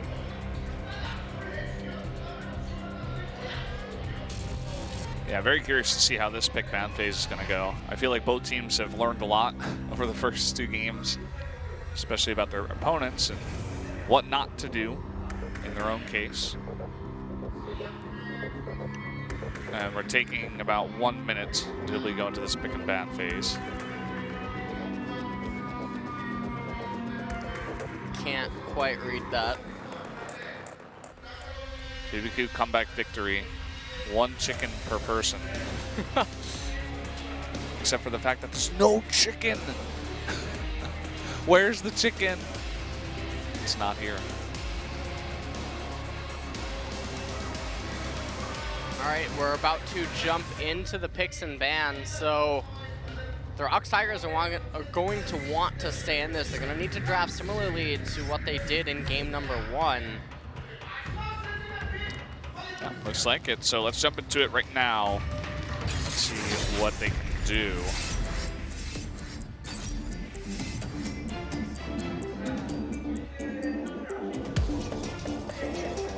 Last time I think we saw Ashe, Zyra, and someone else being banned out by ROX when they were on blue side. ROX banning Zyra, responded to with LeBlanc, and now banning Camille. It's always a little bit questionable when you ban one of the big 3 on blue side. I feel like it shows a pretty big weakness. BBQ responding with the Rengar ban, and now ROX gonna ban away the red side Varus. And the problem is this gives away BBQ the option of banning away Jace, and it just doesn't make any sense. And you have to think that that's a big priority in terms of their banning. They're putting in a lot of thought to this, but Jace is the obvious choice, especially against the ROX Tigers. They don't look too happy. Now the jungler matchup, ROX might just be forced to steal Rek'Sai away and not let Blessed have it. I mean, you look at it and you would think to yourself, Kha'Zix is still on the table, Elise is on the table, Graves is on the table. Malzahar. Yeah, Malzahar. Now, that it does shut down some of the Rek'Sai potential. They might just not want Bless to get that champion. He had such a strong performance on it in game number 2. Now the problem is here though, is that you hand over the draft back to BBQ. They're highlighting the Jhin.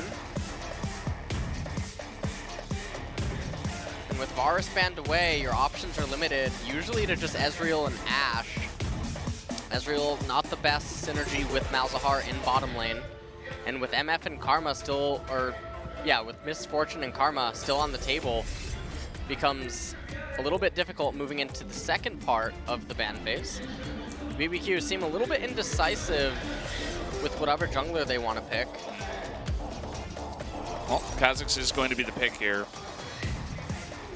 That sign said something about chicken melting and towers melting. So they went with the Kha'Zix, and that's going to be responded to with Elise. I feel like Graves would have been one of the other alternatives, but now with the Elise and the Malzahar, they have a lot of pick potential, but they also have a lot of anti-engage. Probably should go for Ashe here as well and just keep stacking on that pick. Could potentially force BBQ to go into a red side Tahm Kench, and that would be pretty disastrous at this stage of the draft phase. That is a ton of pick. Now, if BBQ wants to fight back, they can just go with Karma or Misfortune here. But they're going to be walking a pretty dangerous rope here against the amount of pick, because now they're going to definitely be forced to itemize Quicksilver Sash on some of their champions earlier than they would want, and that's going to compromise their mid-game spike. Yeah, so 3 picks each side. We're going to head in, and it looks like the Thresh is the first ban here for BBQ. They did similar thing on the red side, taking away that blue Thresh. Pretty interesting that they give credit to Mickey to pick up that Malzahar. Mickey's primarily only played extremely aggressive mid laner so far in LCK Spring, so that's a little bit peculiar to me. This is 7.2 though, so Malzahar isn't touched yet. And now ROX highlighting an Ahri. They might just ban that away from Tempt. So we've seen 2 Ahri bans tonight. Primarily a target ban.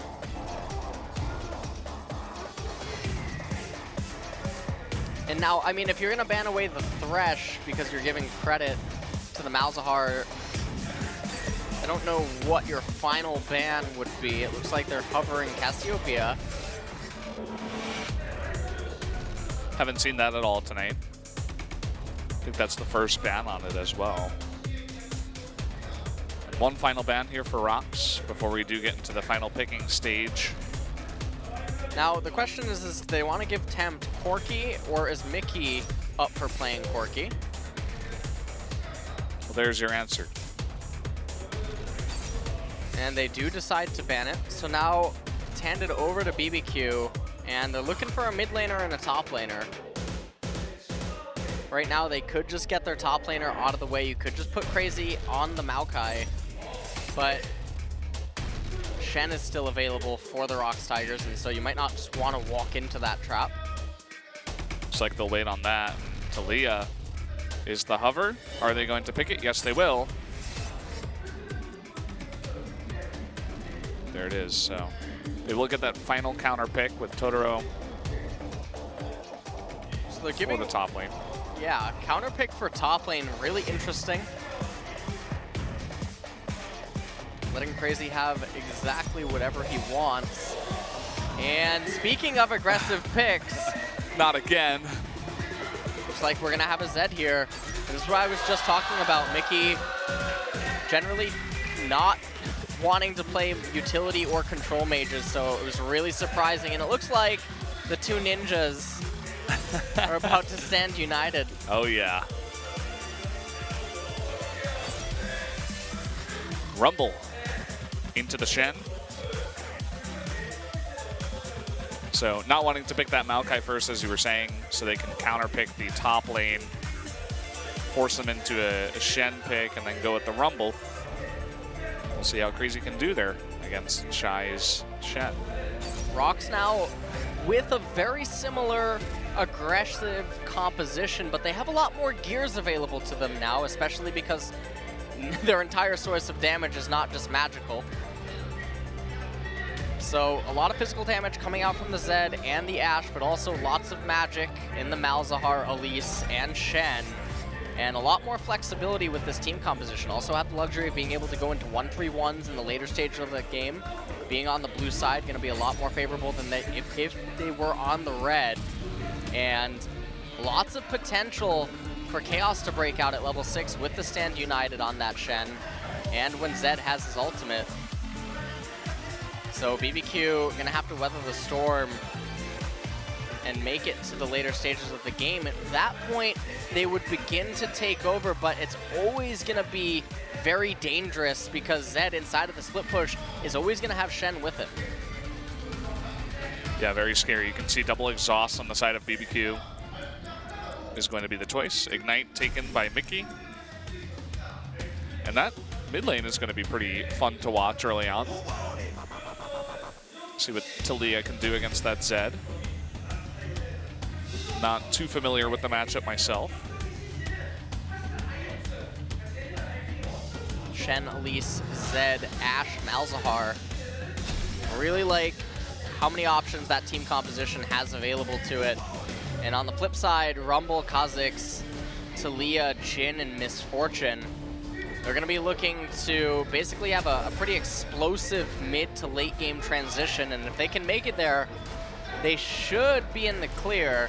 But again, it's always going to come down to how strong does Mickey get, because in the split push, it's going to be really difficult to survive against Zed and Shen. So, with that being said, we are going to jump into game number 3 right now. The ROX Tigers versus BBQ Olivers.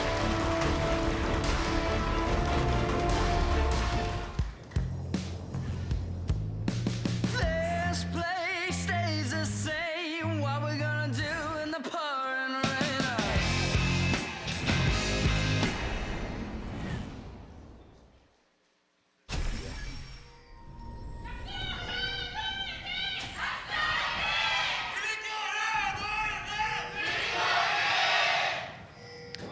I saw some of the fans near the cheerleader that starts the cheer. They're like holding their ears. I'm very happy I'm wearing headphones. I have some ear protection. He's the super fan. He's Yeah. the superest of super fans. Kind of scary. Definitely hurt your ears. Maybe that guy should be an announcer. Right now, both teams just fanning out. No one wants to have any sort of a fight early on, especially not being this is game number 3.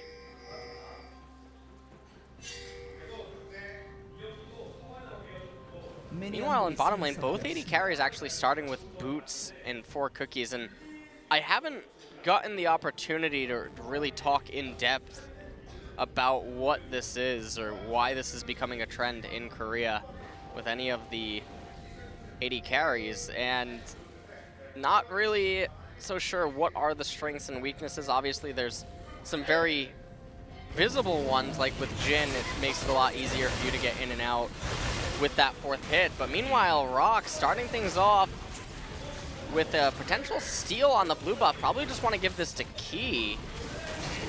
Yeah, it's so predictable that they're going to be starting Sangha. Raptors. Oh, wow. Well, he's going to be spamming volleys, I suppose. But yeah, it's so predictable that Bless is going to be starting red side. So they're like, okay, we have Malzahar. We use the Voidlings to tank, and we're going to have a good start. So they're going to have a lot of volleys coming out of Songyun. Just not quite sure if that's going to be better than a Voidling and Malefic Vision spam that Malzahar could have offered. We'll have to see how that pans out in bottom. And meanwhile, Bless's root has been compromised. You can see he still doesn't have red buff. Mickey taking a lot of damage early on, but only down 2 CS after the first 2 waves despite all of that. So I'm going to pick up the Scuttle Crab. Bless kind of not in a great spot. Even gets spotted by the ROX Tigers with Look the wards at they the put down. pings from Bless. Onto ROX's jungle. He's telling his teammates exactly where Seonghwan is right now. You can see the pings. He's probably also saying to his team that, well, those pings could be one of 2 things. He could be saying red into Scuttle, or Elise could be at one of these 2. And you see with those pings what's happening in top lane. Crazy doesn't even have a ward, but he's underneath his opponent's turret, just putting on immense amount of pressure because he knows there's no chance that Elise is going to be ganking him anytime soon. Now, he should be putting down a ward sometime soon, as someone has had time to clear out his red, his Raptors, and make his way top. They do see someone now at the ward. And Bless is going to go in. It's level 3 to level 4, but Tempt is able to get over first. And just going to trade a little bit. Bless trying to defend his control ward right there. You can see still a little bit of a fight there with Seonghwan. He and Songyun trying to get as much poke damage as they can in. The blue has faded by now. And they're exactly even on CS. It looks like even Ghost's going to pick up maybe 2 or 3 extra.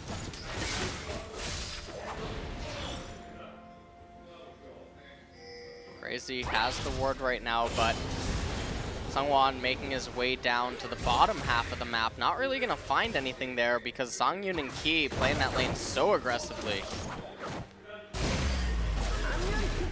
It's going to be a farming game for these junglers. But the real thing that we have to look out for, again, is when Mickey and Shy have level 6 available.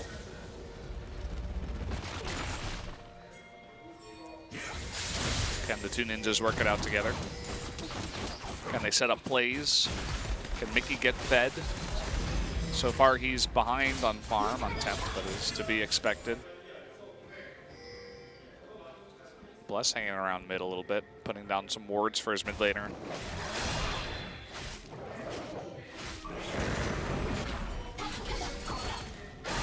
And everything is just really passive right now. Hawkshot scouts out Bless. They're going to know exactly what camps are remaining. Oh boy, man. He's going to be caught out here by Sungwon. He's going to flash, but there's the repel, and that should be the kill. First blood going over to Elise. And both Ghost and Totoro not even going to try to go in there as Ki does rotate in to help out. So nice first blood, good pick there by Sungwon. And it's not even just the first blood either. He actually managed to get the big wolf, counter jungles the Gromp. They know exactly what camps are up on the left-hand side, which is none, because they're able to count the CS that Blessed has right now. And it just basically gives the ROX Tigers map hacks over Blessed for the foreseeable future. Tempt even having to flash away here. The exhaust comes in, and look at Bless. Gonna force the Stand United out just to survive. And keep in mind, Crazy is coming down. He's not level 6, actually. If he were, I feel like he may have been able to cause some trouble there with Bless also on the chase with his equalizer, but not quite level 6. They're able to shove Tempt out of the lane. Now you can see Sungwon moving back onto the left-hand side of the map. He's going to be able to full clear. And you can see that Bless is on janitor duty in mid, having to pick up the minion wave. And right now, the ROX Tigers doesn't look like it, but they have quite an advantage.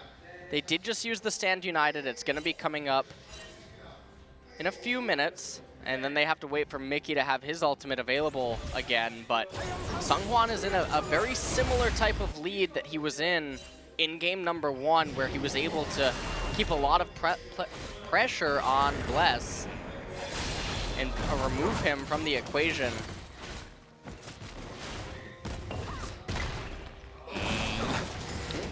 Tempt does eventually get the blue. Uh-oh. Someone forced to take the blue this time, but look at Crazy's positioning. He's forced to flash away, but there's an easy taunt. Look at the follow-up into Cocoon. There's Mickey, and Crazy just getting a little bit too far down the river. He's going to pay for it with his life. Another kill going over to Sungwon right now. So he has the potential to get completely out of control. He just gets a few more kills. We're going to take a quick look at the replay. So he sees the blue. He tries to get it with the equalizer, but doesn't give enough respect to Shy. And Mickey was already on the way over. Saves the taunt, gets that. They chain it with the Cocoon, and then Mickey comes in. They don't give the kill to him, which was a little bit surprising. But nonetheless, Sungwon now looking to make his way up to top lane and punish Crazy for not having that flash. And if this happens, Sungwon's going to be able to recall. Oh, look at that. Going to use his own flash to get the Cocoon. No escaping for Crazy. This time the kill going to go over to Shy. But Crazy is going to be suffering for it. See, Mickey was actually headed up too. And this is the way that the ROX Tigers win their games. They run global comps. They run extremely aggressive, split push potential compositions, get advantages with it, and then they can sort of cruise to victory off the pressure that their champions grant. Game number 1, we saw Mickey on the Jace, creating a lot of chaos basically, and when they can get into the split push groove, that's where they really shine.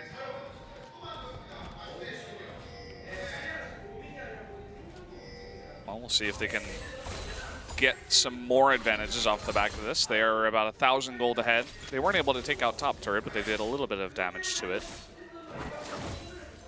And so far, Mickey, after getting, to level 6, he's been able to be pretty comfortable in this lane and keep up and farm. Only slightly behind the Talia.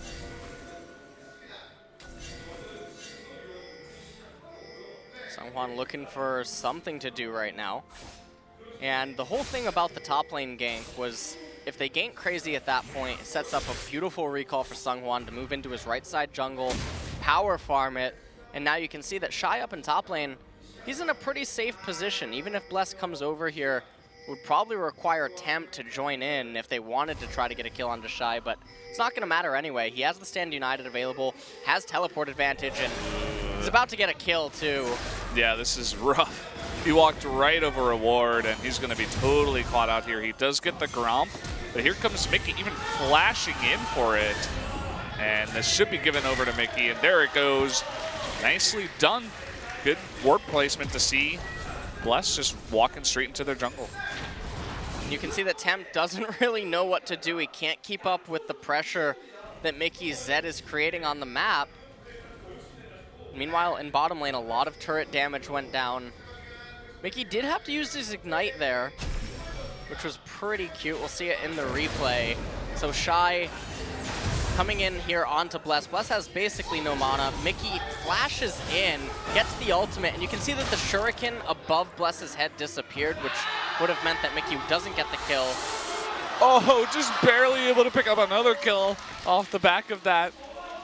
Perhaps a flash nether grasp there. That's definitely what happened from Key. Just able to pick up another kill and give another assist over to Zed. Really, really rough spot right now for BBQ. Seonghwan gonna pick up the Mountain Drake. They get first blood turret of the game. That's gonna free up Songyun. And you can see that he just shoved in the entire minion wave, no minion wave coming for Ghost. So when he does recall, he's not obligated to go back down to bottom to respond to a counter push, especially because the dragon is being killed. There's zero incentive now for the bottom lane to be in bot. So now Songyun gonna either go to mid or top, most likely gonna be top lane, so you can put Shen in bottom with the Stand United, with the teleport, still has teleport advantage even. And you can also use this opportunity when Seonghwan's on the left side of the map to look for a Herald timing with 4 players. Totoro on that MF. Not able to contribute quite as much as Key has, at least in that one kill, helping the ROX Tigers get even further ahead. And I was just praising Key, and you know what happens when you do that. Stand United is going to come in though, and there's the leap onto Key, and the taunt rather is going to get blessed, but they are still able to turn it around. Temp getting very, very low. Will he go down? The flash from Songyun, and they're looking to turn this around. Mickey comes in, does a ton of damage, is going to take out the Rumble. Down goes Kha'Zix too. Ghost on the run. Totoro, you can see he kind of pokes his head in. It's not going to be enough. A double kill goes to Elise as well, and the ROX Tigers furthering their lead. Furthering it so much right now. They're at a little bit over 4,000 gold lead. They're turning their attention onto Herald. Songyun getting farm up in top lane. Gonna even get another turret as well. And if you're BBQ right now, I don't even know what goes through your head. How do you resist the onslaught? Because the split push is about to start as well. Yeah, this is that situation you were talking about. Fantastic split pushing team. They get ahead, and this is what happens when they get ahead. So trying to collapse onto Key here. It did not turn out too well for BBQ. They thought that they had the damage. Talia couldn't arrive quite in time. Stand United came in, managed to enable Key to live for just long enough, and then the Enchanted Crystal Arrow locking up Tempt. It looked like for a second he was going to live there, but then Mickey came in with his ultimate, able to get in onto Crazy and Ghost. And Totoro was nowhere to be seen. He pokes his head in. You can see on the minimap, he's like, oh, well, I guess I am too late to this party. And that he was. He has 0 assists. I mean, the team only has 1 kill, but even so. Now we'll see what ROX wants to do with here. With their lead, I should say. Trying to land the cocoon, just barely does miss. They're actually turning it around, but there it is onto Bless, the Enchanted Crystal Arrow, and able to repel enough. And Mickey, he's going deep. Wants to kill onto Ghost, will get it, and will jump back to his shadow. So a double kill to Zed at the end of it all. And absolutely nothing going right for BBQ. Mickey is making this champion look so good right now in game number 3 here. Zed mostly considered an extremely risky pick because it can be shut down by proper coordinated play, but ROX Tigers I mean, they've been keeping up the tempo, and BBQ can't seem to find a way to stabilize. Not quite, and you can see what happens once this Zed gets fed. He's 3-0-5. He's been a part of 8 out of 11 kills. You can see in the replay here, misses the cocoon onto Bless. Mickey was coming down from the north. He stays up in the rappel for almost the entire duration of that bullet time, and Mickey, through the exhaust, still managed to get the execution off onto Ghost. And now the split push begins, and remember that while Mickey's alone right here, he's not really alone. Shy has the Stand United available, and so he's able to go a lot further than a Zed normally would in an extended trade because of that shield that Shen's able to grant. Yeah, also, one thing we have to point out, they already have 1 Mountain Drake, and a second one is coming up in a minute 30, so they're easily going to be able to get that one. 2 Mountain Drakes, you know, not the best pushing team, but as you said, the split pushing is really fantastic. So with 2 Mountain Drakes, they're going to be shredding those turrets. They're going to have so much presence on the map. BBQ is in a really dire spot.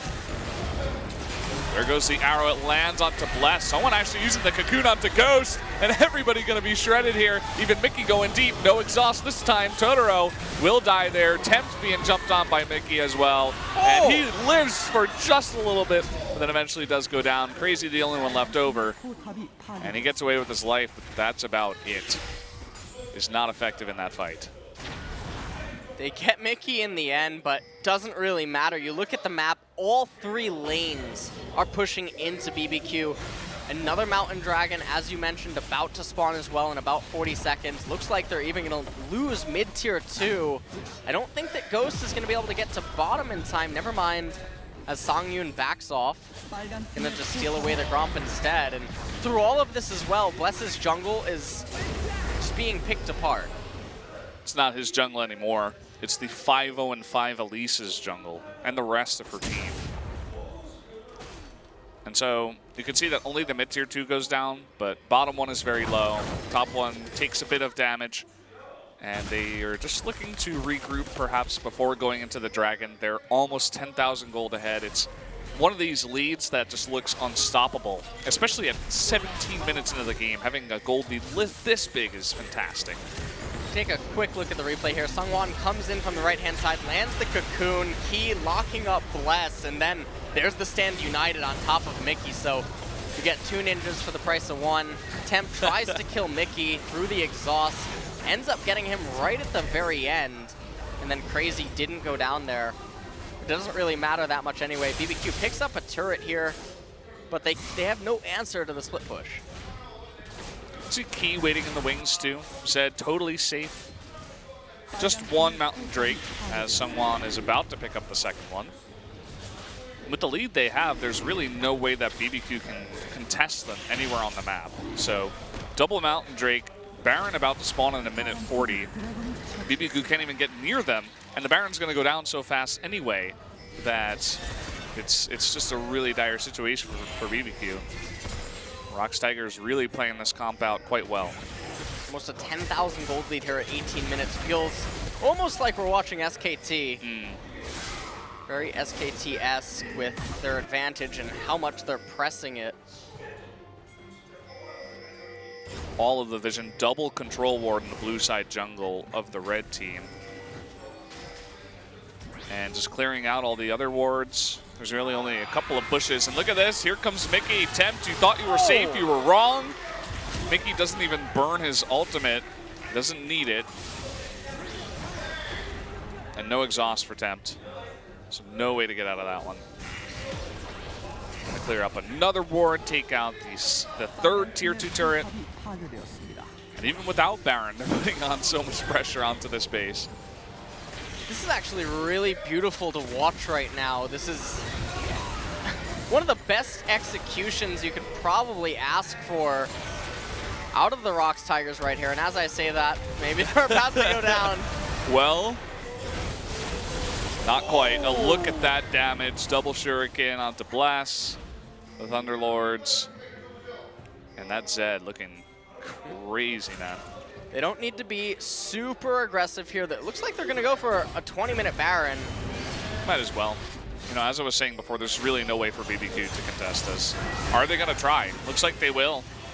Mickey, the lone soldier. Oh, look at that arrow. It hits Bless in the back. He can't get close enough to smite fight. Oh, what? Where did Jin go? He doesn't exist in this game anymore. Oh, what about Bless? No, okay. no, he doesn't either.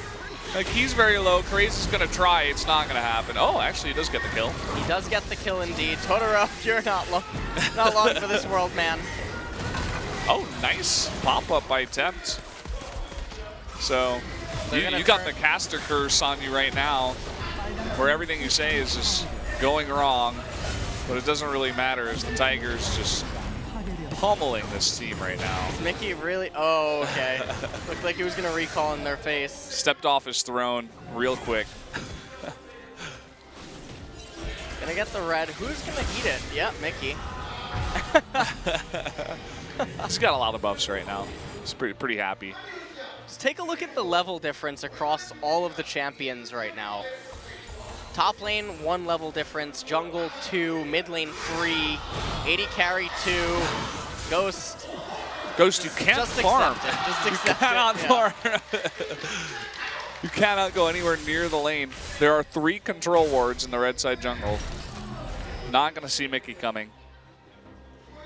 And Enchanted Crystal Arrow goes wide. Taking a quick look at this replay, that Enchanted Crystal Arrow onto Bless, absolutely fantastic. And then So just cute. watch Mickey right here. Ghost becomes a ghost. What? And then just goes on to Bless and nothing really matters. Takes his shadow really quick. Double Mountain Drake, Baron buff now for the ROX Tigers. They could just go into a 1-1-3 formation here if they really just want to play this as safe as possible. You can really see the power of Zed once he gets this fed because he's so slippery. So even if you try to lock him down, he takes one of his shadows back, he jumps away. And he's so fed that your squishies, he has so much mobility too. You can get near backline in split seconds. And there's not much that you can do to lock him down. They can't do anything here. Mickey's just gonna. Temp's like, I'm not going up there. Standing still. Yep. It's like, no, I'm not taking the bait. I'm not going near that guy. And so this is just going to be one of those games where one team just gets rolled over. And, well, Temp's the sacrifice. He has Zhonya's and will attempt to flash away. And he does get away. Funnily enough, Curtain Call comes out. And just a bit of damage. And there comes the Enchanted Crystal Arrow. Double jump away. Nobody gets hit by it, but Super Minions knocking on the door, knocking on the Nexus turrets. Well, it's almost a 20,000 gold lead at 23 minutes, by the way. I just want to point that out. One of those games. Mickey showing a bit of flair towards the end. Wants some more kills. Add to this crazy Zed game. We'll get one, and that is going to be the game. 23 minutes and 26 seconds will do it as the ROX Tigers take an incredibly fast game. That was a beautiful game to watch. If you're a fan of aggression and if you're a fan of teams executing a composition like this near perfectly almost in a way, I mean, this is the game to watch. And what an incredible performance also by Mickey on that Zed in game number 3 here. And they made that Shen Zed combo work. And Seonghwan putting a clinic on again, similarly to game number 1. BBQ not happy with this. Sitting in the middle of the pack, they were 4-3 before the series, and they lose to, I think, the 9th place team right now in the ROX Tigers. It's not what you want when you're competing with so many other strong teams. You need to be picking up these games against the weaker teams, but ROX Tigers having a pretty fantastic day today. We can definitely be happy with their 2-1 win. The game they did lose, we already talked about it earlier. I mean, I would go as far to say that that was the worst draft from a team in LCK Spring so far. Yeah, it was not the best. They were fighting an uphill battle from the start. But in game number 3 and game 1, they played to their strengths. They played to the globals and the split push pressure, the aggression, and Mickey coming out strong on those physical damage carries. Yeah, and that's going to be a huge morale boost to this team that was really in the depths of the standings. You can see all the smiles on their faces, the pats on the back saying, okay, Mickey, you did a fantastic job. Shy, the double Shen, or rather the double Ninja, I should say. Not WTF 2 Shens in this game, but very nicely done. They should be happy with their victory. BBQ definitely a strong team, but not able to stand up to them tonight. Ghost looks totally defeated. Ghost looks so defeated. Well, his shadow's gone now. That's why he's like that right now. Yeah. He thinks he's still on the fountain. That's what's going on. He's been seeing too much gray today. Yep. He's going to have nightmares of ninjas jumping on him. They are so happy, the ROX Tigers. They're so relieved. You know what? I think they're going to go out and have some BBQ chicken tonight, man. Well, they already had some, but might as well add on to that. Shy looking good tonight. Coming back, retaking his spot there in the top lane away from Linderon, one of the subs. But guys, we're going to take a quick break before we get to the MVP interview in just a bit.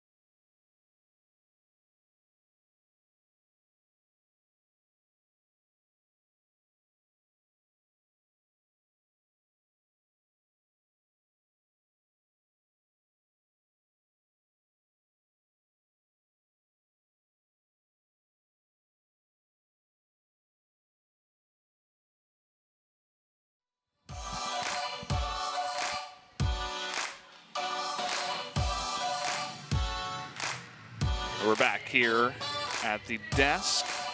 Have Binu joining me to help translate for the MVP interview.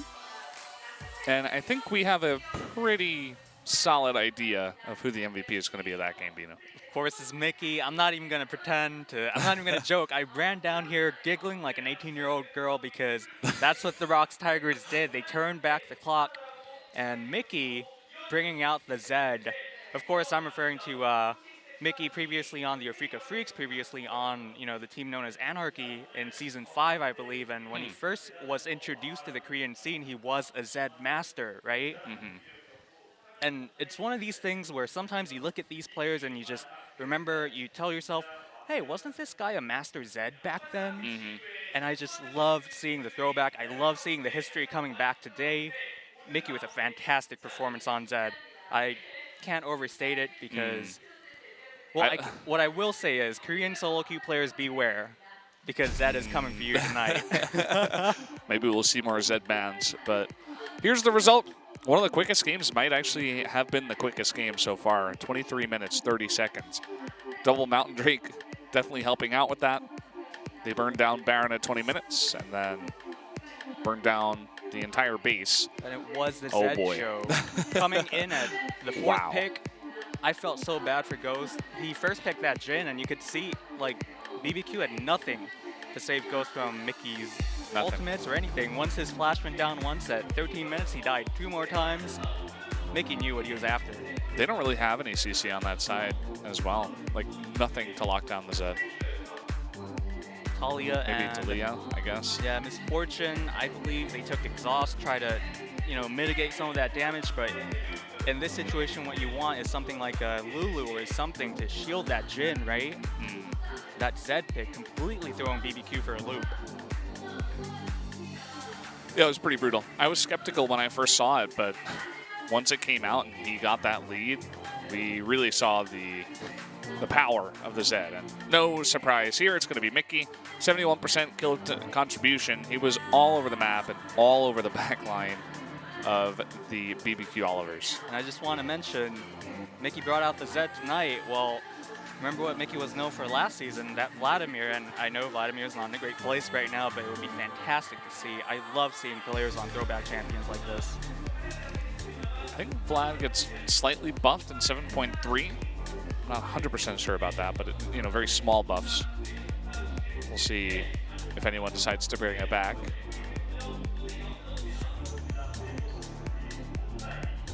And so, going to be interviewing Mickey and Shy. I think it's Shy. It is Shy. Yeah. And unless I'm mistaken, I believe I read a stat online during one of the matches that Shy's last MVP interview was in the summer of 2015. What? How is that even possible? Now don't quote me on that, but we do have Shy and Mickey on the desk, so I will be interpreting that for you. Yep. So right off the bat, Shy, how long has it been?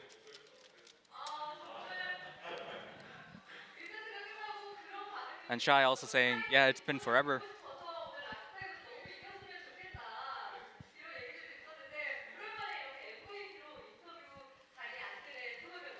So how do you feel coming back to the MVP interview zone? And Shy says, well, I really don't have anything to say except that I'm so nervous right now to come to the interview zone.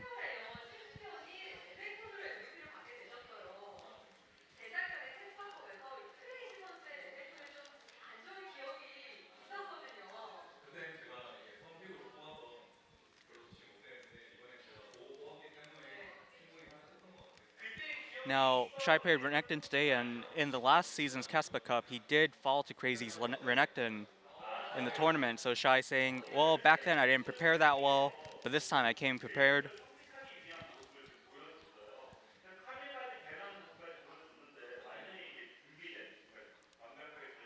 Now the ROX Tigers banned Camille early and looked to take the Jace pick.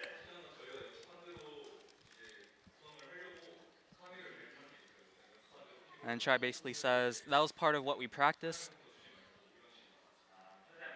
We wanted to prevent the opponent team from taking Camille.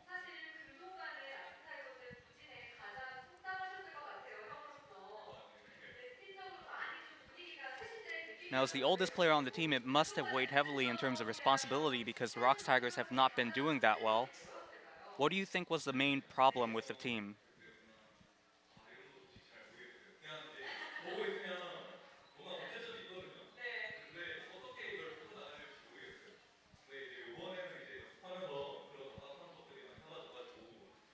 And Shy basically says, I actually didn't know. Sometimes when you look at a team or look at a situation, you could kind of see the solution, but in this case, I had no idea. But this time, practicing, coming into this match, I feel like all those things kind of dissipated, all those problems or worries disappeared. So things definitely looking brighter for the ROX Tigers.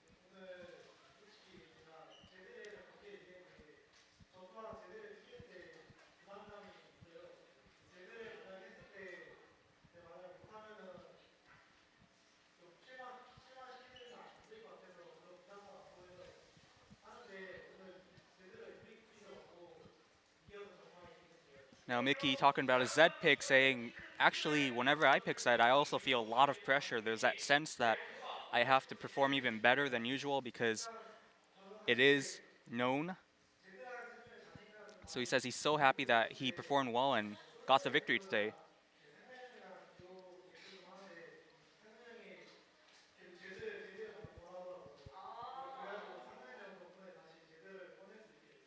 And to elaborate on that, he says, whenever I play solo queue, whenever I play Zed, I notice that Shy talks to me a lot about it, and I want to credit Shy. It's thanks to Shy that I was able to pick Zed in the tournament. And Shy basically saying, yeah, I noticed him playing Zed, and he was doing such a good job that I thought it might be worth recommending it to him to play it in a tournament setting. So Captain Jack, former AD carry on his own, asking, how do I survive a Zed if I'm the AD carry?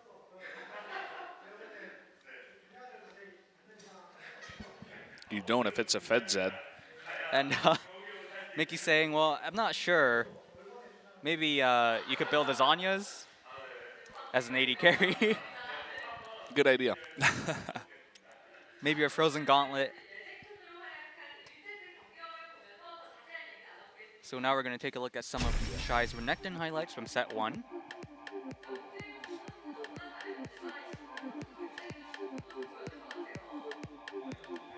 And shout out to Seonghwan, who isn't on the desk here because, you know, 1 MVP per game, but he had a fantastic series as well.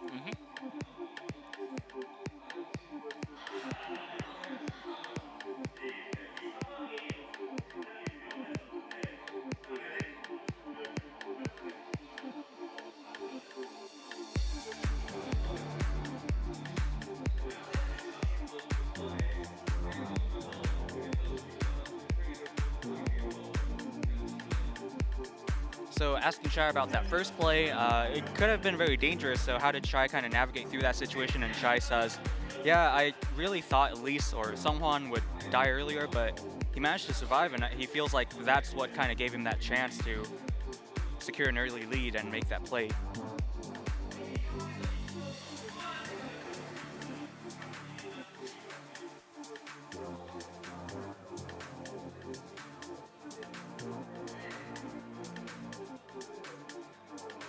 Now, speaking on some of these team fights, Mickey says, yeah, at first there were times when I thought, you know, we were all going to lose, but Shy kept making these flanks. He kept coming in from the back, and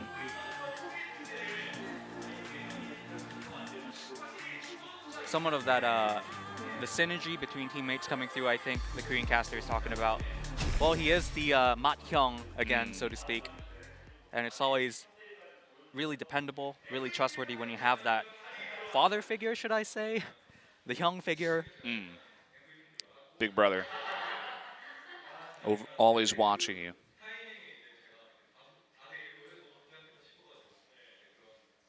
Look at Max and Haru. You would expect the other 3 members, but Max and Haru up there on the MVP standings.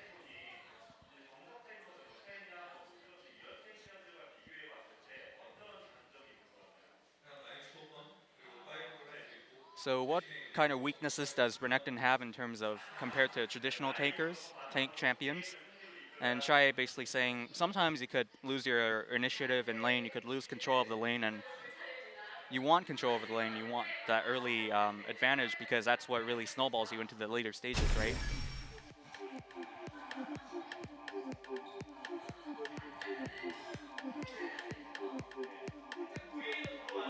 Now looking at some of Mickey's Zed highlights, and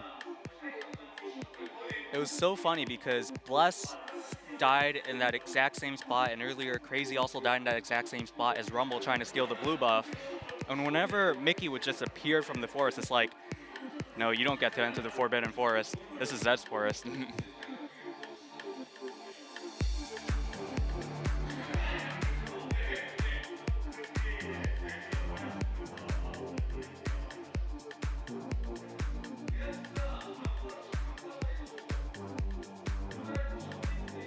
So Kanata basically saying he's pretty speechless.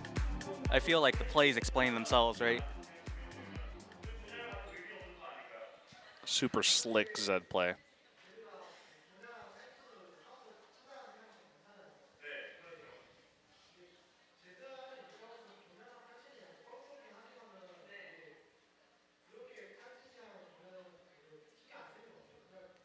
So Captain Jack going back to his earlier answer asking, well, are you sure Zanya would have helped when you have such a fed Zed? And Mickey saying, well, from a Zed player's point of view, Zanya's and exhaust and stuff, they do kind of become annoying from your perspective, but he personally didn't mind. He says, I didn't really mind.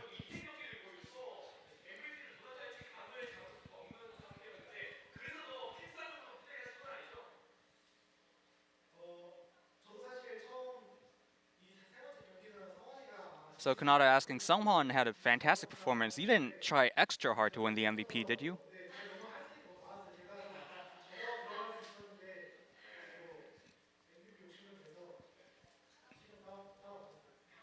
And Mickey just saying, in the third set, there's so much stuff that I could do. There's so much freedom I had. So I guess I could have let Seonghwan take some of the highlight plays, but I just went in there for the kills.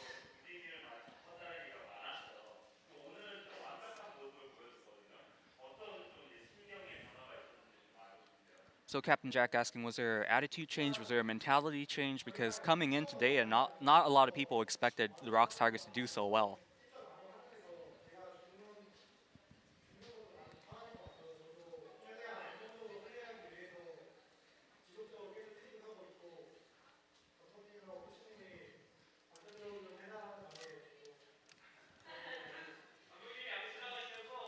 So Mickey says, we did apply some changes with our warding. We did apply some changes in terms of our vision control because it felt like there was some, during the feedback process, there was a point that I play somewhat too aggressively. That's what the coaching staff always tells me.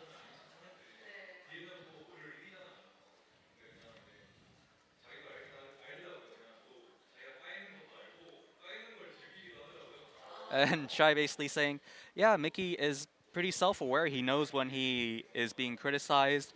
He has, he knows what his weaknesses are, and sometimes for some weird reason, he seems to enjoy being criticized. Of course, obviously joking, but looks like the ROX Tigers do have a clear idea of what they want to work on moving forwards.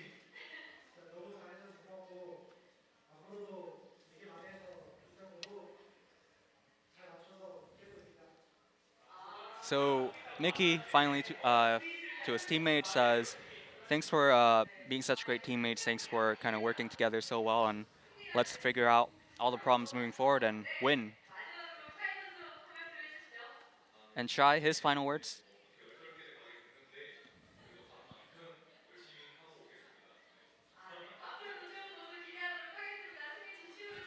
And Shai saying, we ended up reaching, I'm sorry, I missed that part, but he basically said, we'll do a great job and come back. I believe he's referring to the 1 week break we have for IEM. So that does it for the MVP interview. We're just going to go over what we had today. It was a 2-0 victory by Samsung over Jin Air, and a 2-1 victory by the ROX Tigers over BBQ. And it's probably going to take a look at the standings here. I got it down now, Binu. SKT and KT still at the top, but you can see BBQ falling to 4-4. Not really where they wanted to be. They wanted to be up with 5-3 with both Samsung, Longju, and MVP. And the ROX Tigers, they moved from 9th place into 8th place. So they're on their climb up. Just one more week and we're exactly at half the season. And I feel like the table is somewhat shaping up to what everybody expected. Of course, there's that 3-way tie in 3rd, 4th, and 5th place, so it'll be interesting to see, which teams make it out on top.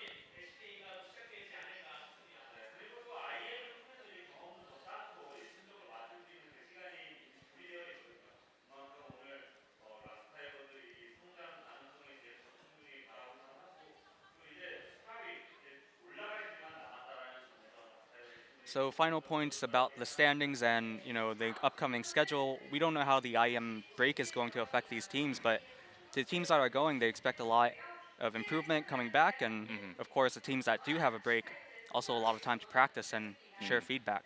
Yeah. So our next matchup, guys, for LCK will be after IEM. That is going to be on next Tuesday, so not this Tuesday. We got about a 9-day break. You did see the matchups right there, so. That's going to do it for us on the SPOTV side. Thanks once again for watching, and we'll see you guys next Tuesday. Also, definitely enjoy the League of Legends at IEM as well. Make sure to check that out. But until then, we'll see you next time.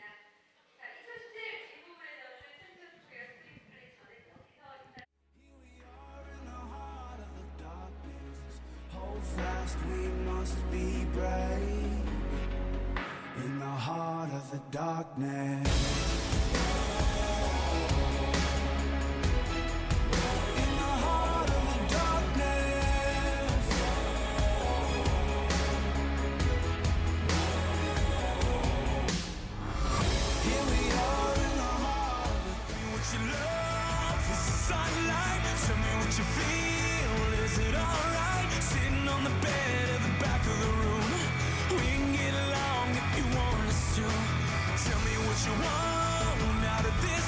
Tell me what you say when the mood's right. Sitting on the bed in the back of a room. We can hit it off if you wanted us to. Whoa, whoa. undercover you.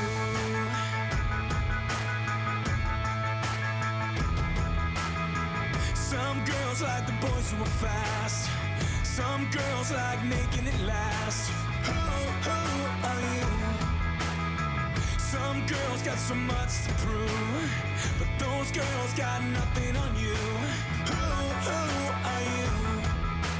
Who are you? Won't you tell me now? Won't you tell me now? Tell me what you love. Is the sunlight? Tell me what you feel. Is it alright? Sitting on the bed at the back of the room. We can get along if you want us to. Tell me what you want out of this life. Tell me what you say when the mood's right. Sitting on the bed in the back of a room. We can hit it off if you want us to.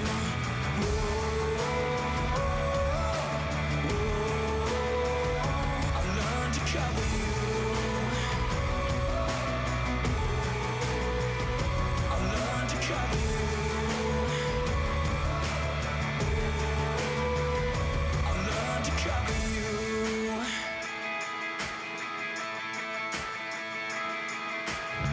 Some girls like the boys who are bad.